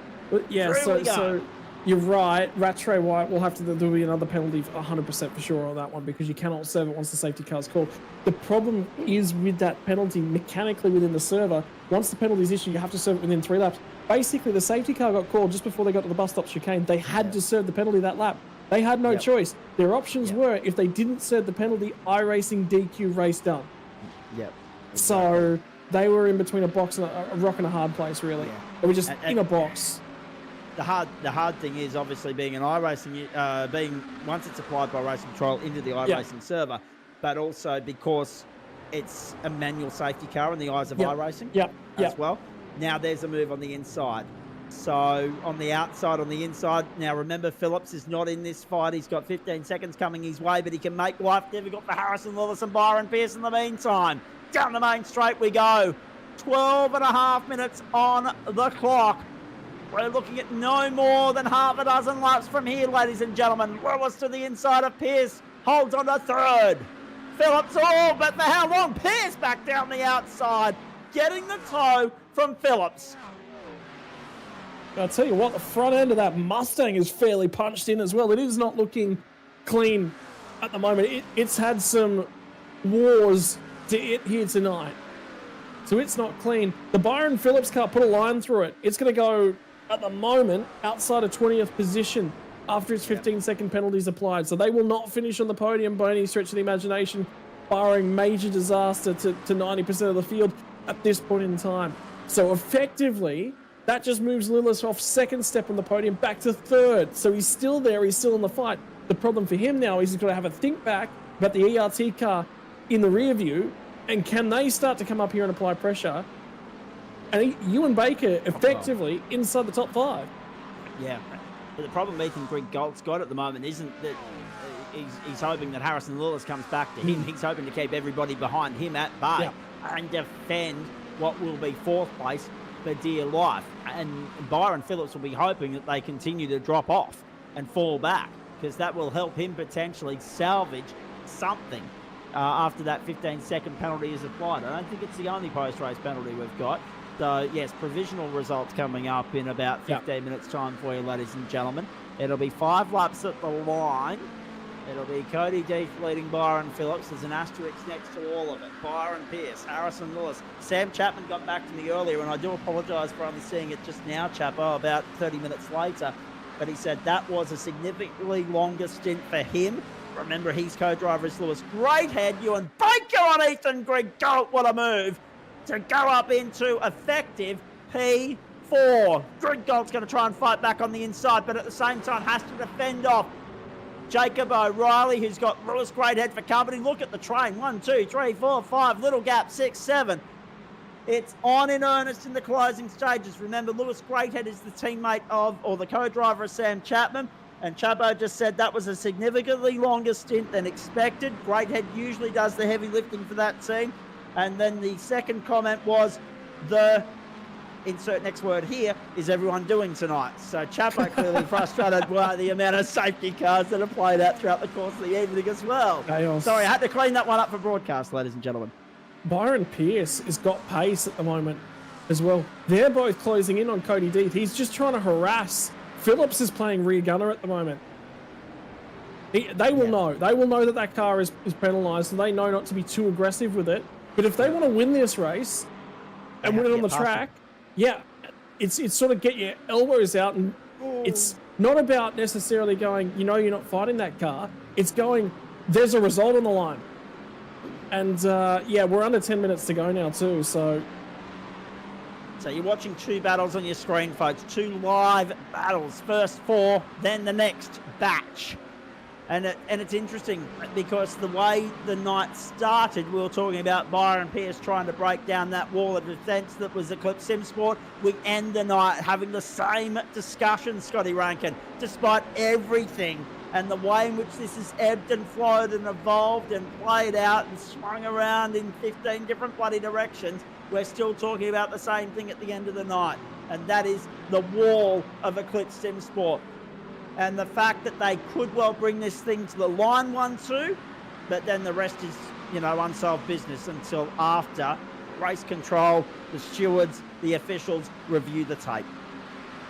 That's not a way that we like a race to end, but it's been that sort of night. We get it. Yeah. It's one of those nights where I don't think there's any way that you could do without. So next round for this series as well, not until August 22nd, and we'll head to Le Mans.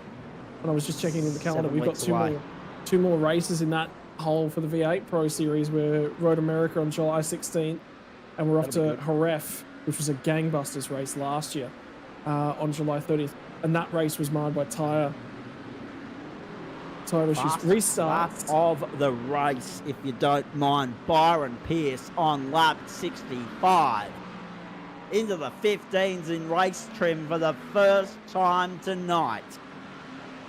Wowee. Restarts are all going to be checked after the race, and there's multiple. There's not one car that they're looking at here. There's going to be a fair bit of the pack. Indeed, and rightly so. Down the camel, bump drafting now. So the Eclipse Sim Sport team clearly working in tandem. Racecraft, gamesmanship, it's all on show in the final 10 minutes. We're about to hit 11:30 Eastern Standard Time, and we're still none the wiser as to how this finishes. And it's fascinating, actually. It's actually nice to have a night where the result is going to be a lot closer than the first 2 rounds, and it's going to go down to the wire. Yes, it's going to be political and controversial, but we'll take it. We'll take a grandstand finish on a Friday night. It's been a while. Cody D currently controlling it. Oh, trouble. Off the road, but back on, and therefore the green flag remains in the air.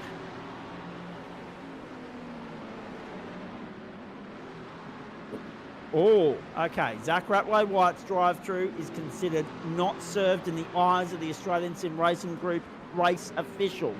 The Gamesman GTPRO Invitational Series official team have considered that that penalty has not been served, and therefore you can rub him out of the top 10 officially this time round.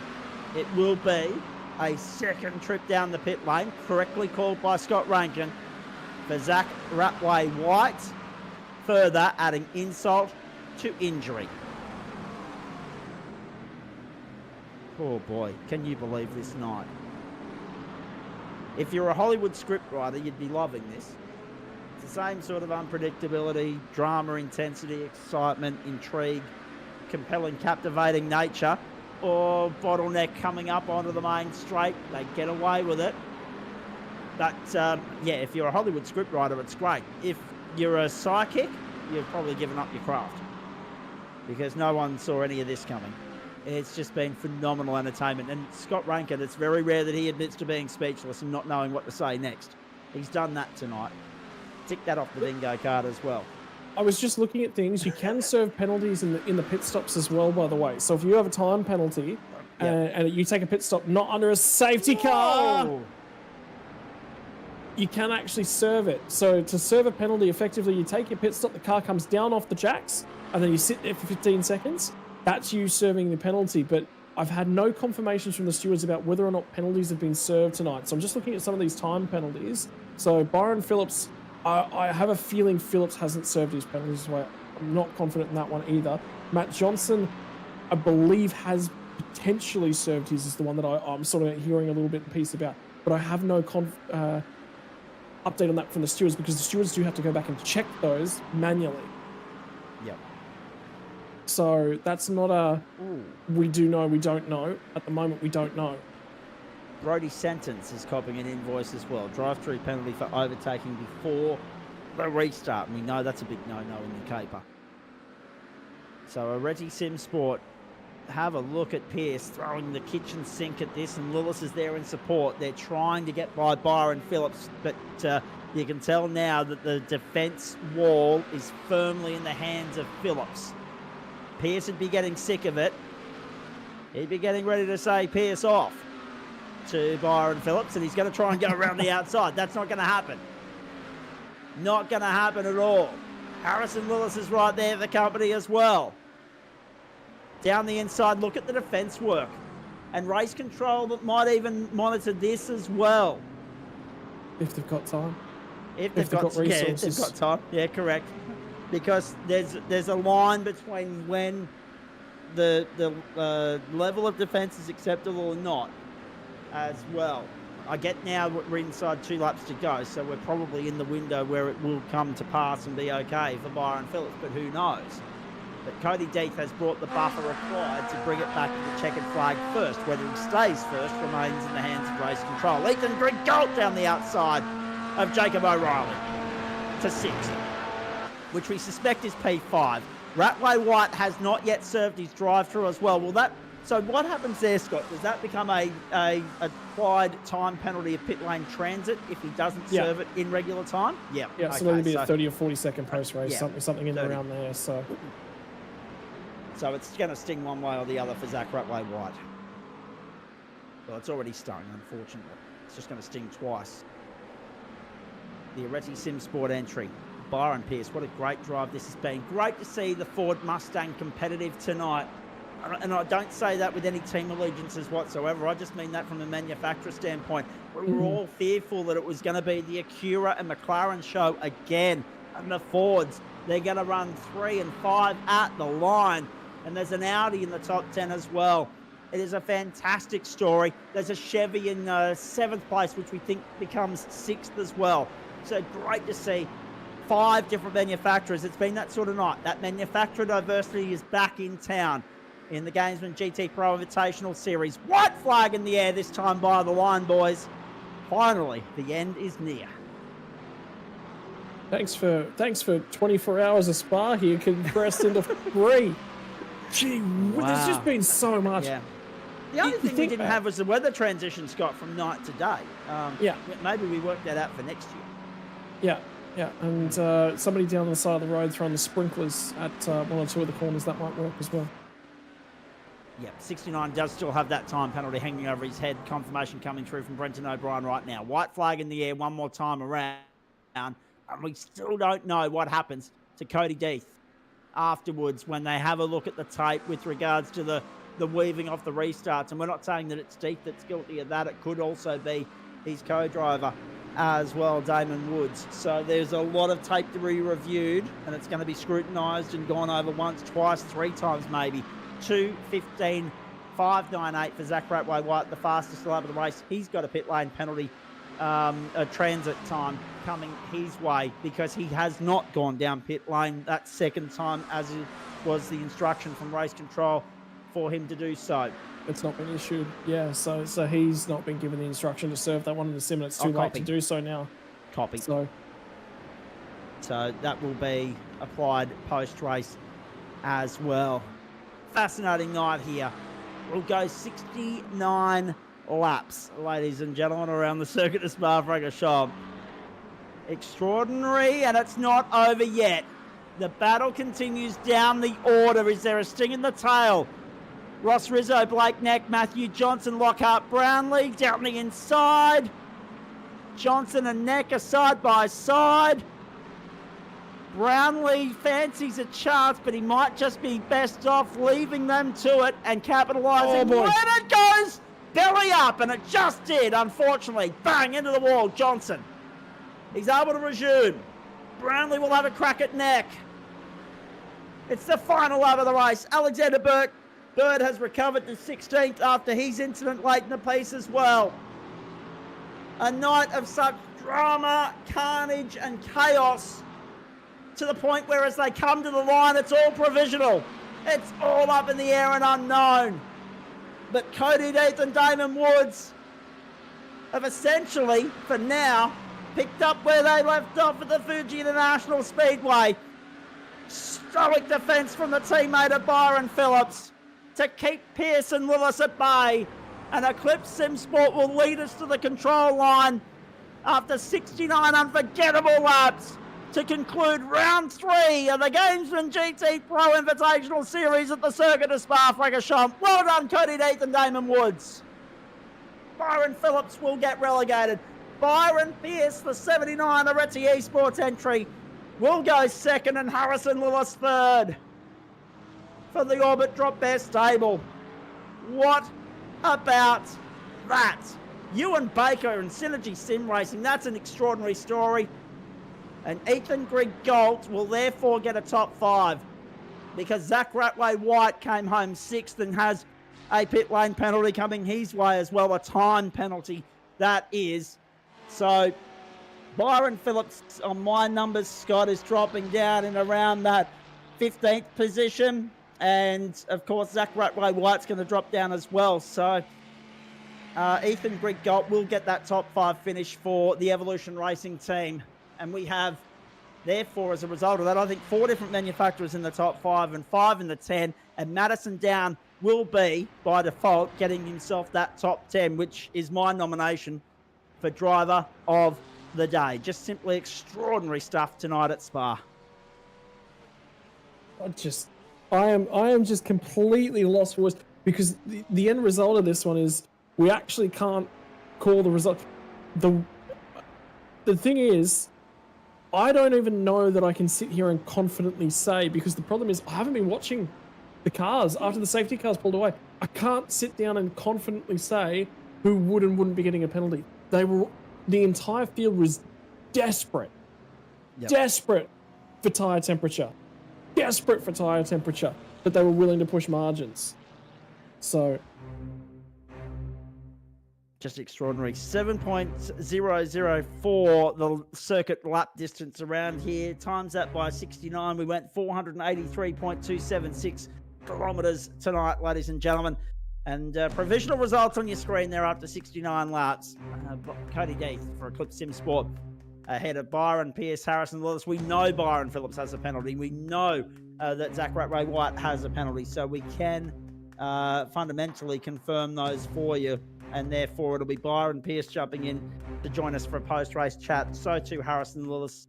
Ewan Baker will therefore go 4th, and Ethan Grigg go 5th. Lewis Greathead, Jacob O'Reilly, Lachlan Capel.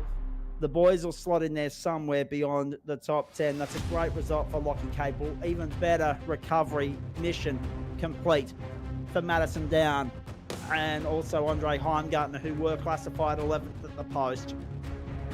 We've got an extraordinary lineup of drivers about to join us here for a post-race show, ladies and gentlemen. 20 to midnight Eastern Standard, so I should say.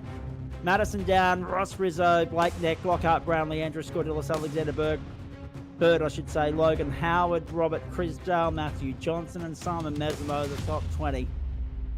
But again, a lot of that is provisional. We will come back to this at a later point. Devon Stove, Brodie Sentence, Kane Ryder, and Scott Hazler confirmed as the 24 cars that did cross the post on the lead lap. And then it gets trickier for race control, obviously, with regards to penalties and how they might be applied, because there's only so much they can do within the top 24, Scott. You can't drop beyond 24th because everyone beyond that's a lap down and then some. And just going back to cover off, 25th was Greg Patrick in the full send entry, Ryan Mueller, Brenton Hobson, Daniel Poulton was 3 laps down, Matt Arnold was one of the retirements late in the piece. That triggered the last safety car, of course. Adam Jepson, Tom Freer, Daniel Benefield, Teo Sorono, Stuart Ellis, Josh Andrew, Jackson Rayhana, John Peasnick, Dylan Shepherd. Geez, what a night. An unfortunate night for those guys. And well done to Daniel Hall. The safety car did 13 laps tonight. Can you believe that? He finished 56 laps down. He finished 36th on the racetrack. He won't be classified because obviously you've got to complete 75% of the motor race, but at the end of the day, he did lead more laps than he's led all season.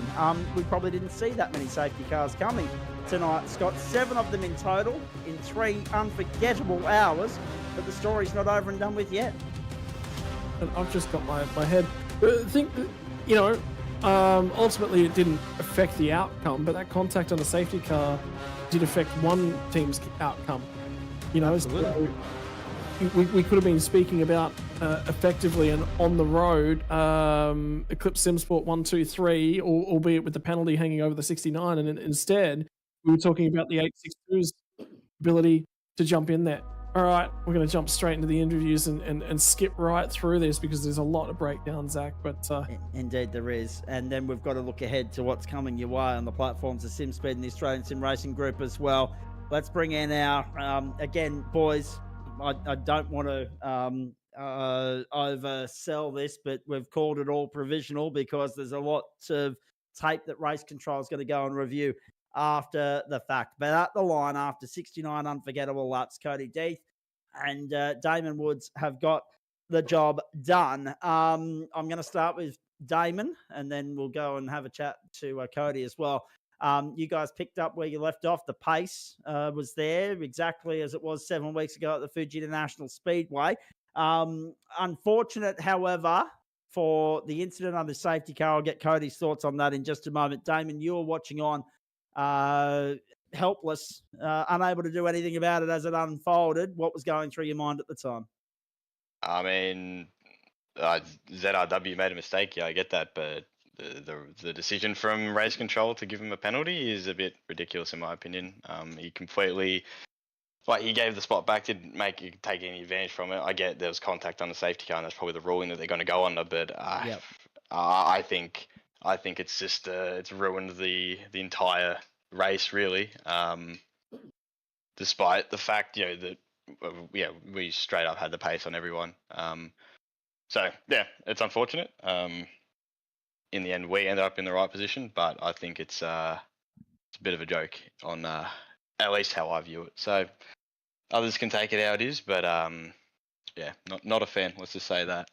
Copy that. And that's perfectly fair and reasonable. Everyone's entitled to their opinion, and I love that.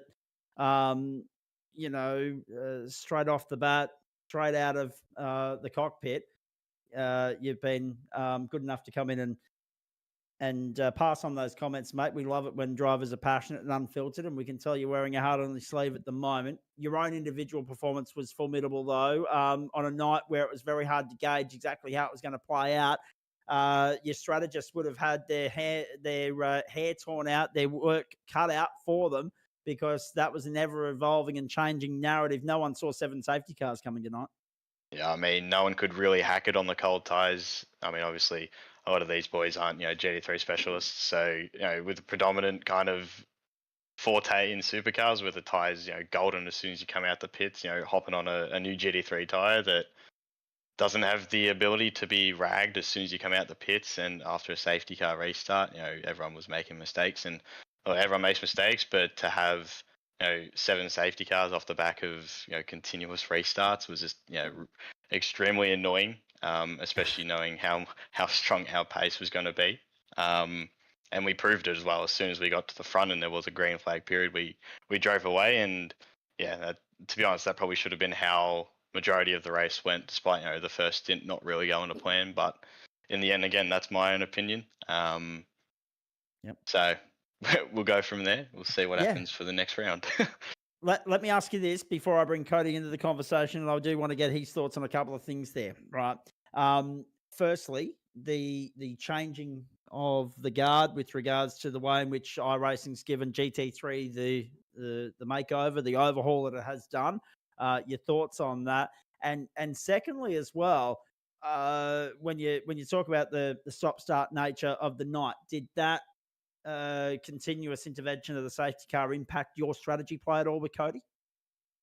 No, I wouldn't say the stop-start nature really impacted the strategy at all. We're just keeping on top of our fuel and just made sure that was in the right window. But in regards to the GT3, I mean, I personally like it. I like the added challenge of having to actually bring the tyre up rather than being able to, gas it as soon as you get out of the box. And it clearly shown tonight that there's a lot of learning for people to do, especially at a high-speed track like Spa. So, for me, I like it. The car's really nice over a stint. We had it in an awesome window at the end of that second long run on the tyre. So, we were flying, and for me it was pretty autopilot once we had it there, and we were able to maximise the pace.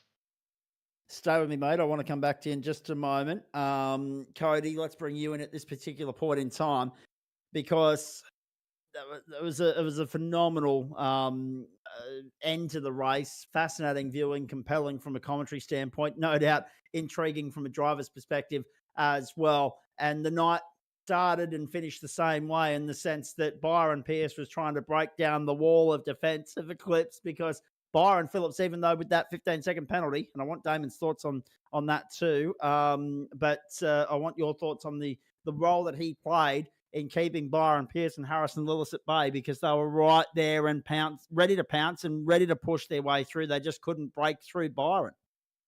Yeah, it certainly helped. The new tyre that the other boys had on, like, I just couldn't fight it, to be honest. Like, the car was just nowhere near as good when the others had the new tyres on from the last pit stop. So it was a bit hard to try and break away, but Byron did a pretty good job, to be honest. Raced them fairly, raced them cleanly, and helped me out, break a bit of a gap, and was able to come home with the win. So yeah, pretty happy with that. I was going to say I've obviously seen enough of your racing between here and Gents and other things as well.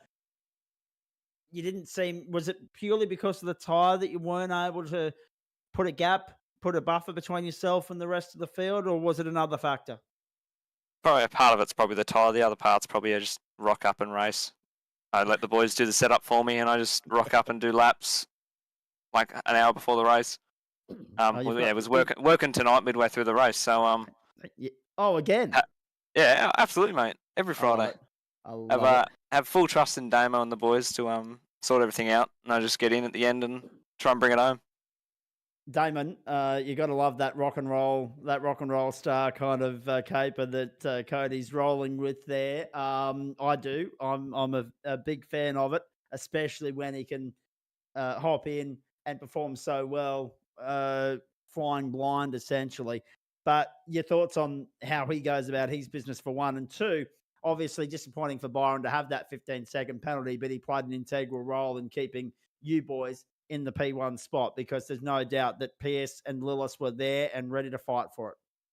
I mean, with Deeth, I mean, I know he's super quick, so it doesn't really matter how many laps he does. He's always going to be on pace. So knowing that he's coming from work and then hopping into driver, it's not really a big concern. I mean, we both kind of had the same mentality with it because, obviously GT3 is our main thing, so we don't necessarily have to invest as much time as we do into supercars to really get on the pace. So, yeah, I mean, kind of a bit of a rock up and drive kind of thing. Not so much for me. I did a little bit more of the setup work with Zach, but more or less, a lot less work went into it than Pro Series in the supercar. But yeah, in terms of Byron's penalty, I mean, I haven't seen the incident. Knowing how how Byron drives, I mean, I wouldn't be surprised if it was an absolute send of a move that he was probably G'd up to do. So, look, I've got nothing to comment on it about. Copy. But I mean, props to him if he did generally like make a decent move and kind of came out with a bit of a bad end to it. But I mean, yeah, he played a vital role at the end there. But I mean, in the end, he's fighting for P2 on the track. He's allowed to do it. So I have no problem with it. Got us the W. So we'll move on. I guess the only positive out of the negative here with regards to your comments that you made on Zach Ratray White are that you guys go into the second half of the season with a little bit more of a buffer than what you had on your teammates coming into this round. It was only 2 points, and if you'd stayed on track in the same positions as you were, following one another home across the start-finish line, that would have been a lot tighter than what it's going to be. That could be to your advantage, and unfortunately not theirs when we get to Bathurst at the end of the season, mate. I mean, we'll just run it up for the rest of the year. We'll see what happens. We'll be, up the front regardless. So we'll just see how everything unfolds. And when we get to Bathurst, we get to Bathurst, and that's the points gap we got to play with. I'm going to give Cody the chance to answer this one, and then I'm coming back to you for the thank yous. Cody, next round of the championship, Le Mans, Circuit de la Sarthe. Have you got the right package? Have you got the right car to get the job done there? And is the trick to success there going to be the straight line speed and taking advantage of the aerodynamics and the slipstreaming, or is it going to be a bit like tonight and just surviving? Yep, Cody is gone. Is Cody here? Oh, Hello? sorry. Yeah, My that's bad. for you. Yes, that's for you. Yes. Yeah, I think it's going to be very heavily towards having pretty much the lowest downforce you can get. But obviously there's going to be, I'd say, probably a few team games, considering I expect, and I think the other boys expect to be up the front, at least in the top 5 altogether. So there's going to be some interesting games to be played, I think, during the race. Yep. Which should make it fun. To be honest, I think it's going to be a bit like NASCAR. To be honest, so it should be good. Before we release these guys, we'll get some thank yous from them in a moment. Any questions from you, Scott? No, mate, I'm good. I think we covered it all. Excellent, lovely. Damon and Cody, if Damon doesn't tick all the boxes for you, anyone that you guys want to thank for the performance tonight, for the success that you've enjoyed through the first half of the season on the way out? I mean, just huge props to ZRW for putting in the work as well. Everyone at Eclipse for always backing us up. And 5-6 sim coaching and Lutsu drive performance for all the hot tips and tricks to get up to speed in the GT3 car. So, and we'll come back stronger for the next one, mate. Indeed, you will. Cody, anything to add to that, mate? Yeah, shout out to the Sim Speed and all the fellas behind that. Doing a really good job. Shout out to the commentators. Awesome job as always. Love the enthusiasm. Yeah, just honestly a good race. So yeah, happy with that. All right, mate. Very nicely done. Congratulations, boys. Well done. Enjoy the spoils. Look forward to seeing you in 7 weeks' time when we get to Le Mans. Rest up. Go well. Cheers, boys. See you later, fellas. Have a good one. Okay, I'm going to catch my breath. Scotty Rankin is going to bring in our second place runners tonight. Of course, Byron Pierce and Marino Morella. What a great run from these guys, Scotty. Whoop, sorry. Yeah, no, they have done a great job, and I love to live be there. broadcasting at 5 minutes to midnight. Great. Yeah, I'm. Unfortunately, my dog has barely beat me to the back door and caused some issues. I was just attempting to clean up nice and quickly. For Byron Pierce and Maria Morella, I mean, change your car, change your tire compound, change of aerodynamics. That's nearly fallen in your favour. The car was quick tonight. It was quick at all the right points. Gotta love the Ford. In terms of the pace, looking forward to the rest of the season, I mean, we can go now from Spa. We're moving across to Le Mans. That car certainly showed itself to be nice and quick and pointing in a straight line. Are you feeling confident in sticking with the Mustang? Yeah, no, I'm fully confident in the Mustang. If I could run it the entire season, I probably would. I don't know how it would go at Le Mans, but we'll find out closer to the date. In terms of the remaining challenge left in terms of the championship as well, we've got Bathurst coming our way at the back end. I mean, like we said, new tire model. I think the biggest thing that everyone's looking at is just bringing the tires in. Was the car a little bit on edge on those cold tires? Was balancing it a problem? Because we saw the rest of the Mustangs really have major issues just bringing the tire in. Yeah, mainly through the middle of the track, it was a struggle. Like it would understeer through half the corners, and the rear would want to go, especially through Pouon. I had to go so much slower than the McLarens through there. Even on warm tires, it just didn't have the grip. But as for the race cold tires, I was able to bring them in fine. I was able to go flat up, like flat through Eau Rouge and Blanchimont fine on the first lap. But qualifying is a different story. Just they haven't really got a clue what to do there. Well, finally, boys, I'll leave the floor all yours to give the thank yous to the sponsors that make it possible for you, and congratulations on P2 here tonight. Thank you. Yep. Thanks to P1 Docs for the setup. It was mighty nice when it got colder at the end. And big thank you to the rest of the team, the rest of the OTD Sport team, and everyone of our competitors who rested tonight. It was really good fun to be out there with some awesome boys. So thanks very much. Well done, boys. Congratulations. I'll pick it up at this end and let Scott catch his breath. Byron, Marino, well done. Great work, boys.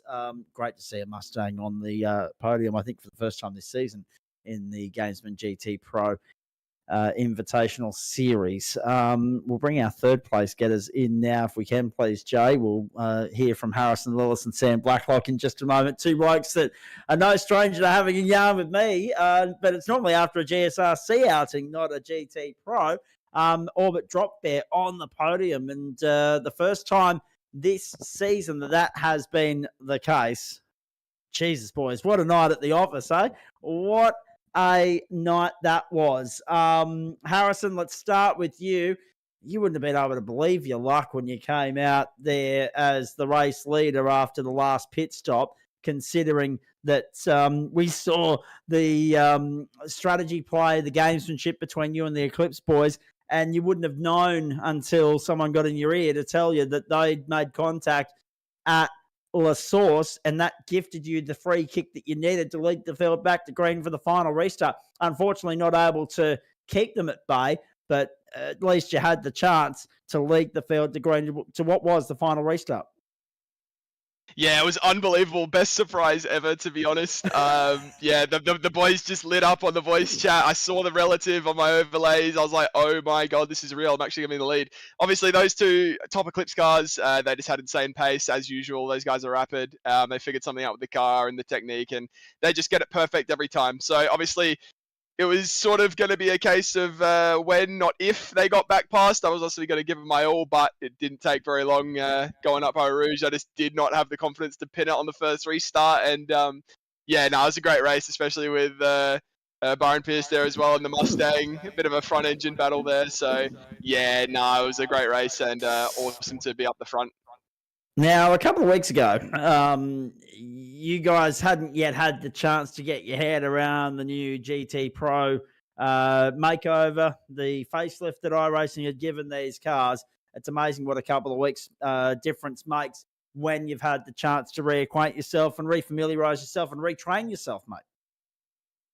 Yeah, well, that's the thing. It was really difficult for me, to be honest, because I was actually going away on holiday basically immediately after the build. So right out the gate, I was sort of 3 or 4 days behind everybody. And obviously that doesn't sort of feel like much, but it kind of is. Everyone's sort of like making steps towards figuring out the car, and you're sort of just hanging around, not really sort of getting a feel for it. But yeah, honestly, still GT3s haven't been the biggest thing on my radar. Obviously very keen to get back to the pace I was before the change.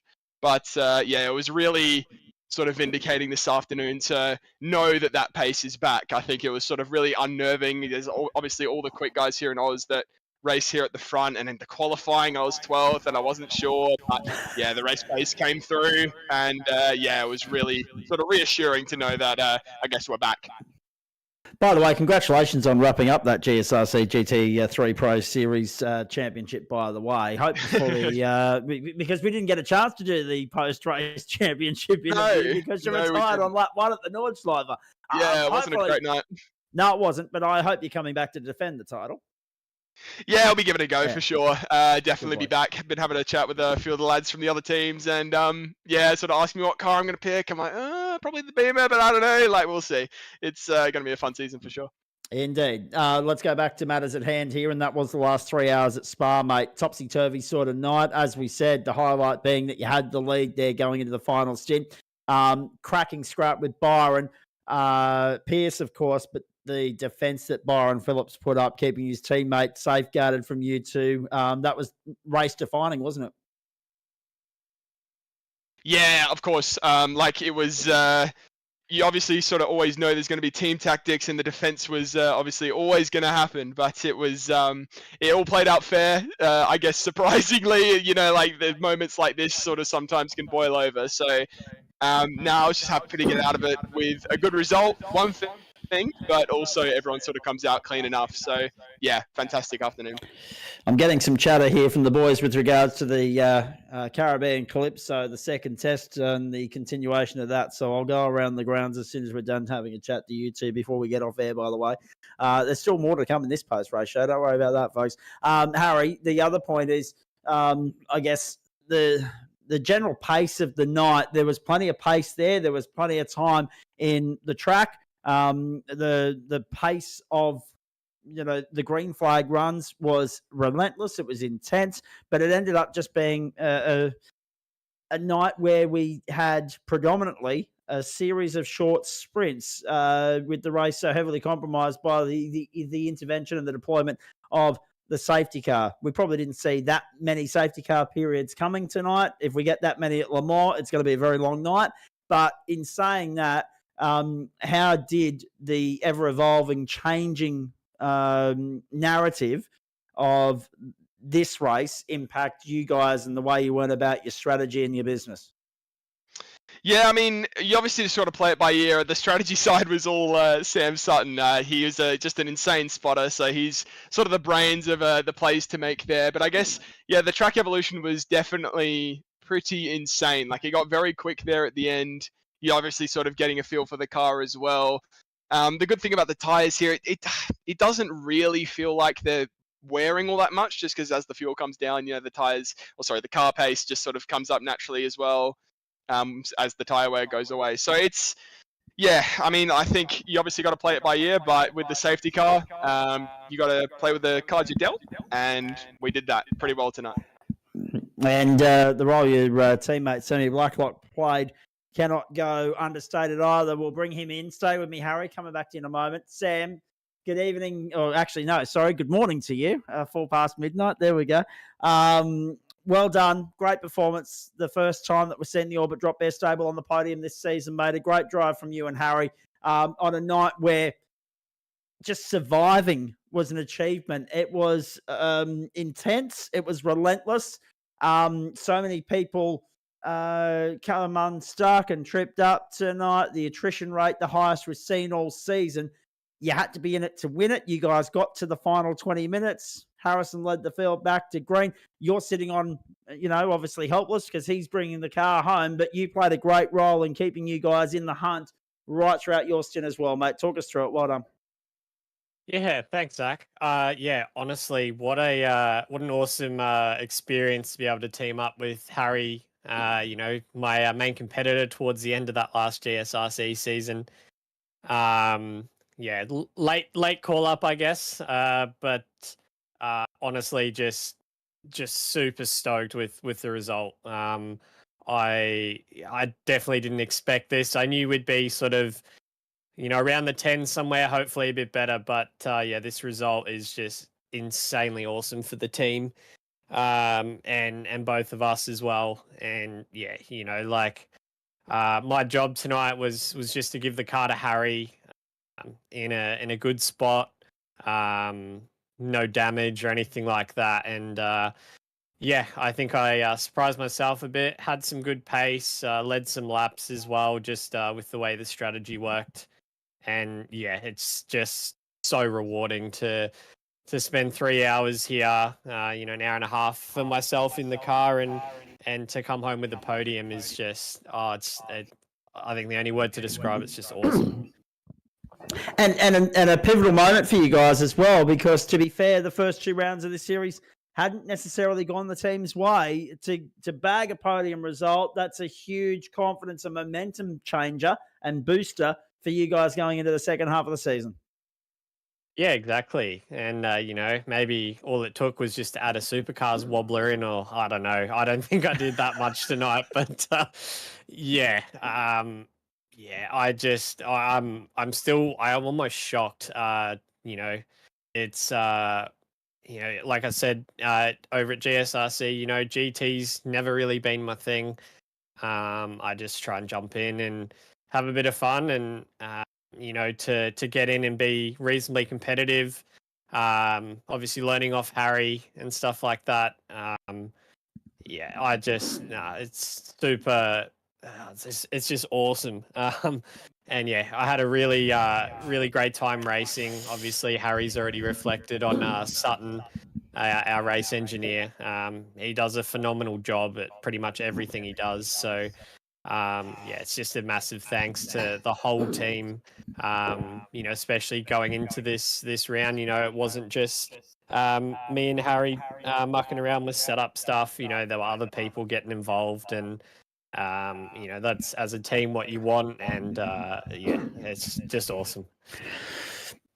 Stay with me, mate. Harry, back to you. Obviously, Sam's done enough to earn a callback, I reckon, for Le Mans next time round, but we'll get to that in a moment. Talk me through what this means for the team at large, mate, because you look at how competitive this series is. You look at the ERT squad, you look at Eclipse, you look at so many others that you're going toe-to-toe with, and the fact that you're now there matching it with them, going punch for punch with them. How much work has to go in between now and Le Mans for you to be able to eclipse them, if you'll pardon the pun, and get to the top of the summit? I will very barely pardon that pun, but yes, it's obviously it's probably the biggest thing about this whole result tonight is the mental for the whole team. Just sort of knowing that we are capable of results like this. Spa is such a technical track, and a lot happened tonight, sort of maybe that went our way, but the pace-wise was insane. Obviously, Sam did a mega job with even some adversity at the start of the stint. We sort of got very lucky for the car not to be damaged, but he just did exactly the role he needed to do. His pace was great. Gave me the car in a good spot, and I sort of love a chase as well. So when there's sort of something in front of me, I just love to get in the car and chase some people down. So yeah, I had a really sort of good time tonight, and I guess moving forward, it's really good to know that our pace is there and it can be moving forward. All right, quickly from the pair of you, thoughts on the Circuit de la Sarthe, Le Mans, and the challenges that await there. Given the challenges we've had at Spa, we're going to an equally as notorious circuit, and a high-risk one at that as well, because it does bite hard if you get it wrong as well. Yeah, hate it in GT3. Personally, I don't know about Sam, but love it in my prototypes. But yeah, just snooze fest in GT3 for me, I think. Fair Yeah, enough. Sammy? I'd agree with that. I don't mind too much driving the GT3 around there. Yeah, good point. But driving the GTP during the majors Le Mans 24 really opened my eyes up to that sort of world, and I would definitely take that over GT. But I guess we'll see how our car lineup's looking for Le Mans, and if it's me in the car again, I'm all ears. All right, on that subject, who do you guys want to thank before we let you go early on a Saturday morning? Harry? Oh, sorry. Team Yeah, I was caught up spokesperson, in my go phone. for it. I'm getting some drive-bys in the YouTube chat that I'm just getting caught up on here. Do not doubt that. I know what you two are like and what your team's like, more to the point. Yeah, but obviously big thanks to everyone at the team. There was so much work. Like Sam said before, like everybody was throwing stuff at the car for the past couple of weeks, figuring this thing out, and so many different iterations and trial and error, and eventually we've got a car that's pretty handy. So yeah, we'll obviously big thanks to everyone at the team, and we'll see if we can keep producing results like this that we deserve. Sammy Blacklock, anyone you want to thank on the way up? Yeah, just a big shout out to our sponsors, Revolution Race Gear and iLiveries. They obviously make our cars look pretty awesome, especially these GT cars. So big thanks to them. And also just a big thanks to my girlfriend for letting me race tonight and get on the beers. So yeah. Well done, you boys. Got the signed permission slip. Well played. And secondly, I was going to say I would be having happy hour beers as well right now if I were you two, considering the result tonight. So well done on that. I no doubt we'll see you both at some point next week on the platforms of the GSRC as well. Well done. Enjoy the spoils. See you at Le Mans. Thanks, guys. Thanks to the broadcast. Yeah, thanks, guys. Cheers. And on that very subject, before we get some final thoughts from Scott Rankin, there is the next round of the Gamesman GTPRO Invitational Series, round 4, the Circuit de la Sarthe at the 24 Hours of Le Mans, the spiritual home of the twice round the clock classic, of course, that was held in the real world only a couple of months ago, or a couple of weeks ago, in fact. 7:45 p.m. Australian Eastern Standard Time. Make note of that. Friday, the 22nd of August. It'll be our last pre-daylight saving round of the campaign. So it'll be nice to be progressive and civilized for at least one more occasion this season. 7:45 p.m. Eastern Standard Time, Friday, the 22nd of August. And Scott, you mentioned July 16, the next time that we go around as far as the Logitech G Pro Invitational Supercar Series is concerned. I believe you said Road America. Heading off into stateside, I believe, for the next round of the supercars. It is Road America indeed on July the 16th. Sprint race formats, not super sprints that we've seen, all the Enduros, which are still yet to come. But off to Le Mans for the next round as well. There is some pre-data on the new tyre model as well for Le Mans in terms of GTs, and I'm expecting to see as many McLarens as we saw in the field tonight, if not more. Then again, that Job Stewart Chevy was rather quick at points in time, wasn't it? Indeed it was.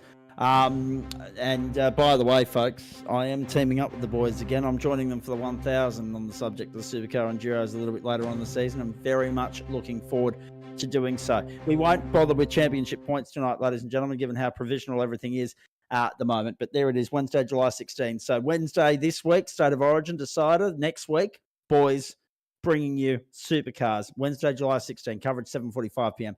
Australian Eastern Standard Time. Thanks to the Gamesman, thanks to Logitech, thanks to OG Gear, thanks to Playseat, thanks to Speed Cafe, thanks to SimSpeed, thanks to the Australian Sim Racing Group as well. Final thoughts from you, Scotty Rankin, before I wrap it up and send us home. Just madness, utter madness from Spa. It's supposed to be a spa vacation. Instead, it's turned into a steward's nightmare, really. Lot to look at. New tyre model was a shock to a lot of people and a lot of issues with hanging onto those cars. And GT3 racing got a lot more exciting, which I'm looking forward for. Indeed, they did. I'm having a look around to see if our race control channel is still fully operational tonight. They might have knocked off and said, look, we'll reconvene tomorrow. Very nicely done.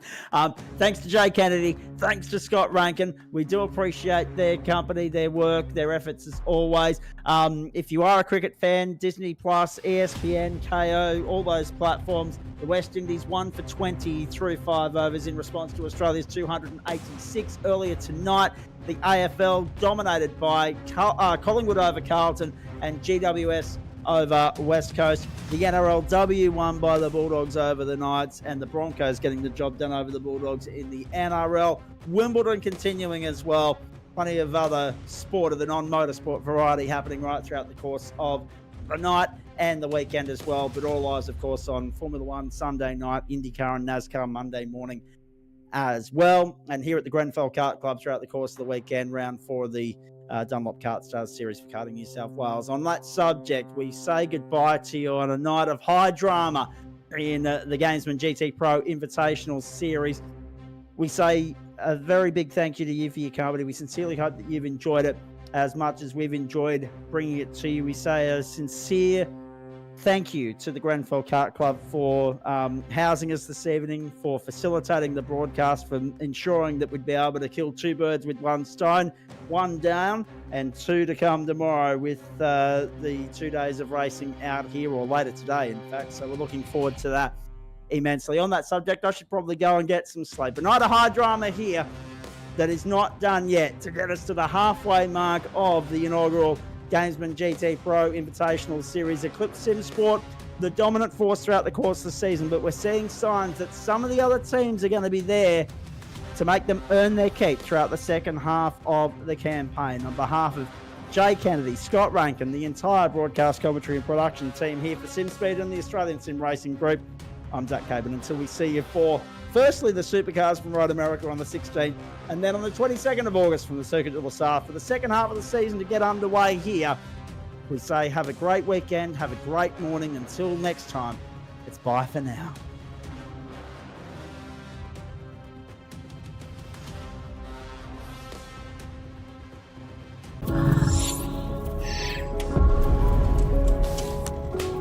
The Racing Series is a new milestone in Logitech G. All the great old wheels, the G29, the G920, the G923, they all have their own unique way of connecting to each other, but there's no room for expansion with those products. So the question arose was, what if we were to give the opportunity for the racer to switch out from a drifting wheel to a GT rim? With the wheel hubs that we've created, that's got a very specific button set, but you can replace any of the steering wheels. And the real lovely aspect to this was we could give the user, driver and the racer the opportunity to experience different genres of race. That allows drivers to craft high quality, customized setups that resonate with your individual racing style. When we start with the design, we always start sketching. Very often, once we've got sketches, we start discussing with engineering. We had 3 rounds of engineering testing or user testing where we invited in users from sim racing, and every single round of feedback we refine, the product based on what they tell us.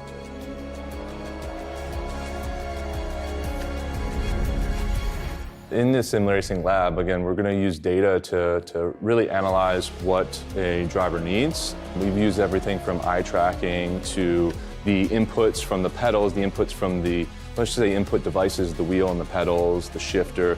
We're taking that and we're compiling it so that we can build different products based on those individuals' needs for all consumers and all drivers. I don't know of anyone else in the industry that's actually doing this kind of research into their products to see how their products are affecting performance of their users. We've built the product to make sure that it's as reliable as possible. So the innovations in engineering that I'd say we're most proud of is the sequential handbrake and shifter toolless changeover. This is now a patented system, so it's really easy for the user to just switch between modes. If you give people the tools to do what they want, they will. They will just go off and have fun.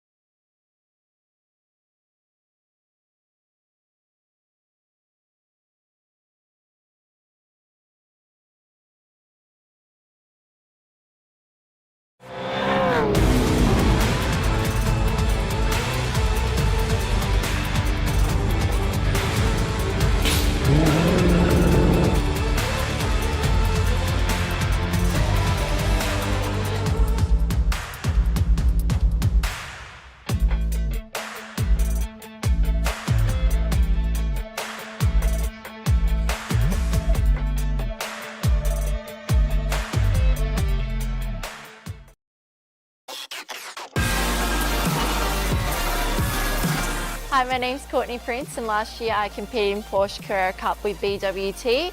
Today I've been on the sims with the OG race gear. I love the new gloves. They're really breathable and awesome, so you don't get sweaty hands using your normal race gloves on the sim. The socks are also really good. You don't get sore feet on the sim. I also think in training they'll be really handy as well.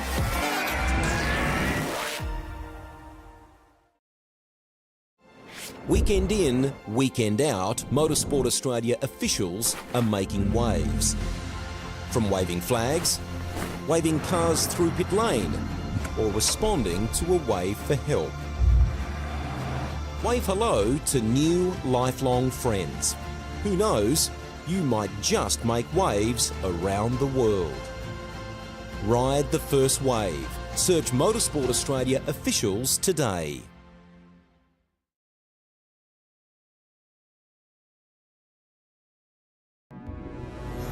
We are gaming fanatics. Our goal has never been to just play games. We think it's much better to feel like you're actually in the game. This feeling is what drives us as we create world-class gaming chairs. Our one aim, give you a brand new gaming experience. Help you move in perfect sync with everything on screen. Make sure you're having a ton of fun. It took us decades to achieve this, and we're still not satisfied. Every day, we wake up to get better. We'll never stop designing the very best to help you be your best. When it's all said and done, our job's only done if you're in full flow and focused on your victory. May you win, and win big.